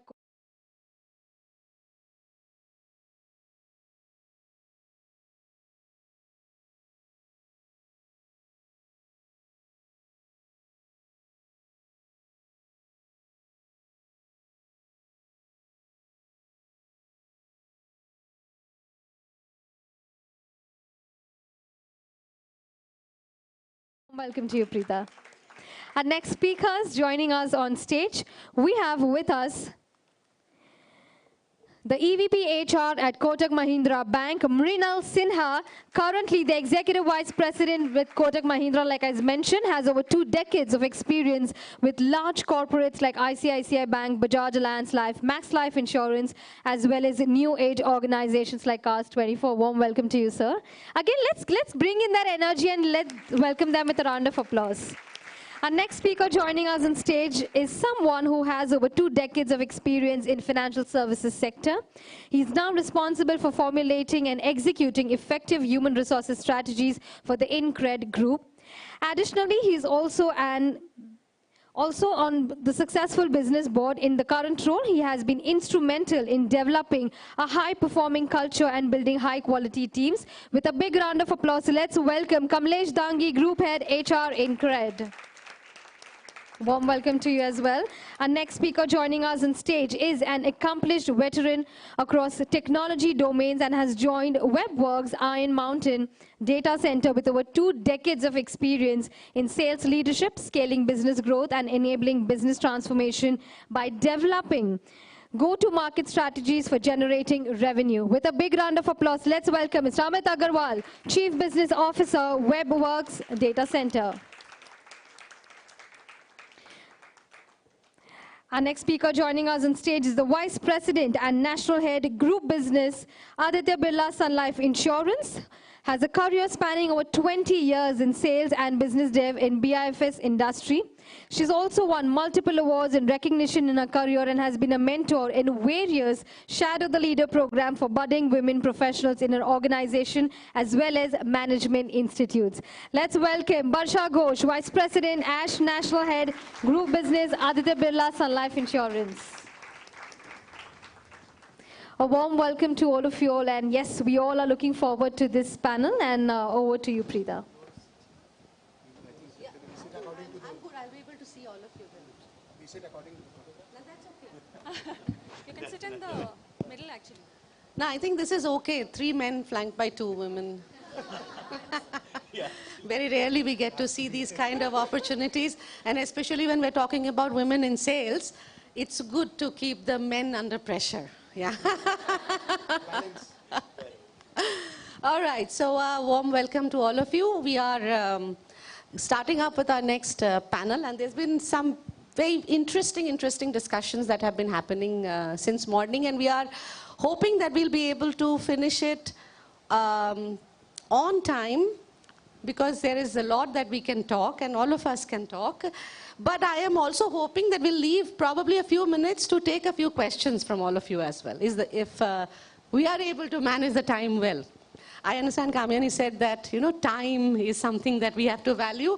So this pressure is right now on all of us on how do we value that time and give you an opportunity to ask any one of our panelists any question that you have related to women in sales. Now the theme for the United Nations International Women's Day 2024 is, anybody who knows? Huh? The theme for this year's International Women's Day? Yes. Count her in, yes, count her in. Be more inclusive towards women. Now, over a decade or more, there's been a lot of conscious effort that is being put in to count women into STEM. People Connect has been doing on the manufacturing side also. What about women in sales? How do we ensure that we are able to count her in? So first we'll get with the HR understanding, because you're doing the hiring, and then we'll have some sales leaders talk about how do we count her in. So first you, Mrinal. So I think we've discussed this internally a lot within the bank as well in other companies I work for. I think there are 2 ways to look at it. I think first is the fact that sales offers great career opportunities, right? I think that has to be understood first with the women, right? And I think it's a great initiative what People Connect has started with the campus one. Because when we go out into the market to actually hire people, we just don't find enough people applying. You know, for various reasons, etc. and all. It could be, you know, But I think the first thing is that getting people to understand it's a great opportunity, great career growth, right? We've heard Kamini today, share her experiences. Organizations also, we have to get a little more flexible, right, and sort of move away. And I think that shift has already started. It's happening, at least in banking. It's quite prevalent now, right? Where we see a little bit of an issue is that as time progresses, right? So for us, when we look at at our gender ratios, as we move towards from the front line and middle towards the ratio tends to drop. I would say the first two levels are about 40 to 60%, and it goes to below about 30 as we move up. And that's essentially, it's a no-brainer linked to certain lifestyle choices which women have to make. That's on one side. So I think there's a lot of work which organizations can do of creating a certain ecosystem, like, very simple things like travel policies, etc. and all. Right? We've just come out with a policy where we allow the nanny to travel with the person. Right? We give the flight tickets, etc., whatever is required. So that's creating a slide. It helps those people who are career, who are ambitious, who want to continue, but have to sort of, that's one. Second thing, one of the things returning mothers told us is that when they come back after the maternity, I've seen this myself at my place because we've just been blessed with 2 babies in the last 2 years. So I've seen my wife struggle, while she's not in sales, but with that. They find the first 6 months difficult. Coming back directly to that sales pressure immediately, it becomes, and I didn't understand it as well till I saw my wife, struggle with it, and she's still coping with it, because there are different things which happen. So I think that part, if you look at it, but otherwise, simple things like your travel policy, the ecosystem, other things which we looked at, simple things, evening calls, right? There are certain parts, the world doesn't stay in Bombay, right? There are certain parts in other parts of the country where venturing out at night will be difficult, right? Noida is an example. That's one part, So we've tried and made things easier for them, no sales calls in the evening, right? Or there's that's something which is completely bad, or there has to be a male colleague to sort of, support them if at all it is required. But the challenge is different as we go interiors, right? And I think that's where I repeat, I think the Campus Connect program is also amazing. When we go to tier 3, tier 4, tier 5 cities, and this is also changing. But some years back, we had actually parents of, people coming back and saying, banking अच्छा है, job करना है, लेकिन ये customer से मिलना और ये मुझे हमें पसंद नहीं, हमारी बेटी नहीं जाएगी. Now that's a mindset shift, right? So I think as an organization, it's important for organizations to take it to the families, right? And get them to understand that, how things are changing and why sales in general offers great career opportunities. Great, thank you. Thank you, Minal. So one of the things, I'll just pick up a cue here, Kamlesh, and understand that one of the things that Minal said is involving the family and helping them understand, right? So again, in the counter-in aspect, if we want to be more inclusive towards women in sales, where do you think, from an organization's perspective, that is possible to involve family or build that community? I think a couple of thoughts, right? I mean, I agree with a lot of things. We both belong to a largely financial services sector where actually the woman representation is much better than many other industries, right? So it's kind of easier context. There's generally a social perception about, say, banking is a safe job for a woman to work in. And therefore, there are a lot of applicants who do come. And as he said, later on, it kind of, the funnel problem, right? That as you go senior, there are not as much as representation. So the inclusion is a bigger issue any which way. In sales, it's more acute, right? And one is trying to address that. I also belong to, one of the organizations I worked in is ICICI Bank. And when Kamyani was speaking, I was remembering, she was talking about a video which she saw at the start of her career, and she remembers that. And I think that is a power of role modeling, right? And ICICI Bank is known for that. There were so many women leaders that happened, and I was there in that organization for 7 years, and always, and that's a crux of it actually, always they made a statement that the women leaders are there because they were not treated as women, right? I mean, they didn't do anything special for women at that point of time, and really genuine meritocracy worked, and therefore those set of leaders emerged, and they happened to be women. That's how the statement was, right? I think that's most critical context, right? That when you look at what kind of ecosystem as an organization you create, where a woman leader first, or rather a woman applicant would want to apply, and then feel comfortable to stay with the organization. There are other social issues that one has to deal with it. May not be in the corporate realm that we'll have a solution for it. But if you can create an ecosystem in the organization with your policies, with your even thought processes, it is very, very important to keep them or stay the course, right? I mean, the problem is many a times for a woman, the orientation is, it's a second income context, right? So the aspiration itself is very low, right? The other day I was talking about, it needs to start at me as a parent. I have a son and a daughter, and I need to ensure that my daughter has, maybe even a bigger aspiration than my son, maybe equal.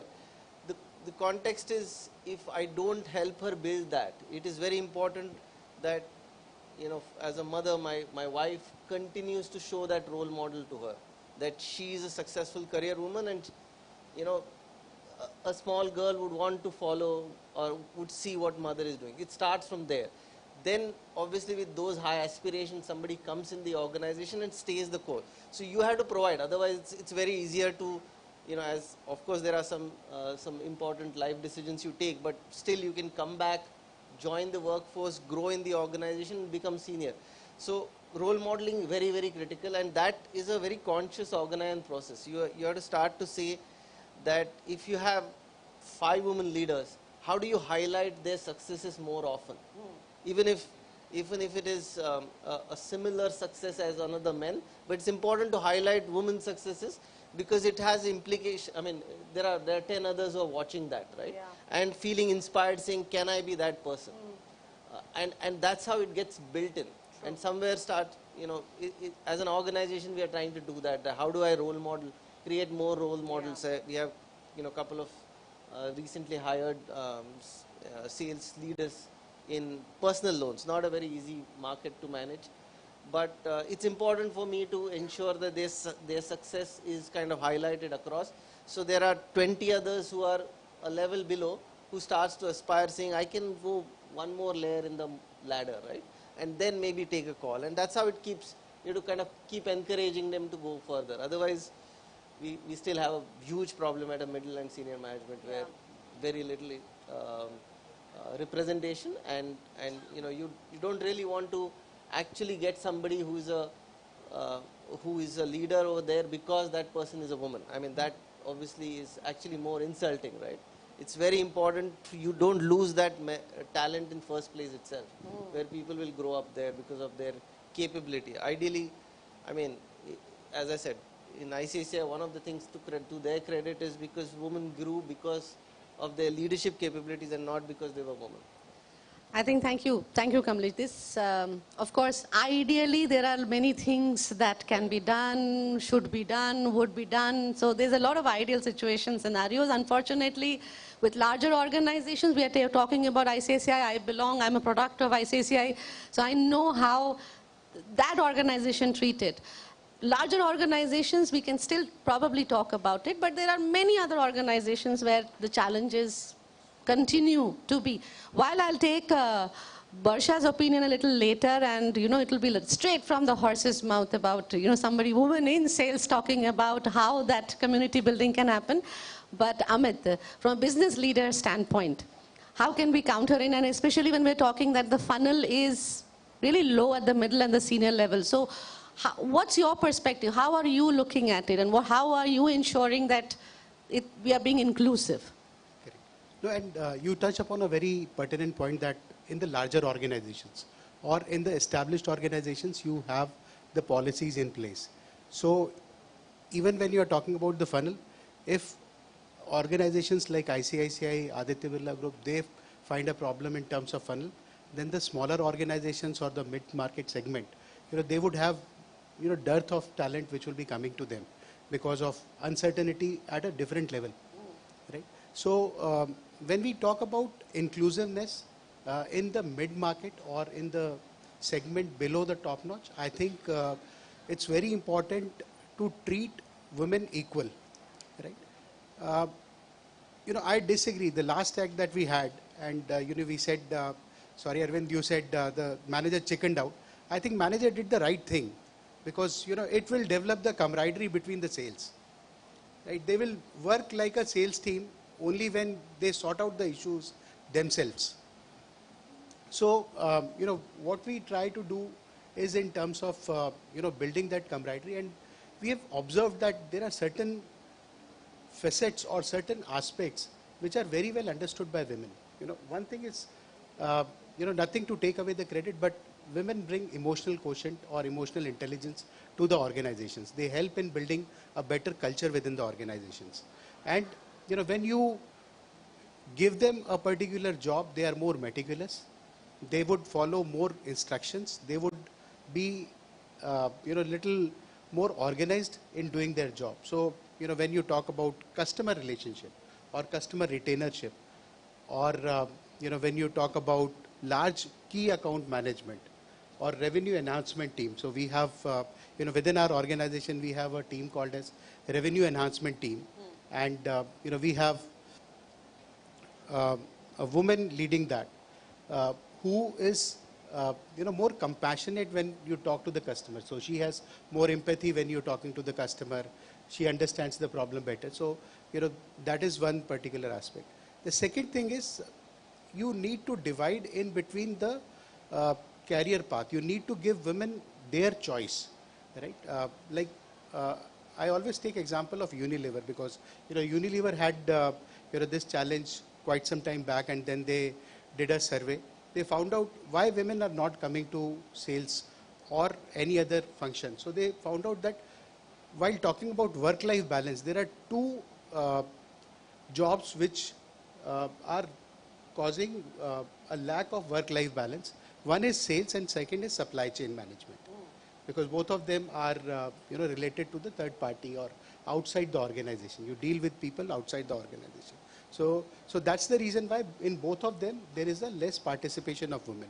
So they made it mandatory to have gender inclusion.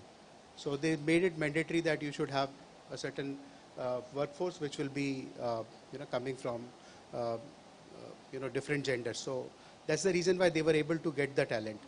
And then dividing them into different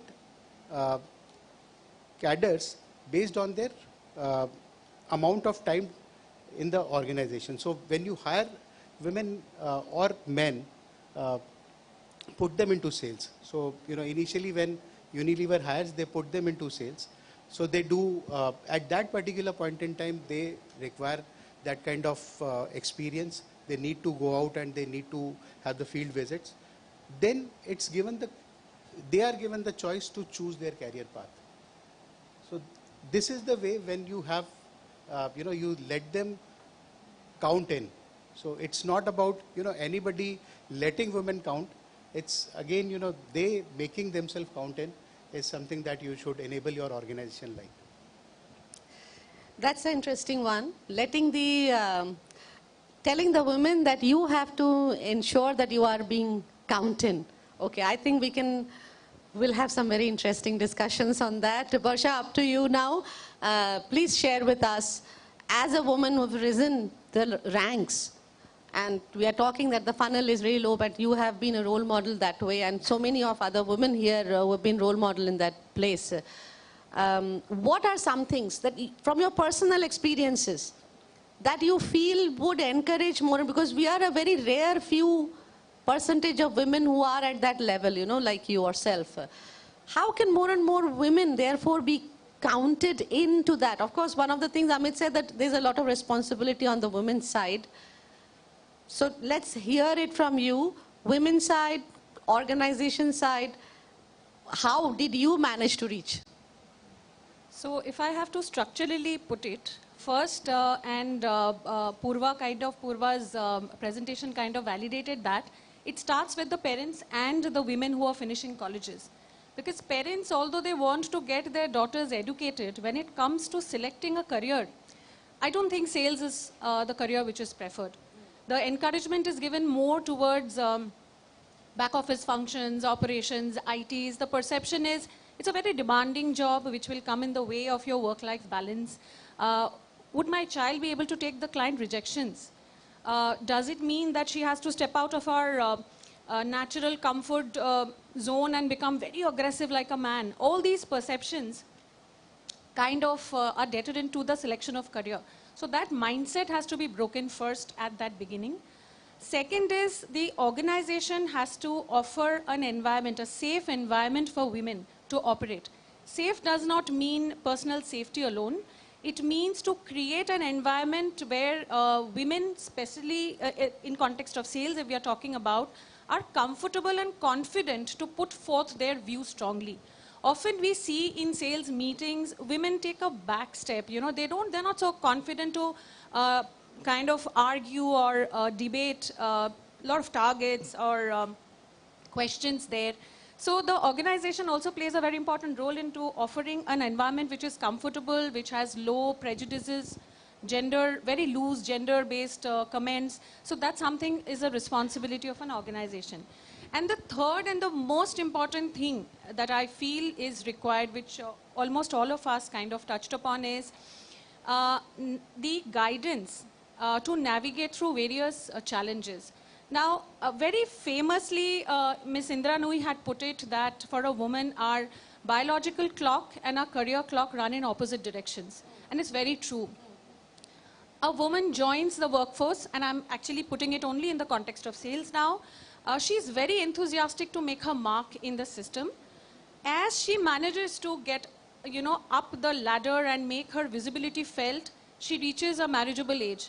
Then her husband's career and her job locations kind of determines the way she should navigate her career. What does she do? And then obviously as a natural progression of life, the family responsibility comes in. So if you see, it's about the percentage of women in sales across is as low as 19%. The percentage which reaches the top sales leadership is only 12%. The quitting happens not in the junior management level, but specifically at the mid-management and the senior.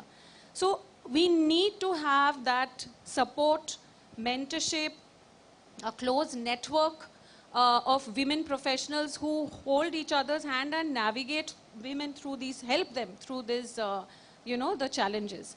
Fourth being the learning and developmental tools that women need to have to constantly, hone their skill sets to be more ready to take up different responsibilities. And we were just chatting outside, Kamyan, you said the skill sets that I would be having when I was a junior management would necessarily not be the ones which I would have to display when I'm handling a larger responsibility. So one needs to, and it's a responsibility of a woman, to constantly hone their skill sets. And finally, I feel the rewards and recognition. The acknowledgement and the rewarding of a woman has to be at par with the men across. We often see there is a drop there. But being a woman, and in sales, I would also like to take the liberty to make a comment that the prejudices are on both sides. The men often feel that, I am the one who's chased for my targets and getting ticked off for not meeting my targets, but my supervisors are kind of soft towards my women colleague who's not meeting their target. So it is a responsibility of a woman too. If you're asking for a level playing field, please don't flash your woman card every often. Then you please work hard to make your own credential set only on competence and on consistency if that's what you want. So it takes two sides, two hands to clap. And these are the things which are basic requisites for counting them in and inviting more and more women in the workforce, especially in sales. Thank you, Varsha. Interestingly, that we are all talking about, and the theme for us is to build strategies for a thriving community.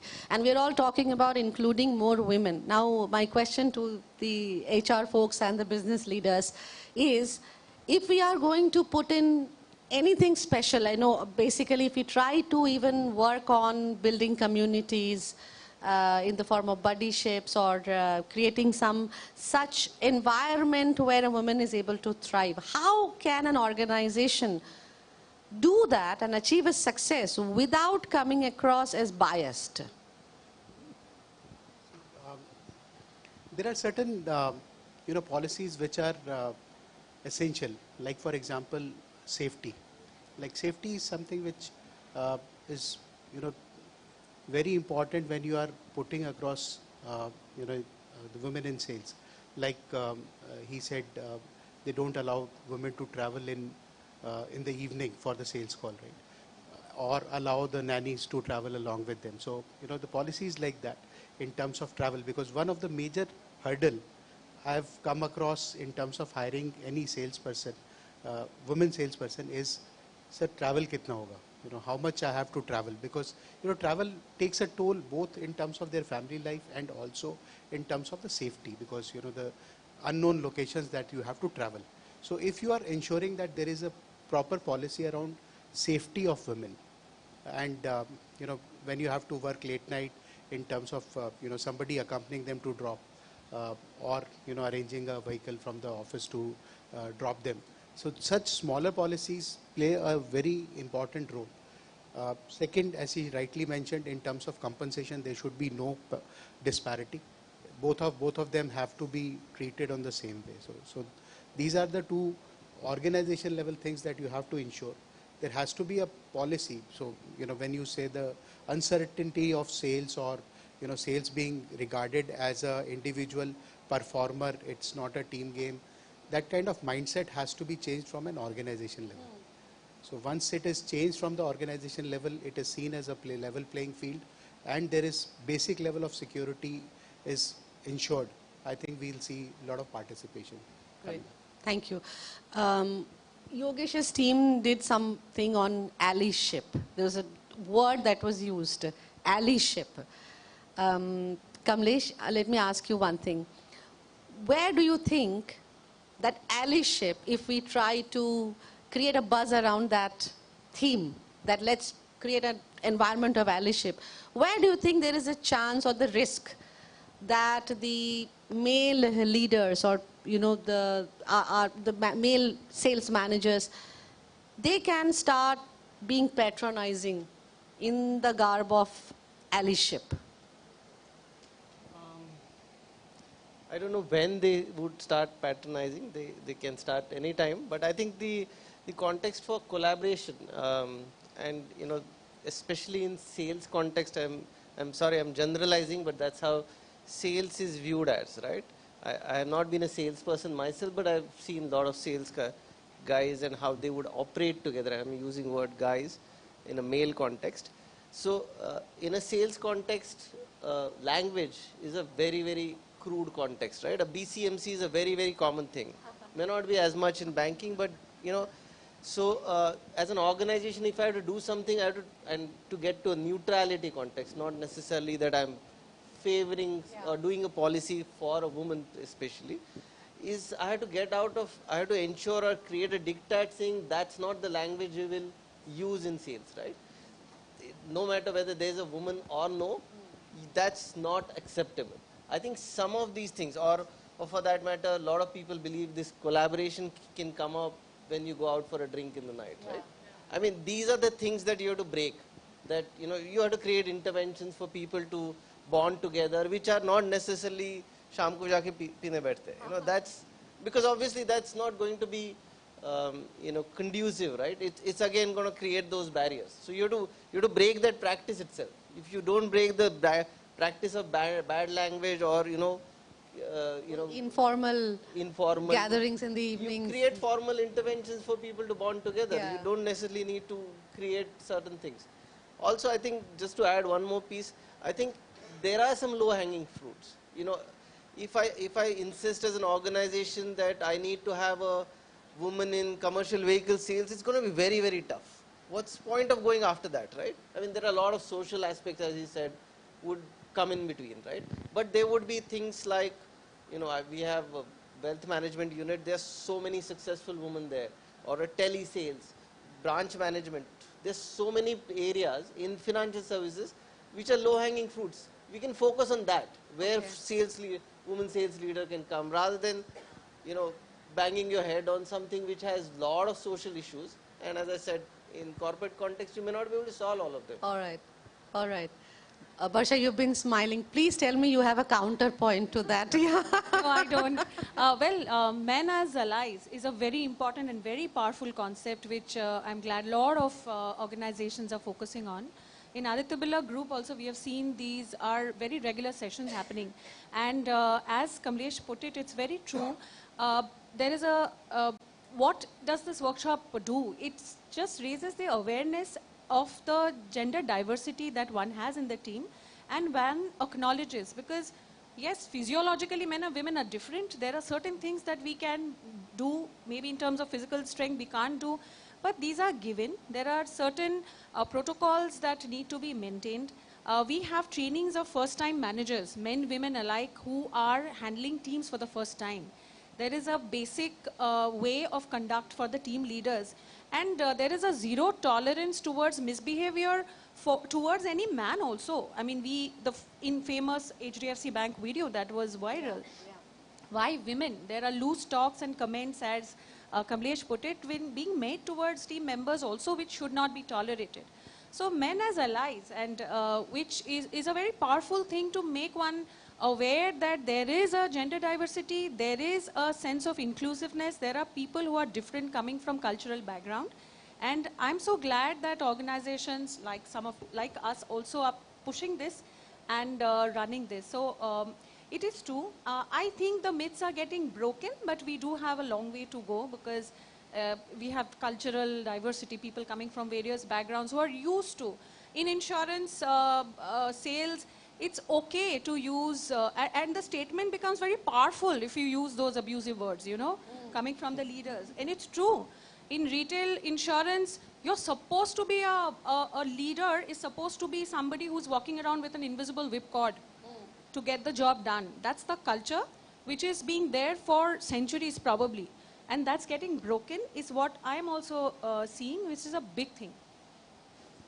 When I started my career as insurance selling, and it was my first job after my MBA, and one of my senior colleague, a male, who had been with the organization for more than a year or so, when the locations were distributed, I was given a location I was in Hyderabad.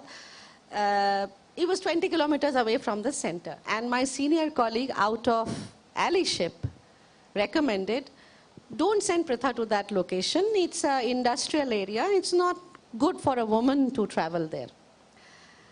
My question now is, a statement like this, acceptable, not acceptable? Is it allyship? What do you think, Pranav? I'm not putting any one of you in spot. I will tell you what I felt and how the thing happened later on. But is this allyship? And I'm leaving this thought with all of you as well.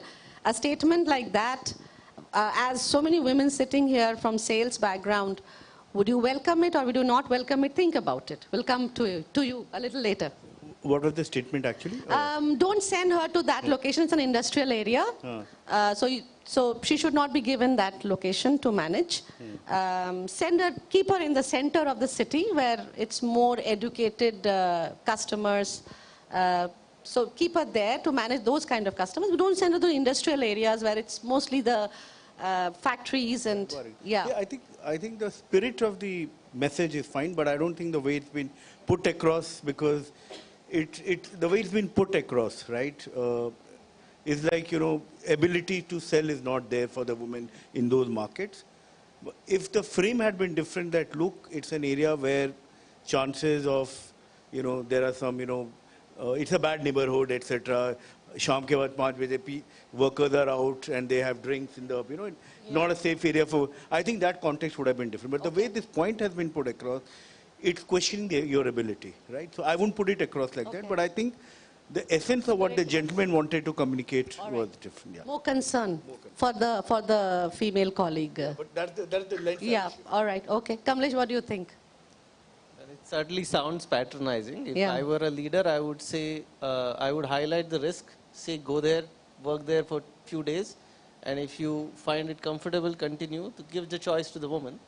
And if you don't find it comfortable, then I'm happy to change your location. All right. Okay.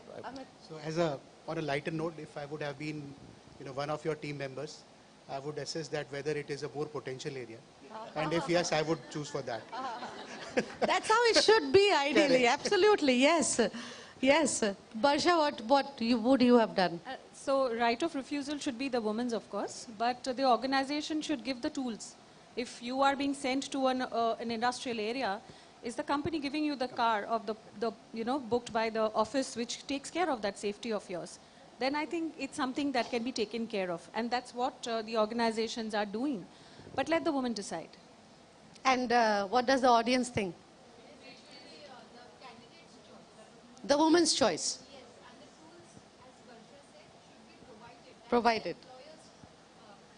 Yeah, so state the facts in front of the woman candidate that this is what the location is. Do you want to go, yes or no? If the... Yeah. All right. Yeah, that's true. I agree. That's true. And that is why sales is one of the most gender agnostic functions where it's nothing to do with being a man or a woman in sales. It's actually a place where it's a fun place. I can continue to talk for hours and hours on how beautiful this function is. And the kind of growth opportunities that is there for us in this function, because we have just 6.5 minutes. With all of your permission, are we open to taking a few questions from the audience now? Yeah? All right. So anyone who wants to ask a question, yes, Kamyani, please. Not a question, more of, I would say, a bit of an observation on the entire conversation that happened.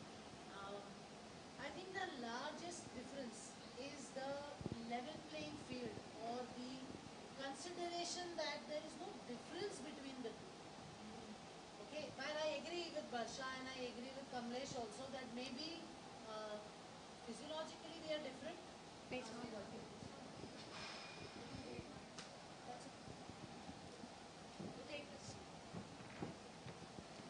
So maybe it's about physiologically being different in terms of probably strength is different, but we are not getting into a weightlifting contest. Yeah, whereas I can tell you that women weightlifters have taken medals in the last Olympics, so I'm sure that is also not a field which is a problem. It's about the level playing field, and whether it is at home, why does the life stage choice have to be made by the woman? I understand maternity is something that has been given by nature and that we have to adjust ourselves to. But post that, I think it can be an equal sharing. And I can tell you, I have had the best experience, and without my partner's support, probably I wouldn't have been able to do a lot of things that I could do. But I think even at a life stage, thus it is an equal playing field. Both of us have to take the same load or the same consideration. And even in work, I think it is about, why should there be a conversation about whether it should be equal or no? It should be equal. That's the point. No, I'm with you. I think on the life stage bit, see, I'll pick out what Kamlesh said, right? I mean, and a lot of my batchmates from MBA, right? After the first 5-7 years, they dropped out of their careers, right? It's a choice they made. That's a choice. Or it's a choice of where they got married. It's a choice of their ability to negotiate internally in the family with the spouse, the in-laws, etc. and all. Because you're getting into domains which are like, finally it's a tougher fight, right? So, it's okay to say that, but I think leave apart the tier 4, tier 5 cities. I think even in tier 1 cities, the negotiation in the house as to who should take a break, who should change their look.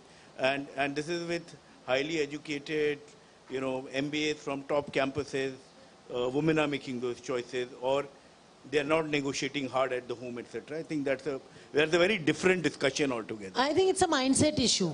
It's a mindset issue even in our homes, right? You have to give the choice. Whether it's a man or a woman is not the point. The choice has to be made by the person, is what I would say. Yeah, absolutely. Thank you. The choice has to be by the person.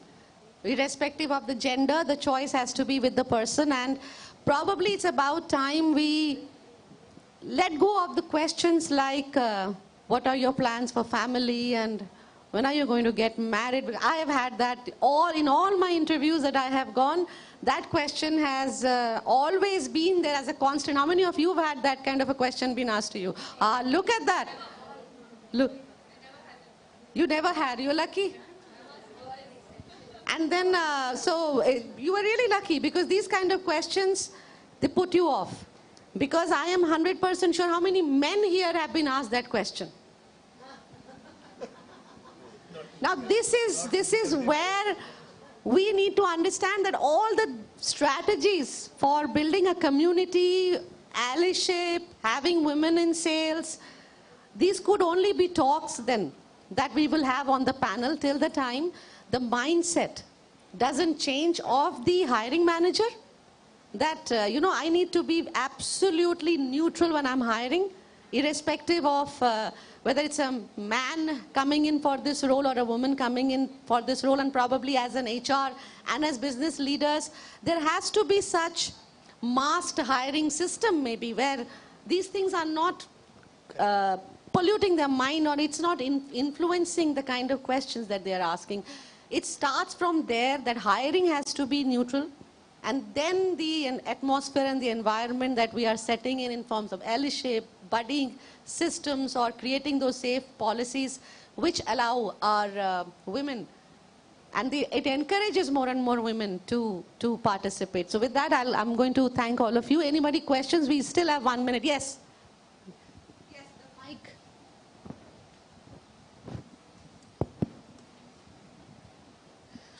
So ma'am, I want to ask you, many times it happens when you go to boardroom, marketing team, being in sales, you exchange, few of the talks, the market, and sometimes you become tougher, with them. When there are conversation between two males, they will go fag and their toughness will die. They will become friends. Being a woman, if you don't fag or something, you will be tagged as alpha women. Okay?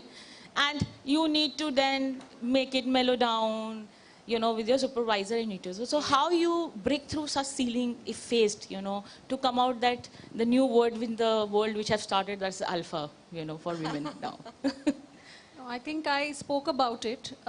This is a perception also in the mind of women that I have to be a man to be in sales and a male dominated. You don't have to be a man. True. You have to play on your strengths. If you can't do something, you can't do something. You don't have to really, if you're not comfortable drinking, you don't have to hang around and after office and do it. You have your priorities, everybody should understand. But having said that, build your credentials in such a manner, people see that you're serious about your work and you're serious about what you want. So that's something which I think the responsibility lies very much on us, each one of us. Men have to be comfortable with you. You can't have often we see, because we are women, we have our guards off and on and off and on.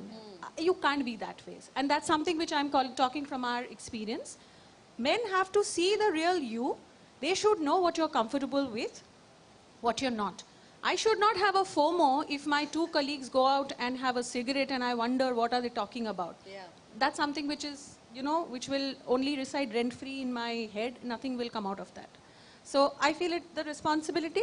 Be yourself, and that really works. That really works. If you're not comfortable doing something, don't be. Nobody is dragging you. You're not missing out on anything in the digital world or anything.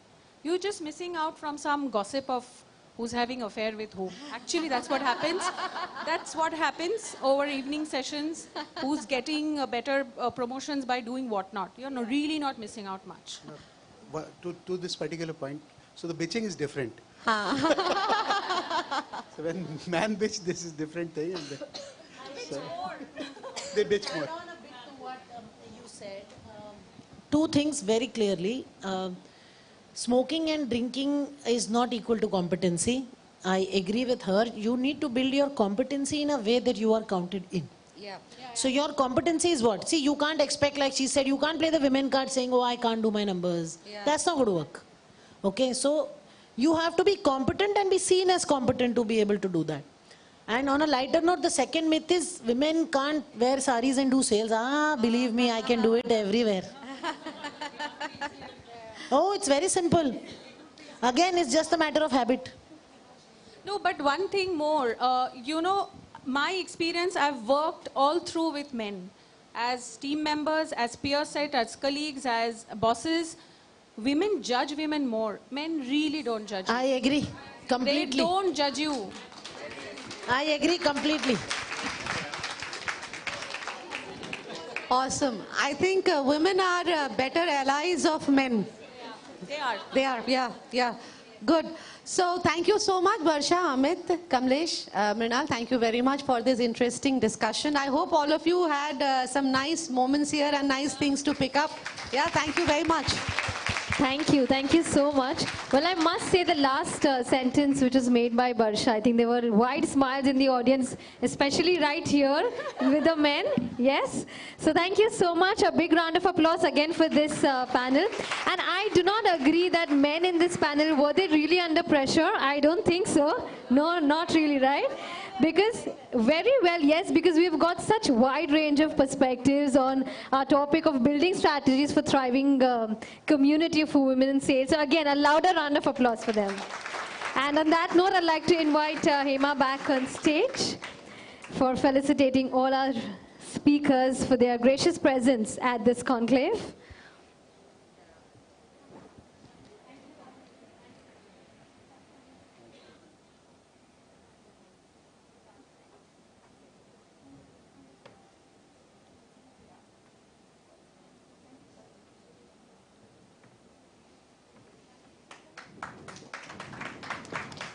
Thank you so much.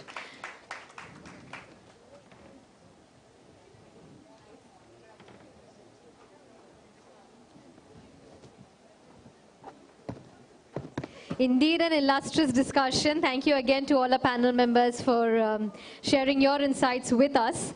And now it's time we move forward indeed to an interesting and a fiery fireside chat.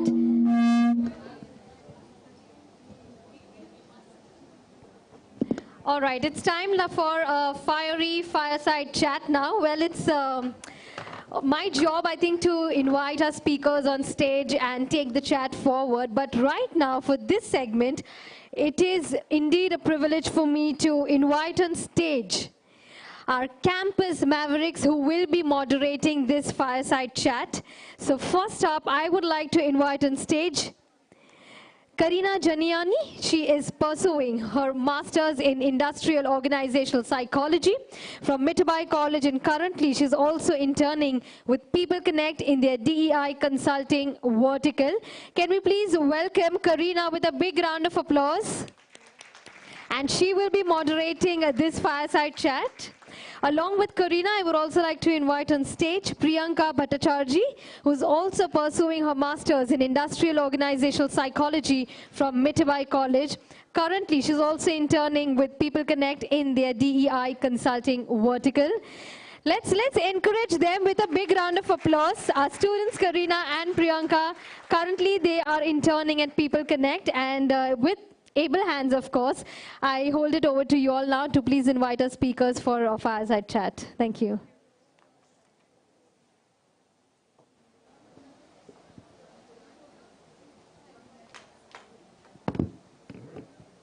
Good afternoon, everyone. So, first of all, we would like to invite our jury member, Bani Saluja ma'am, to the stage. She is a payments business leader with over 18 years of experience at American Express. She excels in building products, transforming businesses, and driving revenue growth. With a proven track record,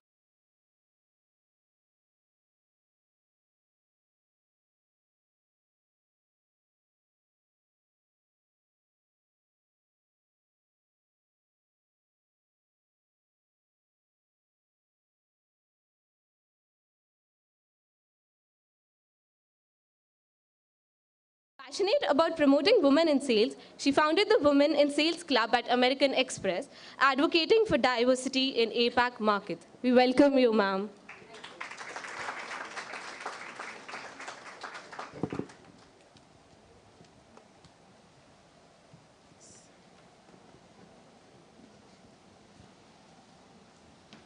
So, Bani ma'am, first of all, how does it feel like to be at the conclave today?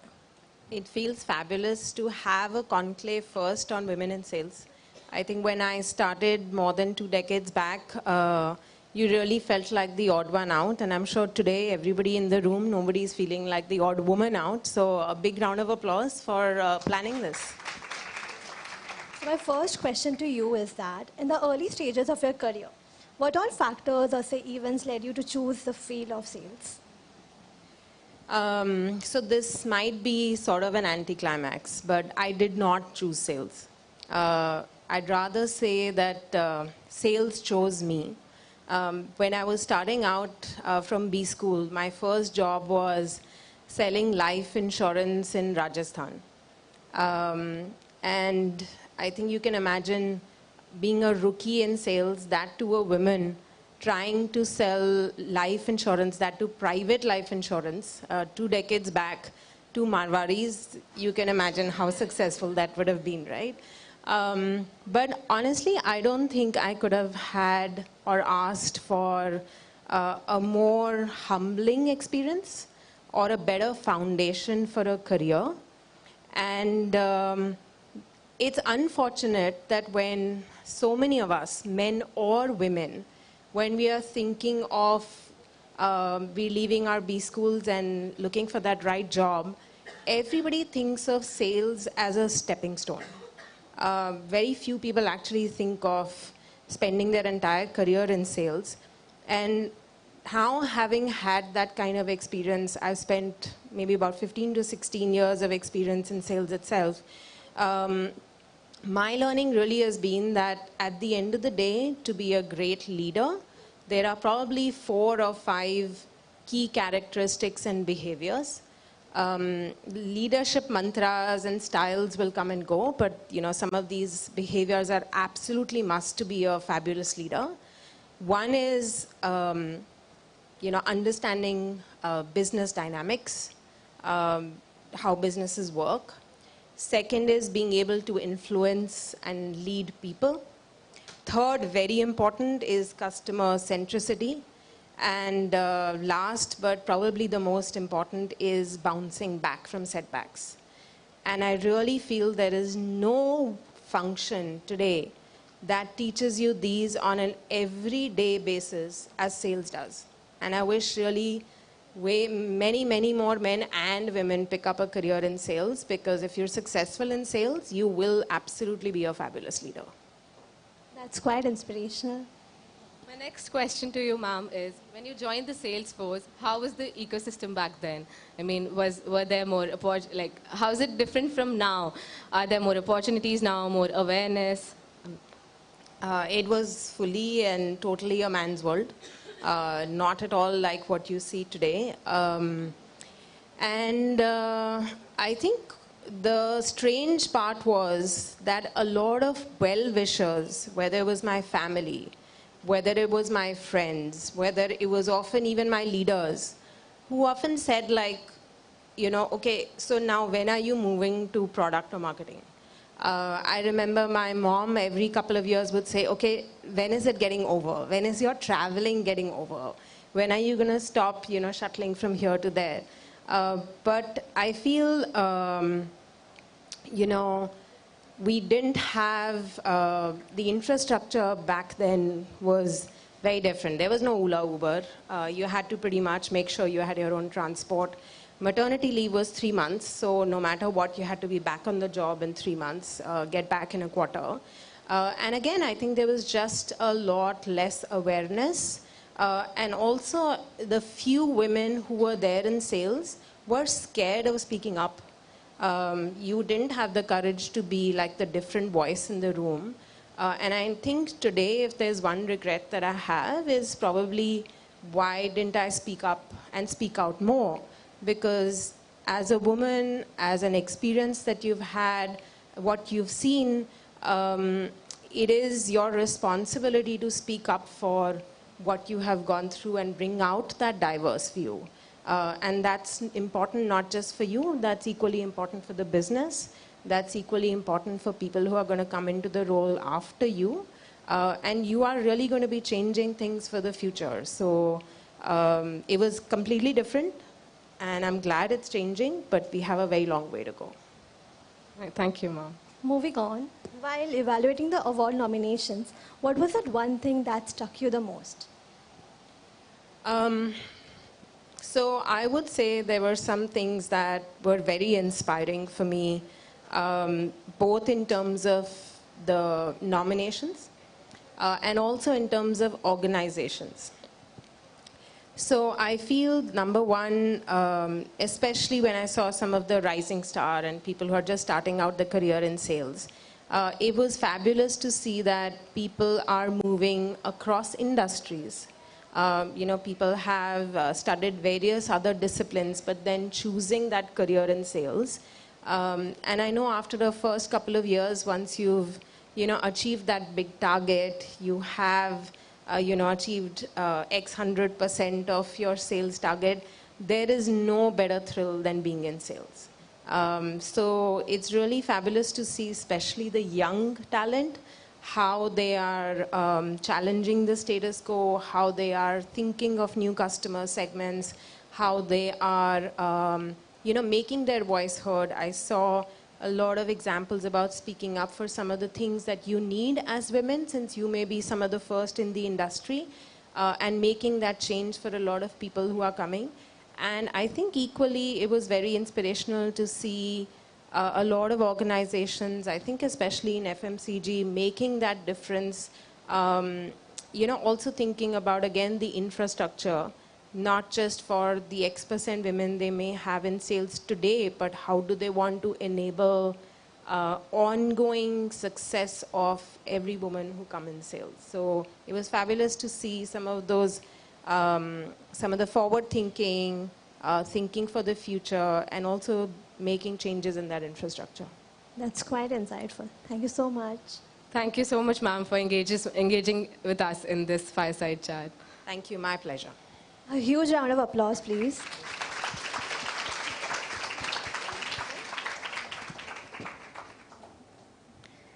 Well, thank you so much, Bani ma'am. I would request you to please stay back with us on stage for a minute. May I please invite Hema Tripathi back on stage to felicitate Ms. Bani with a token of appreciation. And thank you for gracing this event with us.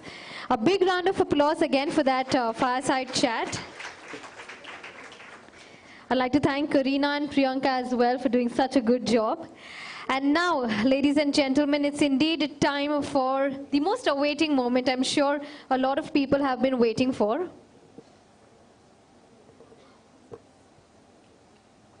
All right, so before moving to our next segment, it's time I again invite on stage. It's time, firstly, I'll invite Priyanka back on stage, Priyanka Bhattacharjee, who will be inviting our next speaker on stage for another fireside chat. Thank you.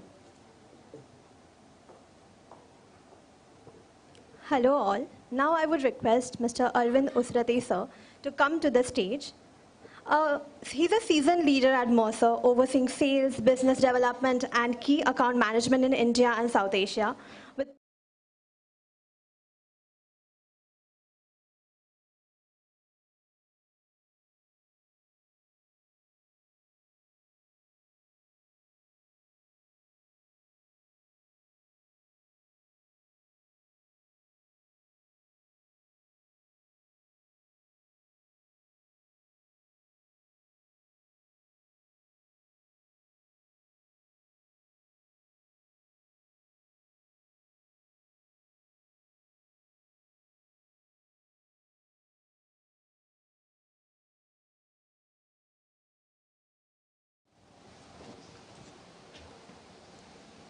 I'll start with the first question, sir. Yeah, now I know who was snooping on my LinkedIn profile yesterday. Yeah, that was me. So, sir, over the years, you might have attended a lot of conclaves, a lot of events. So, I wanted to know, how was Sellathon a different experience for you? First of all, thank you for involving me in this particular initiative at all. Because one thing that I wanted always to do is to give back in terms of whatever I've learned in sales. So this is 23rd year, and by the way, I don't drink, I don't smoke, and I've survived. I mean, those are myths that I wanted to actually bust. And I thought this was one way to kind of, be involved in this process. Otherwise, you keep struggling and thinking of ways of, doing something, and you don't get anywhere. From wild ideas to saying I'll go back and teach and whatnot, but nothing actually ever happened. This was an opportunity to get involved and do something about it. It might be small, it might not be, it might not make a massive change, but at least it's a start, and I wanted to kind of contribute. To that extent, I thought Sellathon was fantastic. Some of the people that I met were brilliant. They are absolute sparks of talent. Of course, they need a lot of coaching, they need help, but there's just raw talent out there. In cricketing terms, we have some amazing bench strength out there. All right, thank you, sir. Moving on, do you think tapping talent from tier 2 or 3 cities is a challenging proposition?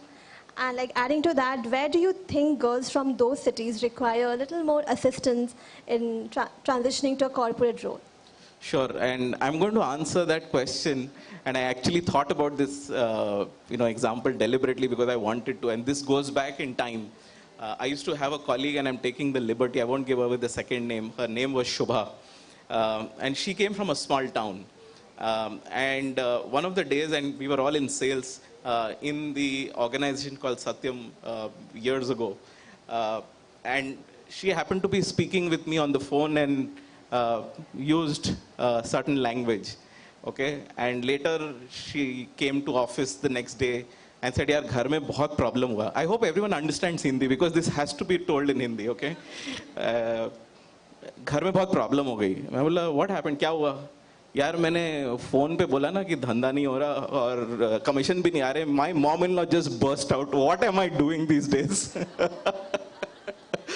Okay, so that is where things started, and that's the perception people have carried to the day today. And I can tell you some of the, and I've been an individual contributor myself. I've had teams as large as 150 people to much smaller teams in consulting, but more senior people, all of that. I've seen probably a very broad spectrum of people, including women in sales. Some of the best individual contributors that I've met have actually been women. Some of the best managers that I've met in sales have actually been women. So I don't see this as a man-woman issue at all. This is just mere aptitude. If you are interested in sales, you will make good of it. If you're not interested in HR, you're not interested in IT, you'll also doom at that. So don't bother about it. So the point is simple. Find a career that works well for you. If sales does not work for you, in spite of that, you're sitting in this room and learning something, that's fine. But if you get interested in a sales career after this, by all means, go ahead, figure it out. If you still fail at it, there are 25 other options to still make good of. So don't bother about that. The point I'm trying to make is that this is not a sales. Sales is definitely not a man and woman issue. I've heard a lot of this about, there are certain things that women should not be exposed to in sales. There are certain things that, well, I mean, men get royally rogered in teams, I can promise you that. The kind of politics that men face is as bad as what women face. The conversations could be even worse, probably. So there's nothing man or woman about it. Everyone gets their fair share of dirt. So don't think about it like that. That's quite helpful. I hope it is. But yes, I'm sorry I missed the second part of your conversation. What help do, women from second tier, third tier cities, they really need? I think there is, as I said, raw talent, but they definitely need coaching. They need mentors. They need to be able to speak with people. They need exposure. So, of course, when they come into bigger cities, they attend colleges, they attend institutions in suppose big towns, big cities. That is available. But if that can start much sooner, I think the journey could become a lot better and sooner. So let's say, for example, someone coming from since I saw Shark Tank yesterday, someone from Ajmer, someone coming from Ajmer, and figuring it out over a period of time. If that very individual had this kind of support much sooner, while still in school or while still in early college, that journey could have been so very different going forward. So that's the point I'd like to make. And if there's any evidence, look at what happens in civil services examinations. So many men and women from tier 2, tier 3 towns, the results get published as Delhi because they wrote the exams in Delhi. They don't belong to Delhi. They don't belong to Mumbai. They belong to Jharkhand. They belong to somewhere in Tamil Nadu, and they belong to somewhere in Northeast. they definitely don't belong to Delhi. So the talent is absolutely there. It's the toughest exam, one of the toughest exams in the country, in the world to clear. If they can do that, they can do well in sales. Sales is a no-brainer's job. Frankly, when I remember my boss used to say this many years ago. Someone asked him, did you join sales by choice? And he would say, I wasn't good at anything else, so I just landed in sales. So many of us did that. We weren't smart enough to be scientists. We weren't smart enough to do, other jobs. So we did in sales. Again, nothing man or woman about it. If you have the flair for sales, if you have, and sometimes I also say flair is not good enough. People who are methodical, structured also can do, well in sales. Sales is actually good for anyone who has basic discipline in life. That's about it. If you can repeat yourself, you will do well in sales. That's great. I'll let Karina ask you the next question. Yes, please. Thank you. So, sir, I want to know, while engaging with the finalists at the presentation, what would be the feedback you would want to give these young talents? Well, I gave them enough feedback already, but all I'd say is that they need to continue expressing themselves. There's no need to feel embarrassed about whether. So I remember very distinctly there was this one particular presenter in the finalists who was feeling extremely uncomfortable with English language, and I was very happy to tell her, don't bother about the language, just say what you experienced. Just say what you did, because that's more important to me, to know what you actually did, what you learned. So yes, but when you enter the corporate world, when you actually do this, knowing a language is helpful. I'm not definitely advocating that there's no need to learn the language. There's need to learn English as well as many local languages that you can learn. It will always do well for you. But the point I'm trying to make is that cannot be a limitation. So please remain confident. Find people who will, fuel your energy further. Read as much as you can. I think, I'm old school. Read books. Read as much of newspapers that you can. All of this will add to your, just knowing what's happening around you. The idea is to be aware. Whatever subject, it need not be a particular topic as such. And finally, I'd say that let no one tell you can't do sales. Absolutely no one. Only you should decide whether you like it or you don't like it, and then do what you decide for yourself.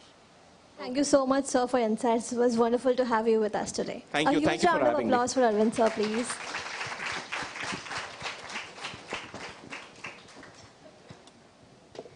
Thank you so much, sir, for sharing your insights. Would urge you to please stay back for a minute. May I please invite back Hema Tripathi on stage to please felicitate Mr. Arvind. Thank you so much for sharing your insights with us.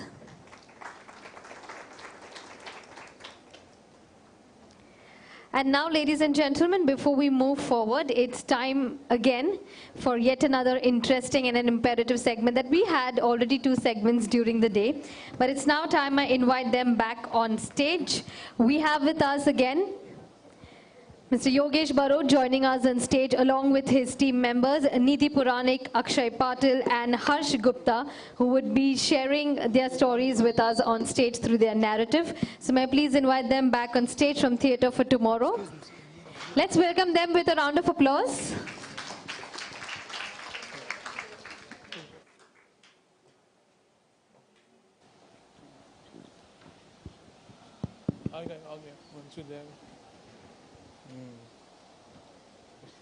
Yes, Pulkit. Why did you call this meeting?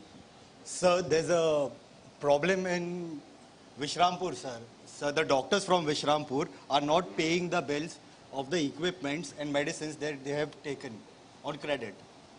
Some haven't paid since a year now, sir. Yes, and this is not only the case with our company, but the entire industry is suffering. They are using the influence of that MLA, and everyone is scared. No one is able to crack this code of recovery from those doctors. It's on. Yeah, even I read... No, okay. Yeah, even I read about that. And in fact, I thought about a recovery idea if... Yeah, Satnam, go ahead. We are listening. So how about if we can create an all-women's team? Are you even joking? All women's team for recovery.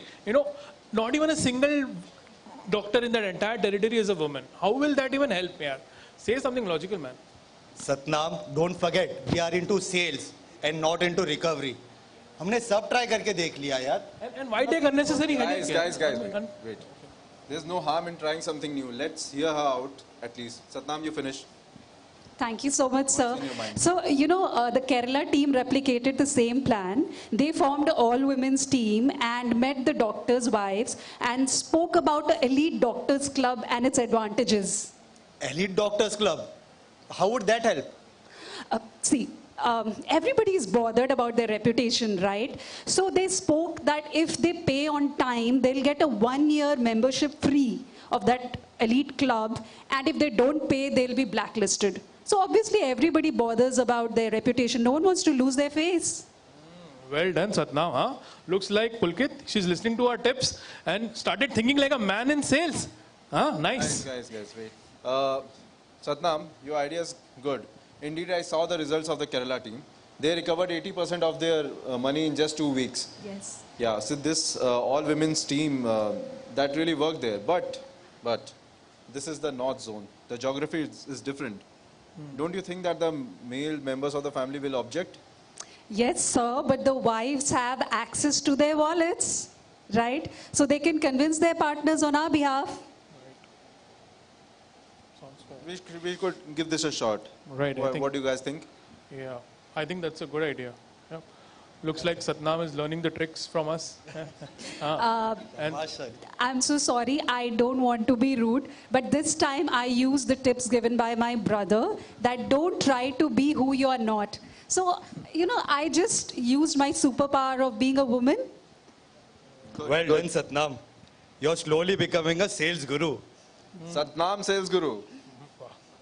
Right. Thank you so much, guys, for your support. So I would like to ask the audience that, sales, we all know, is a challenging job. And every time there's a new challenge related to product or territory. So how do you innovate in your process? At least one story where you really innovated and it worked for anyone?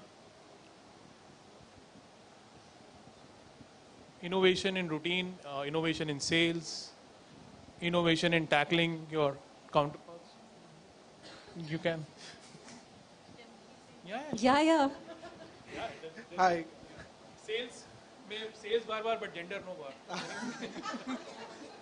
Hi, good evening all. My name is Mahesh and I'm from Gestamp Automotive. So, might not be related to the sales, the retail sales or maybe the FMCG sales, which we have been talking since morning. But for the B2B sales, we supply automotive parts to the OEMs like Mahindra, Tata, Fiat and all that. So in one of our projects, so we were trying with one of our customers since last 5 years for the new business, okay? And we were not getting any lead into that particular area and we were not even able to get through a new business. The pressure was piling up on us, but I think the understanding the need of the customer as well as understanding what the technology we are offering to them meets with the requirements with two things. First is understanding customer requirements. Second one was what was the need of that particular era or of that particular industry. So that we could figure it out. We had our R&D teams involved for that particular support. And then we arranged meetings with customer, back-to-back meetings, and made them believe that, yes, this is what the product is going to be a right fit for that particular requirement of yours. For example, how did it happen? In case of India, there were safety norms or crash norms implemented by government of India. So our product really fit well into that particular requirements, that the safety norms were properly taken care of had they implemented our solution, which is where we are present in hot stamping technology. And that really appealed to them, and that was the reason we could get some traction into that particular area. And I'm very happy to report this in this forum without divulging much onto the details. 2 years back, we are in 24, right? 2022 or 2021, I would say, Mahindra, 0 presence in Gestamp. In 4 years down the line, Mahindra would be our second biggest customer with a revenue share of more than 30% for surpassing our first customer who was since 2010. So this is what happens when you try to put the customer needs first and try to understand how you can, meet their requirements with whatever technology wherever you are present. So I think that was one of the examples where we could really utilize it. Thank Wonderful. you. Thank you so much. Yeah. So do we have time for one more? One more? Or is it one last? Okay. Any more innovative Innovative stories? measures, ideas, stories? Or ideas? Sure. Well, I mean, when you were enacting, like Satnam trying to solve a problem and the others were not able to recognize. So there was one point of time that, the business unit I was in, and in fact in Microsoft itself, was shutting down. So everybody knows that Skype was shutting down and the completely Teams business was setting up. So I was kind of told that, next 3 months, you either look for something outside or you figure out something at Microsoft. So I had a choice to start aggressively looking out or find ways within the allies that I had within Microsoft and experiment with something new. Now people, within the organization generally it happens that there's a recency bias and people thought that, okay, she's a product seller, software seller, she's always done that. But now I wanted to try something new. So I wanted to try services sales. And when I tried to move to that direction, I was kind of given a very okay response, like, okay, you can try it, but no, yes. But I said, okay, what would make it work? So I just put that question across to them. They said, services karke dekho. See what the customer is saying. जब गालियाँ पड़ेंगी तो पता चलेगा. Because everywhere services unit is supposed to front end and listen to all the complaints, etc., etc. I said, okay, I'm going to give it a try. So for 6 months, when I did that, I went back to the same manager. I said, besides listening to the customer complaints, was I able to bring you some revenue as well? So they said, yeah, I think it works. So why don't you just join our hardcore sales team? And then I was one of the first people in West to take that job up. So I was just trying to put myself in your position. You figured out a way. And you also took some help from allies who are from the customer side or from somewhere else. So here also, we figured it out amongst us as a team within Microsoft, and that actually I'm still working within support sales and grew in the same field. So it doesn't matter what have you done in the past. It's a recency bias. Pick up something challenging, give it a shot, show that you can do it. That's what competency is, and Kamyani was mentioning about it. And that's how we are able to surpass all of these challenges. So thank you for enacting that. Thank you so much, ma'am. Thank you. Thank you. Thank you so much. Thank you, Yogesh. Thank you, Nidhi, Akshay, and Harsh for such an informative act and letting people, our members of the audience, share their stories with us. So let's give them a round of applause. And now, ladies and gentlemen, it's time we move forward to one of the most imperative segments I'm sure you all have been waiting for. That is the Women in Sales, that is WinS Pre-Awards 2024. So how many of y'all are excited for the award ceremony now? Hands up everyone. Who all are excited for this? So are we going to cheer up for all the winners coming up on stage? Yes? Okay, so it's time we celebrate and recognize women for their contribution and achievements that they've had in their journey, in their careers and their journey. So it's time we recognize these women and these individuals who will be walking up to the stage. But before that, I would also like to give a big shout out and acknowledge our awards partner, that is Brookfield Properties. Can we have a big round of applause for them as well? Well, before moving to our awards segment, I would like to invite here on stage someone who has a small address to give us before we begin with the awards. Well, I'm talking about none other than the Senior Vice President and Head of Human Resources of Brookfield Properties, India Business, and who is responsible for driving the people strategy for India. With over 20 years of experience in the banking and tech industry, she has a proven record of leading HR agendas for established organizations and startups. Well, prior to joining Brookfield Properties, she was instrumental in designing and implementing comprehensive HR strategy for leading organizations like ICICI Bank, HSBC, and DBS. But she holds a bachelor's degree in mathematics and statistics and an MBA in HR from KJ Somaya Institute of Management Studies. With a round of applause, let's welcome Garima Mishra. Welcome to you.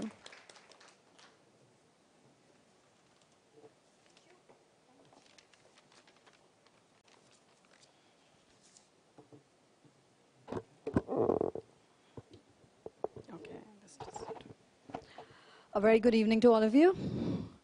Looking forward to the award ceremony, right? Same here. Such a pleasure to be part of this forum. Such a pleasure to be here with all these beautiful women, celebrating women. Women not just in sales, but also in the workforce. I think Purva spoke about it, right? She said that we are about 32% women in workforce and about 19% in sales. And I think that itself is such a huge opportunity waiting for us. And when this came by, Women in Sales, where we have partners like Aditya Birla sponsoring this and People Connect, LinkedIn coming together, I thought this is really the first step in the right direction. That we don't just create a format or a forum, but we actually start the beginning of what we call a community. And I think for me, as we were discussing some of this, I think the first thing that was most important was that we look at this to a start, as a start rather. For me personally, I think it was really the community that we were speaking about that was the pull for me to say that we should definitely partner this and be one of those people influencing the right direction. It's not just about, if you ask me, practically, will we achieve our dream of having a lot more women in workforce in my work lifetime? Maybe not. But will we really be in a position to create those concrete steps for the next generation, for the millennial workforce? Definitely, yes. And I think that's really what drives us, what drives me to be partnering this going forward. I want to quote something when we say communities. I think we often don't give communities the kind of importance that probably it holds, I was reading about this research from World Economic Forum, and I just want to quote something from there to all of you. It says that when people have deep and meaningful relationships with other people in their communities, it enhances their emotional state and overall happiness. And in doing so, it puts them in a better condition to collaborate with and support fellow community members to achieve more than anyone could achieve alone. And interestingly, we were speaking about it, right? Women are women, women's ally. And we had a big round of applause to say that actually women probably don't stand up for women. And I feel this is a good start to say, can we create a community? And I don't know how many of you have read, but if you read Ramayana, it speaks about this.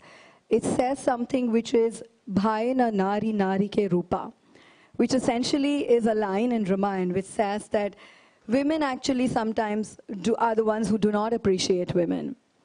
And I think this is our opportunity to not just take today as a moment of coming together, creating awareness, but also creating that community here on where we can lean each other, where we can learn from each other, and take this forward in that direction. I think to me that's probably one of the most critical aspects as I think about this. One last thing before we move on to the award ceremony. While we know the why and how it's important, I think I just want to leave 3 to 4 thoughts with you. That's something that probably you can consider as you think about your careers in sales. And to me, sales is not just about doing a sales job. Every aspect of every job that we do has an element of influence, has an element of sales. And we do that all the time. We negotiate with our children, we negotiate back home, we negotiate in the supermarket, we negotiate everywhere, right? And we do take those shapes and forms in different formats. And I feel there are just 4 things that I want to say to you. One, it's about clarity over confidence. I often hear people say that, be confident, take it forward, it's all right. I say be clear on what you want from life. And we spoke about it in the day when we spoke about choices we make. And I'll give you my own example. At a very important phase of my career where I was doing really well for myself, I was at one of the leading positions. I decided that I want to take a sabbatical for 6 months and go and pursue yoga because that's something that was very close to my heart. I actually took a sabbatical against a lot of people's advice saying that, you know, oh, at the peak of your career, don't do that. That's not the best step to take. But I was very clear of what I wanted from my life. So I took a sabbatical for 6 months, took days off, went into the hills, became a teacher. Today, I'm a CHR of an organization. I teach yoga along with it, and that to me is success. So define that for yourself. Embrace your individuality. There are no rights or wrongs. There is no one way of success or growth that exists out there. Whatever appeals to you, it doesn't matter what that is. Embrace your individuality. Choose clarity over confidence is my mantra that's worked for me. The second, the 3-letter magical word, ask. Ask for opportunities. Don't be shy from asking for opportunities. Ask for a seat on the table and ask for help. Ask for help, ask for help. I think often we think we will look vulnerable if we ask for help. In my experience, every time I've stood up and said, I don't know, I feel most powerful. Because the step from there is that I know something which I didn't know, or I learned something, or I became a more sharper individual or a professional or even otherwise. I know it's difficult to say when you're sitting in the board meeting that probably I don't know this. My personal experience, I've very often said, I don't know this, and it's just helped me go back and learn. And people, and that's where organizations play a role. How do we create those kind of equitable platforms, systems, thinking that if somebody comes up and say that they want their career to be crafted a certain way, or they come back and say no for something, or they say they don't know, do we give that space? It's not just about women, but it is a lot more real for women to, get in those loops sometimes. So I think ask. That's my second advice to anybody sitting here. The third thing, learn and leverage the community. There is a huge community that has been opened up today for all of you. And as you will step out, you will see there is going to be a board which will have a scan to be part of that community. Ensure that you scan and become part of that community. You're not alone. You're not the only one who has those problems, whatever they may be. It's a huge support available out there, which we've all come together to create today as a community. So leverage on that. Learn, lean on that, and help yourself grow. And help others grow in the process.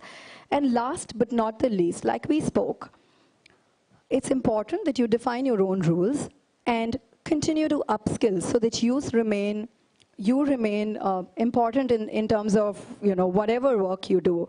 I'm famous in office for never going for any parties, or if I go for parties, I leave at 9:30, and it's absolutely okay.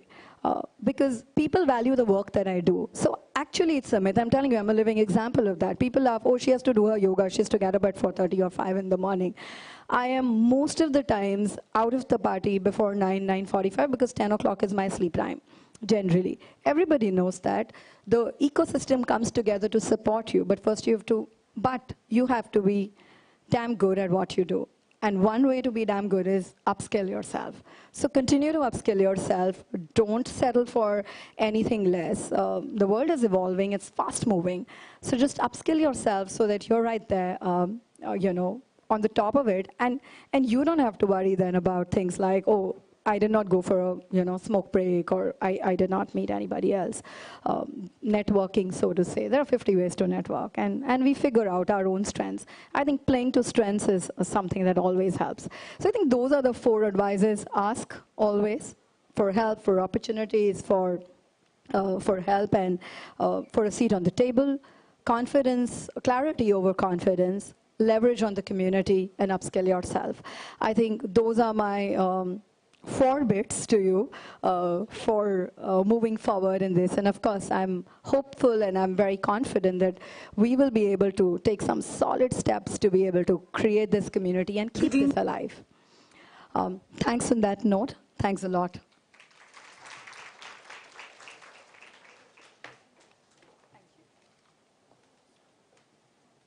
Well, thank you so much, Garima, for that inspiring and very informative talk. Again, let's give a big round of applause to her. And now, well, before we begin with the WinS Pre Awards 2024, I'd like to take a minute out to thank our jury members for taking their time out and assessing the awards and for doing this crucial and mammoth task. So I would like to acknowledge our jury members. Ruchita Taneja Agarwal, Director, New Business Sales Head and One Acquisitions Country Leader, India. Can we give a round of applause to her? She's not here, but we'd still like to convey our message and thank her for taking her time out. To Abhay Singh, Head of Sales Solution India, LinkedIn. Is he here in this room? But again, a big thank you to him as well. And our next jury member is Bani Saluja, Vice President, Marketing, American Express. Thank you so much, Bani ma'am, for your assessing these awards and these juries. And now, with that, it's time we begin with the WinS Pre-Awards 2024. But before that, the only mantra of inviting our winners on stage is celebrating and applauding our winners who will be walking right up on the stage, because it's said that clapping and applause, it just works like karma, right? The more you give, the more you... Right. So it's time we applaud our winners who will be walking on the stage. So our WinS Pre-Award 2024 are divided into 4 categories, which is the Win Pre-Evangelist Enterprise, the Win Pre-Achievers Power Leader, WinS Pre-Achievers Emerging Leader, and the WinS Pre-Achievers Rising Awards. And it's time we begin with the first category of the awards. And to do the honors for the first set of awards, I would like to invite on stage Ruchi Anand, Senior Director, LinkedIn Talent Solutions, and Anjali Gulati, Founder and Chief Executive Officer, People Connect, to do the first set of awards for Evangelist Enterprise. Well, we have 2 winners under this category. So are we ready to begin? Yes? Let's see who the first winner is. Okay, so the first winner under this category is Procter & Gamble India. A big round of applause for them. Well, unfortunately, we don't have a representative from P&G right now, but the applause must go on because this is a complete moment of glory for them. A round of applause for them. Our next awardee under this category, which is Evangelist Enterprise, the award goes to PepsiCo Holding India Private Limited. Can we have our winners walking up on stage?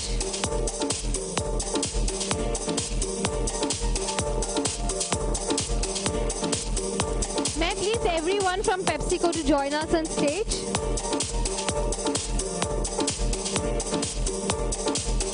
And let me also announce that we don't have any ranking for these awards. These both are equal awards under the same category. So they both hold it on the same stage.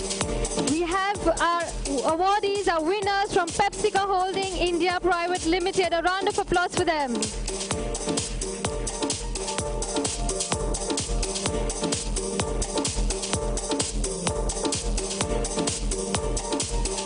Thank you so much, Ruchi, and thank you, Anjali, for doing the honors. And now it's time we move to the next category of our awards, which is the Win Pre-Achievers Power Leader. And to do the honors, may I please invite on stage Poonam Yadav, Group Head, Talent Staffing, Aditya Birla Group, and Mangesh Vaikar, Commercial Director, G-Stamp India. A loud round of applause for them. And it's now time for me to invite our winners on stage. We have 2 winners under this category.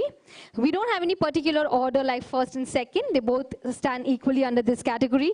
So the first winner I would like to call upon on stage is, any guesses from the audience? Anyone? Okay, let me put it out. The award under the Achievers Power Leader goes to Tilagavati Kumar. A round of applause for her. Well, we have one video played over here. She's not in room with us here, but we have a video. So, yeah, can we please have the AV?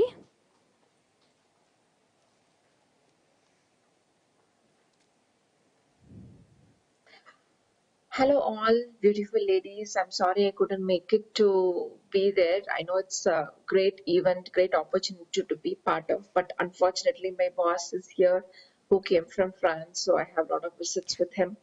And I'm so thankful to the jury committee and LinkedIn People Connect to organize such event and to acknowledge my as a power leader. I'm so happy and privileged to receive this award. Thank you so much.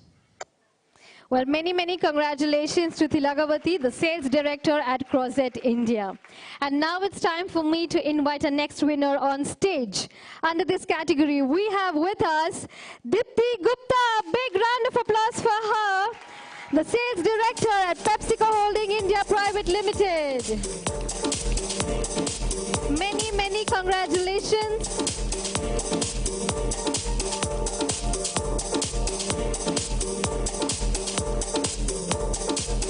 Well, let the hoots go on. Come on, let's celebrate our winners right here up on stage. Many congratulations, Dipti. And thank you to your presenters for doing the honors for us. And now it's time for me to move to the third category of the awards, which is the Women Pre-Achievers Emerging Leader. And to do the honors, may I please invite on stage Mr. Kamlesh Dangi, Group Head HR Incred, and Purba Bhattacharya, Chief Operating Officer, People Connect. And are we ready? Yes? All right, so our next category is the Emerging Leader, and the award goes to Jashmali Dullah, the AVP Growth Sales from True Elements. A round of applause for her. Many congratulations, Jashmali. This is your moment of glory, recognizing for all the hard work that's put in.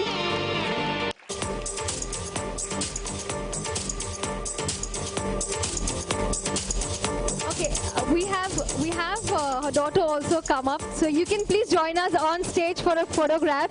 Let's also give a big round of applause for her.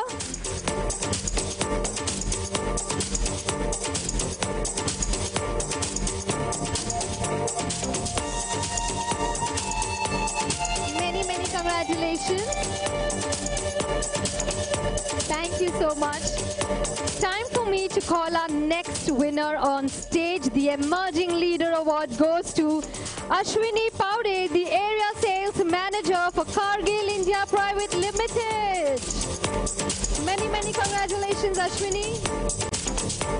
Well, the hoots and the claps and the applause must go on.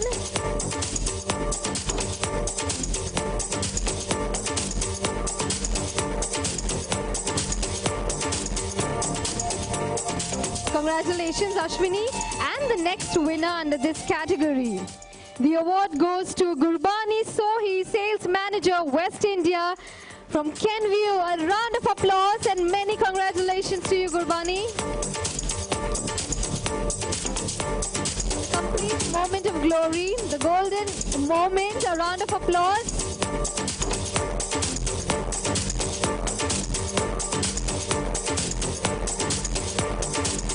Thank you to our presenters for doing the honors for us. And it's time we move to the last category of this awards, which is the WinS Pre-Achievers Rising Star. And let's see who gets the award. So we have 4 winners under this category. And to do the honors, I would like to call on stage Gaurima Mishra, Head HR, India and Middle East, Brookfield Properties.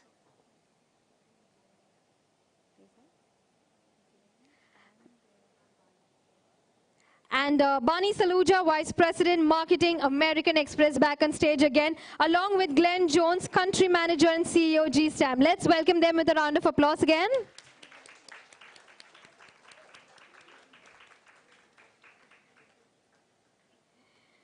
Thank you for joining us on stage to do the honors. And it's time we now announce the winners under the Rising Star category. The award for this goes to Any guesses again? Anyone in the audience? Okay, let's give the first award, which goes to Shraddha Desai, the Junior Engineer Commercials at GSTAM Automotive India Private Limited. Congratulations, Shraddha.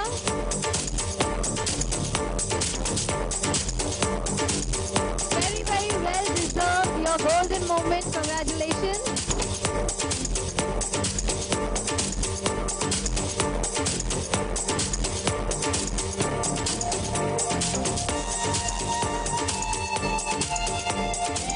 Thank you, thank you. Our next awardee. Sure, so Shraddha would like to say a few words. So can we please have a mic?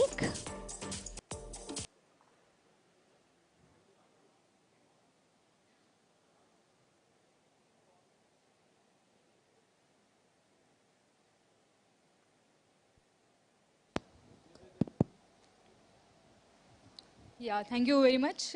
Sorry, I know we are running out of time, but I would just like to share my feelings just for 2 minutes.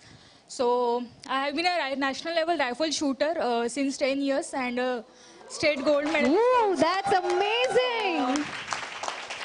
Yeah, thank you. So over all these years, my only dream was to stand up on the podium and seeing our national flag raising up and listening our national anthem. So it was my only dream over all these years. And when I got a job offer from Gestam, I thought that let's try something new. And trust me, it has been a roller coaster ride for me. And I realized that every day means doing a corporate job is no less than preparing for national or international matches. Trust me. Very well It is said. never easy. It is never. Every day has been a roller coaster ride for me. But a resilient player in my soul helped me a lot to sustain in this industry for 2 years. And I have always been fascinated by sports people, their physical stamina, their mental strength.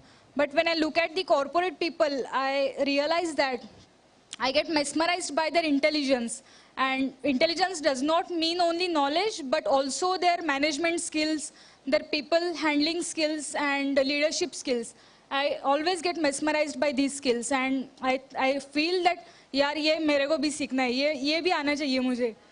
So I feel that, and I'm very happy that I'm passionate about my job, and I hope that I have been doing good, and still there are a lot of things to learn. And thank you once again, People Connect, for getting me awarded. And thank you, Gestam. My whole team is here. My managers are here.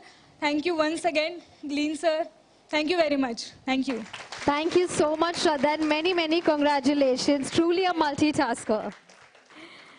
Well, our next winner under this category, the award goes to Ankita Chaudhary, Associate Business Development from Legacies. A round of applause for Ankita. Our winner just walking up to the stage. Many congratulations, your moment of true achievement and glory.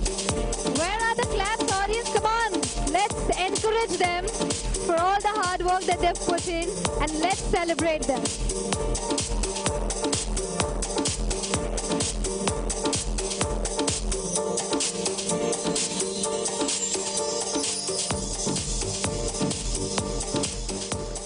Thank you, Ankita, and many congratulations once again. Well, our next winner under this category, she could not be with us in person, so we have a video for a message that she sent us. And the award goes to Shruti JN, the area manager. I thank everybody for having helped me. Can we please have the video? This award absolutely belong to a lot of other people, my friends, family, and my colleague. And this is just the beginning.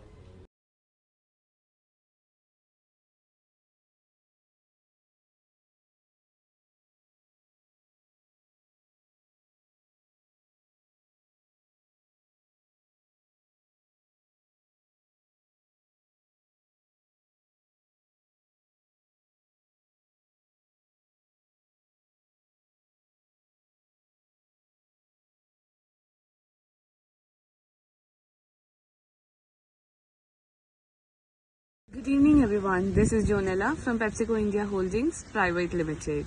I'm extremely grateful and honored to receive this recognition today.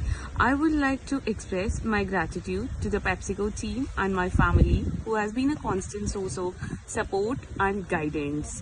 A special thank you to the People Connect and LinkedIn team for this recognition. Thank you.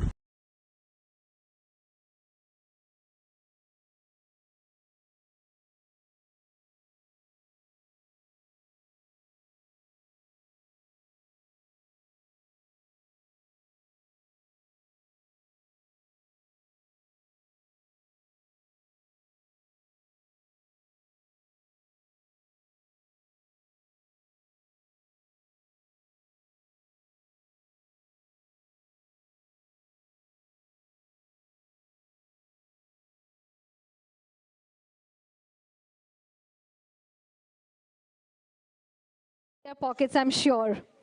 And with that, yet again, we have Yogesh and his team, Nidhi, Akshay, and Harsh Gupta joining us back on stage. May we please have you all back on stage. It's the last segment of the day before we call off the event and once we're done with the event. But the last segment of the day, I'm sure yet another very interesting and an interactive session. I would urge all our members of the audience to please take their seats. It's just the last segment before we are done with our conclave, but would urge you all to please take your seats. Satnam, I must say that sales is a very tough job and not everyone has the same passion as you. True, sir, but I also feel that women in the sales journey, they don't get enough support, honestly. What kind of support are you talking about here exactly? I'll give you an example. So there was a team member, Sucheta. She was doing excellent in her territory, but then she went on a maternity leave. And a person, Majid, took over her role. When she came back, she did not even get that role. And on top of that, she was demoted. Okay, but see Satnam, what can we do? People leave us. We can't stop them, you know. And priorities change, things change. I am sure that once you got married, your priorities must have changed too. But this perspective we can change, right? I mean, we can show them their career path and we can mentor them and coach them so that they have confidence to join back, right?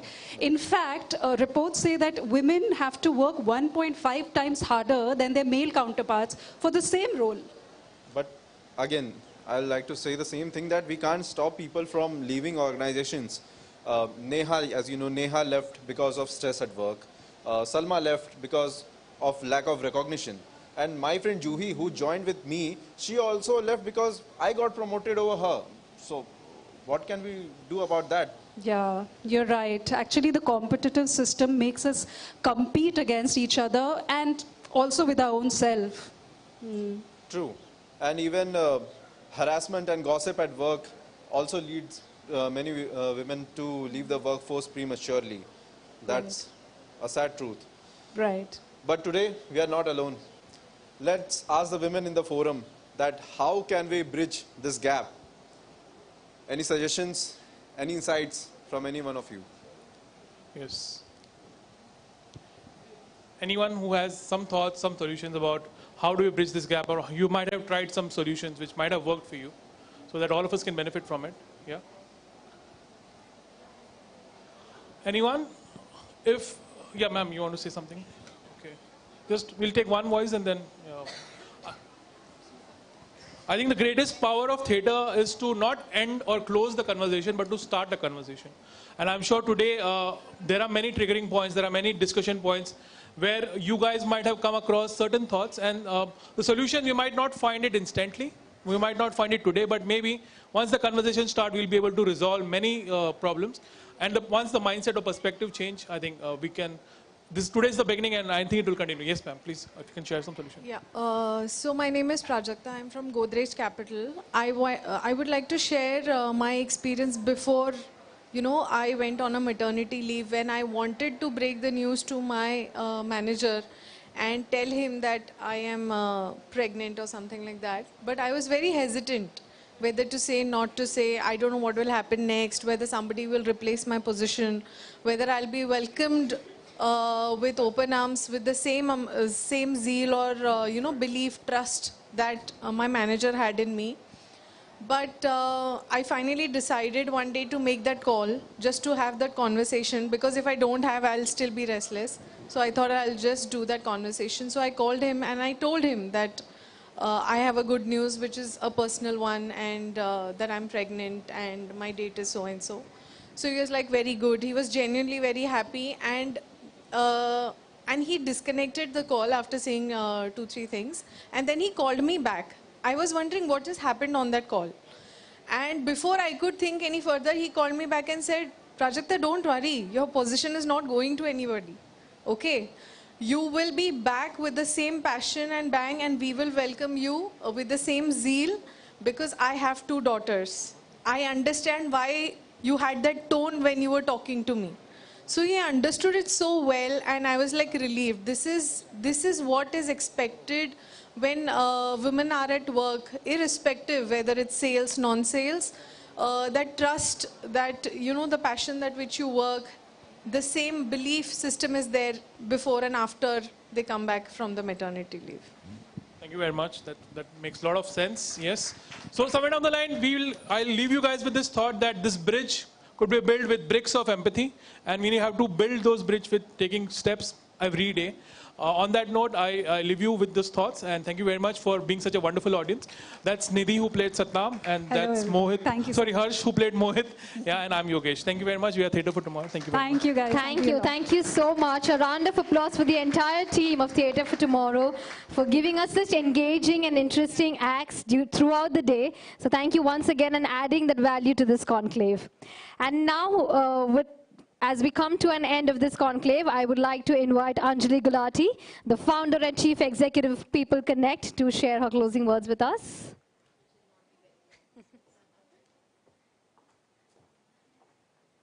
Thank you everyone for being a great audience today. Did you have a lot of fun?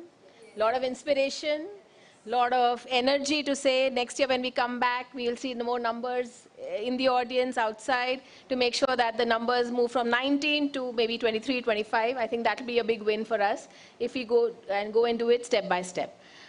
We could not have done it possible without our partners, sponsors. Once again, Aditya Birla Group, thank you so much for putting your might behind us, believing in us, making sure that we see today happen. Of course, Garima and Brookfield Properties, for just like saying, yeah, I'm on, don't worry, I'll be there in like an instant, because somewhere I think the cause or the movement is close to your heart. See you again next year, and thank you so much for partnering with us on this journey. Thank you.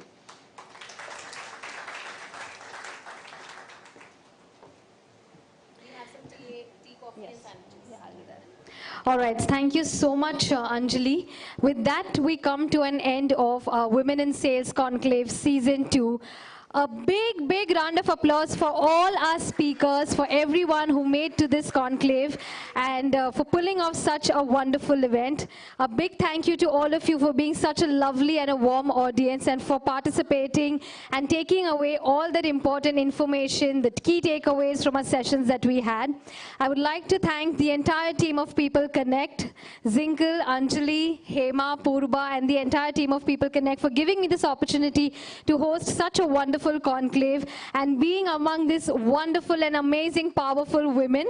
On that note, I would just like to say that a very famous quote by my favorite leader, which is Michelle Obama, that there is no limit to what we as women can accomplish. So more and more power to all of you all. Dream big and achieve the impossible also. So a big round of applause to yourselves, and thank you once again for being a part of this conclave. Thank you.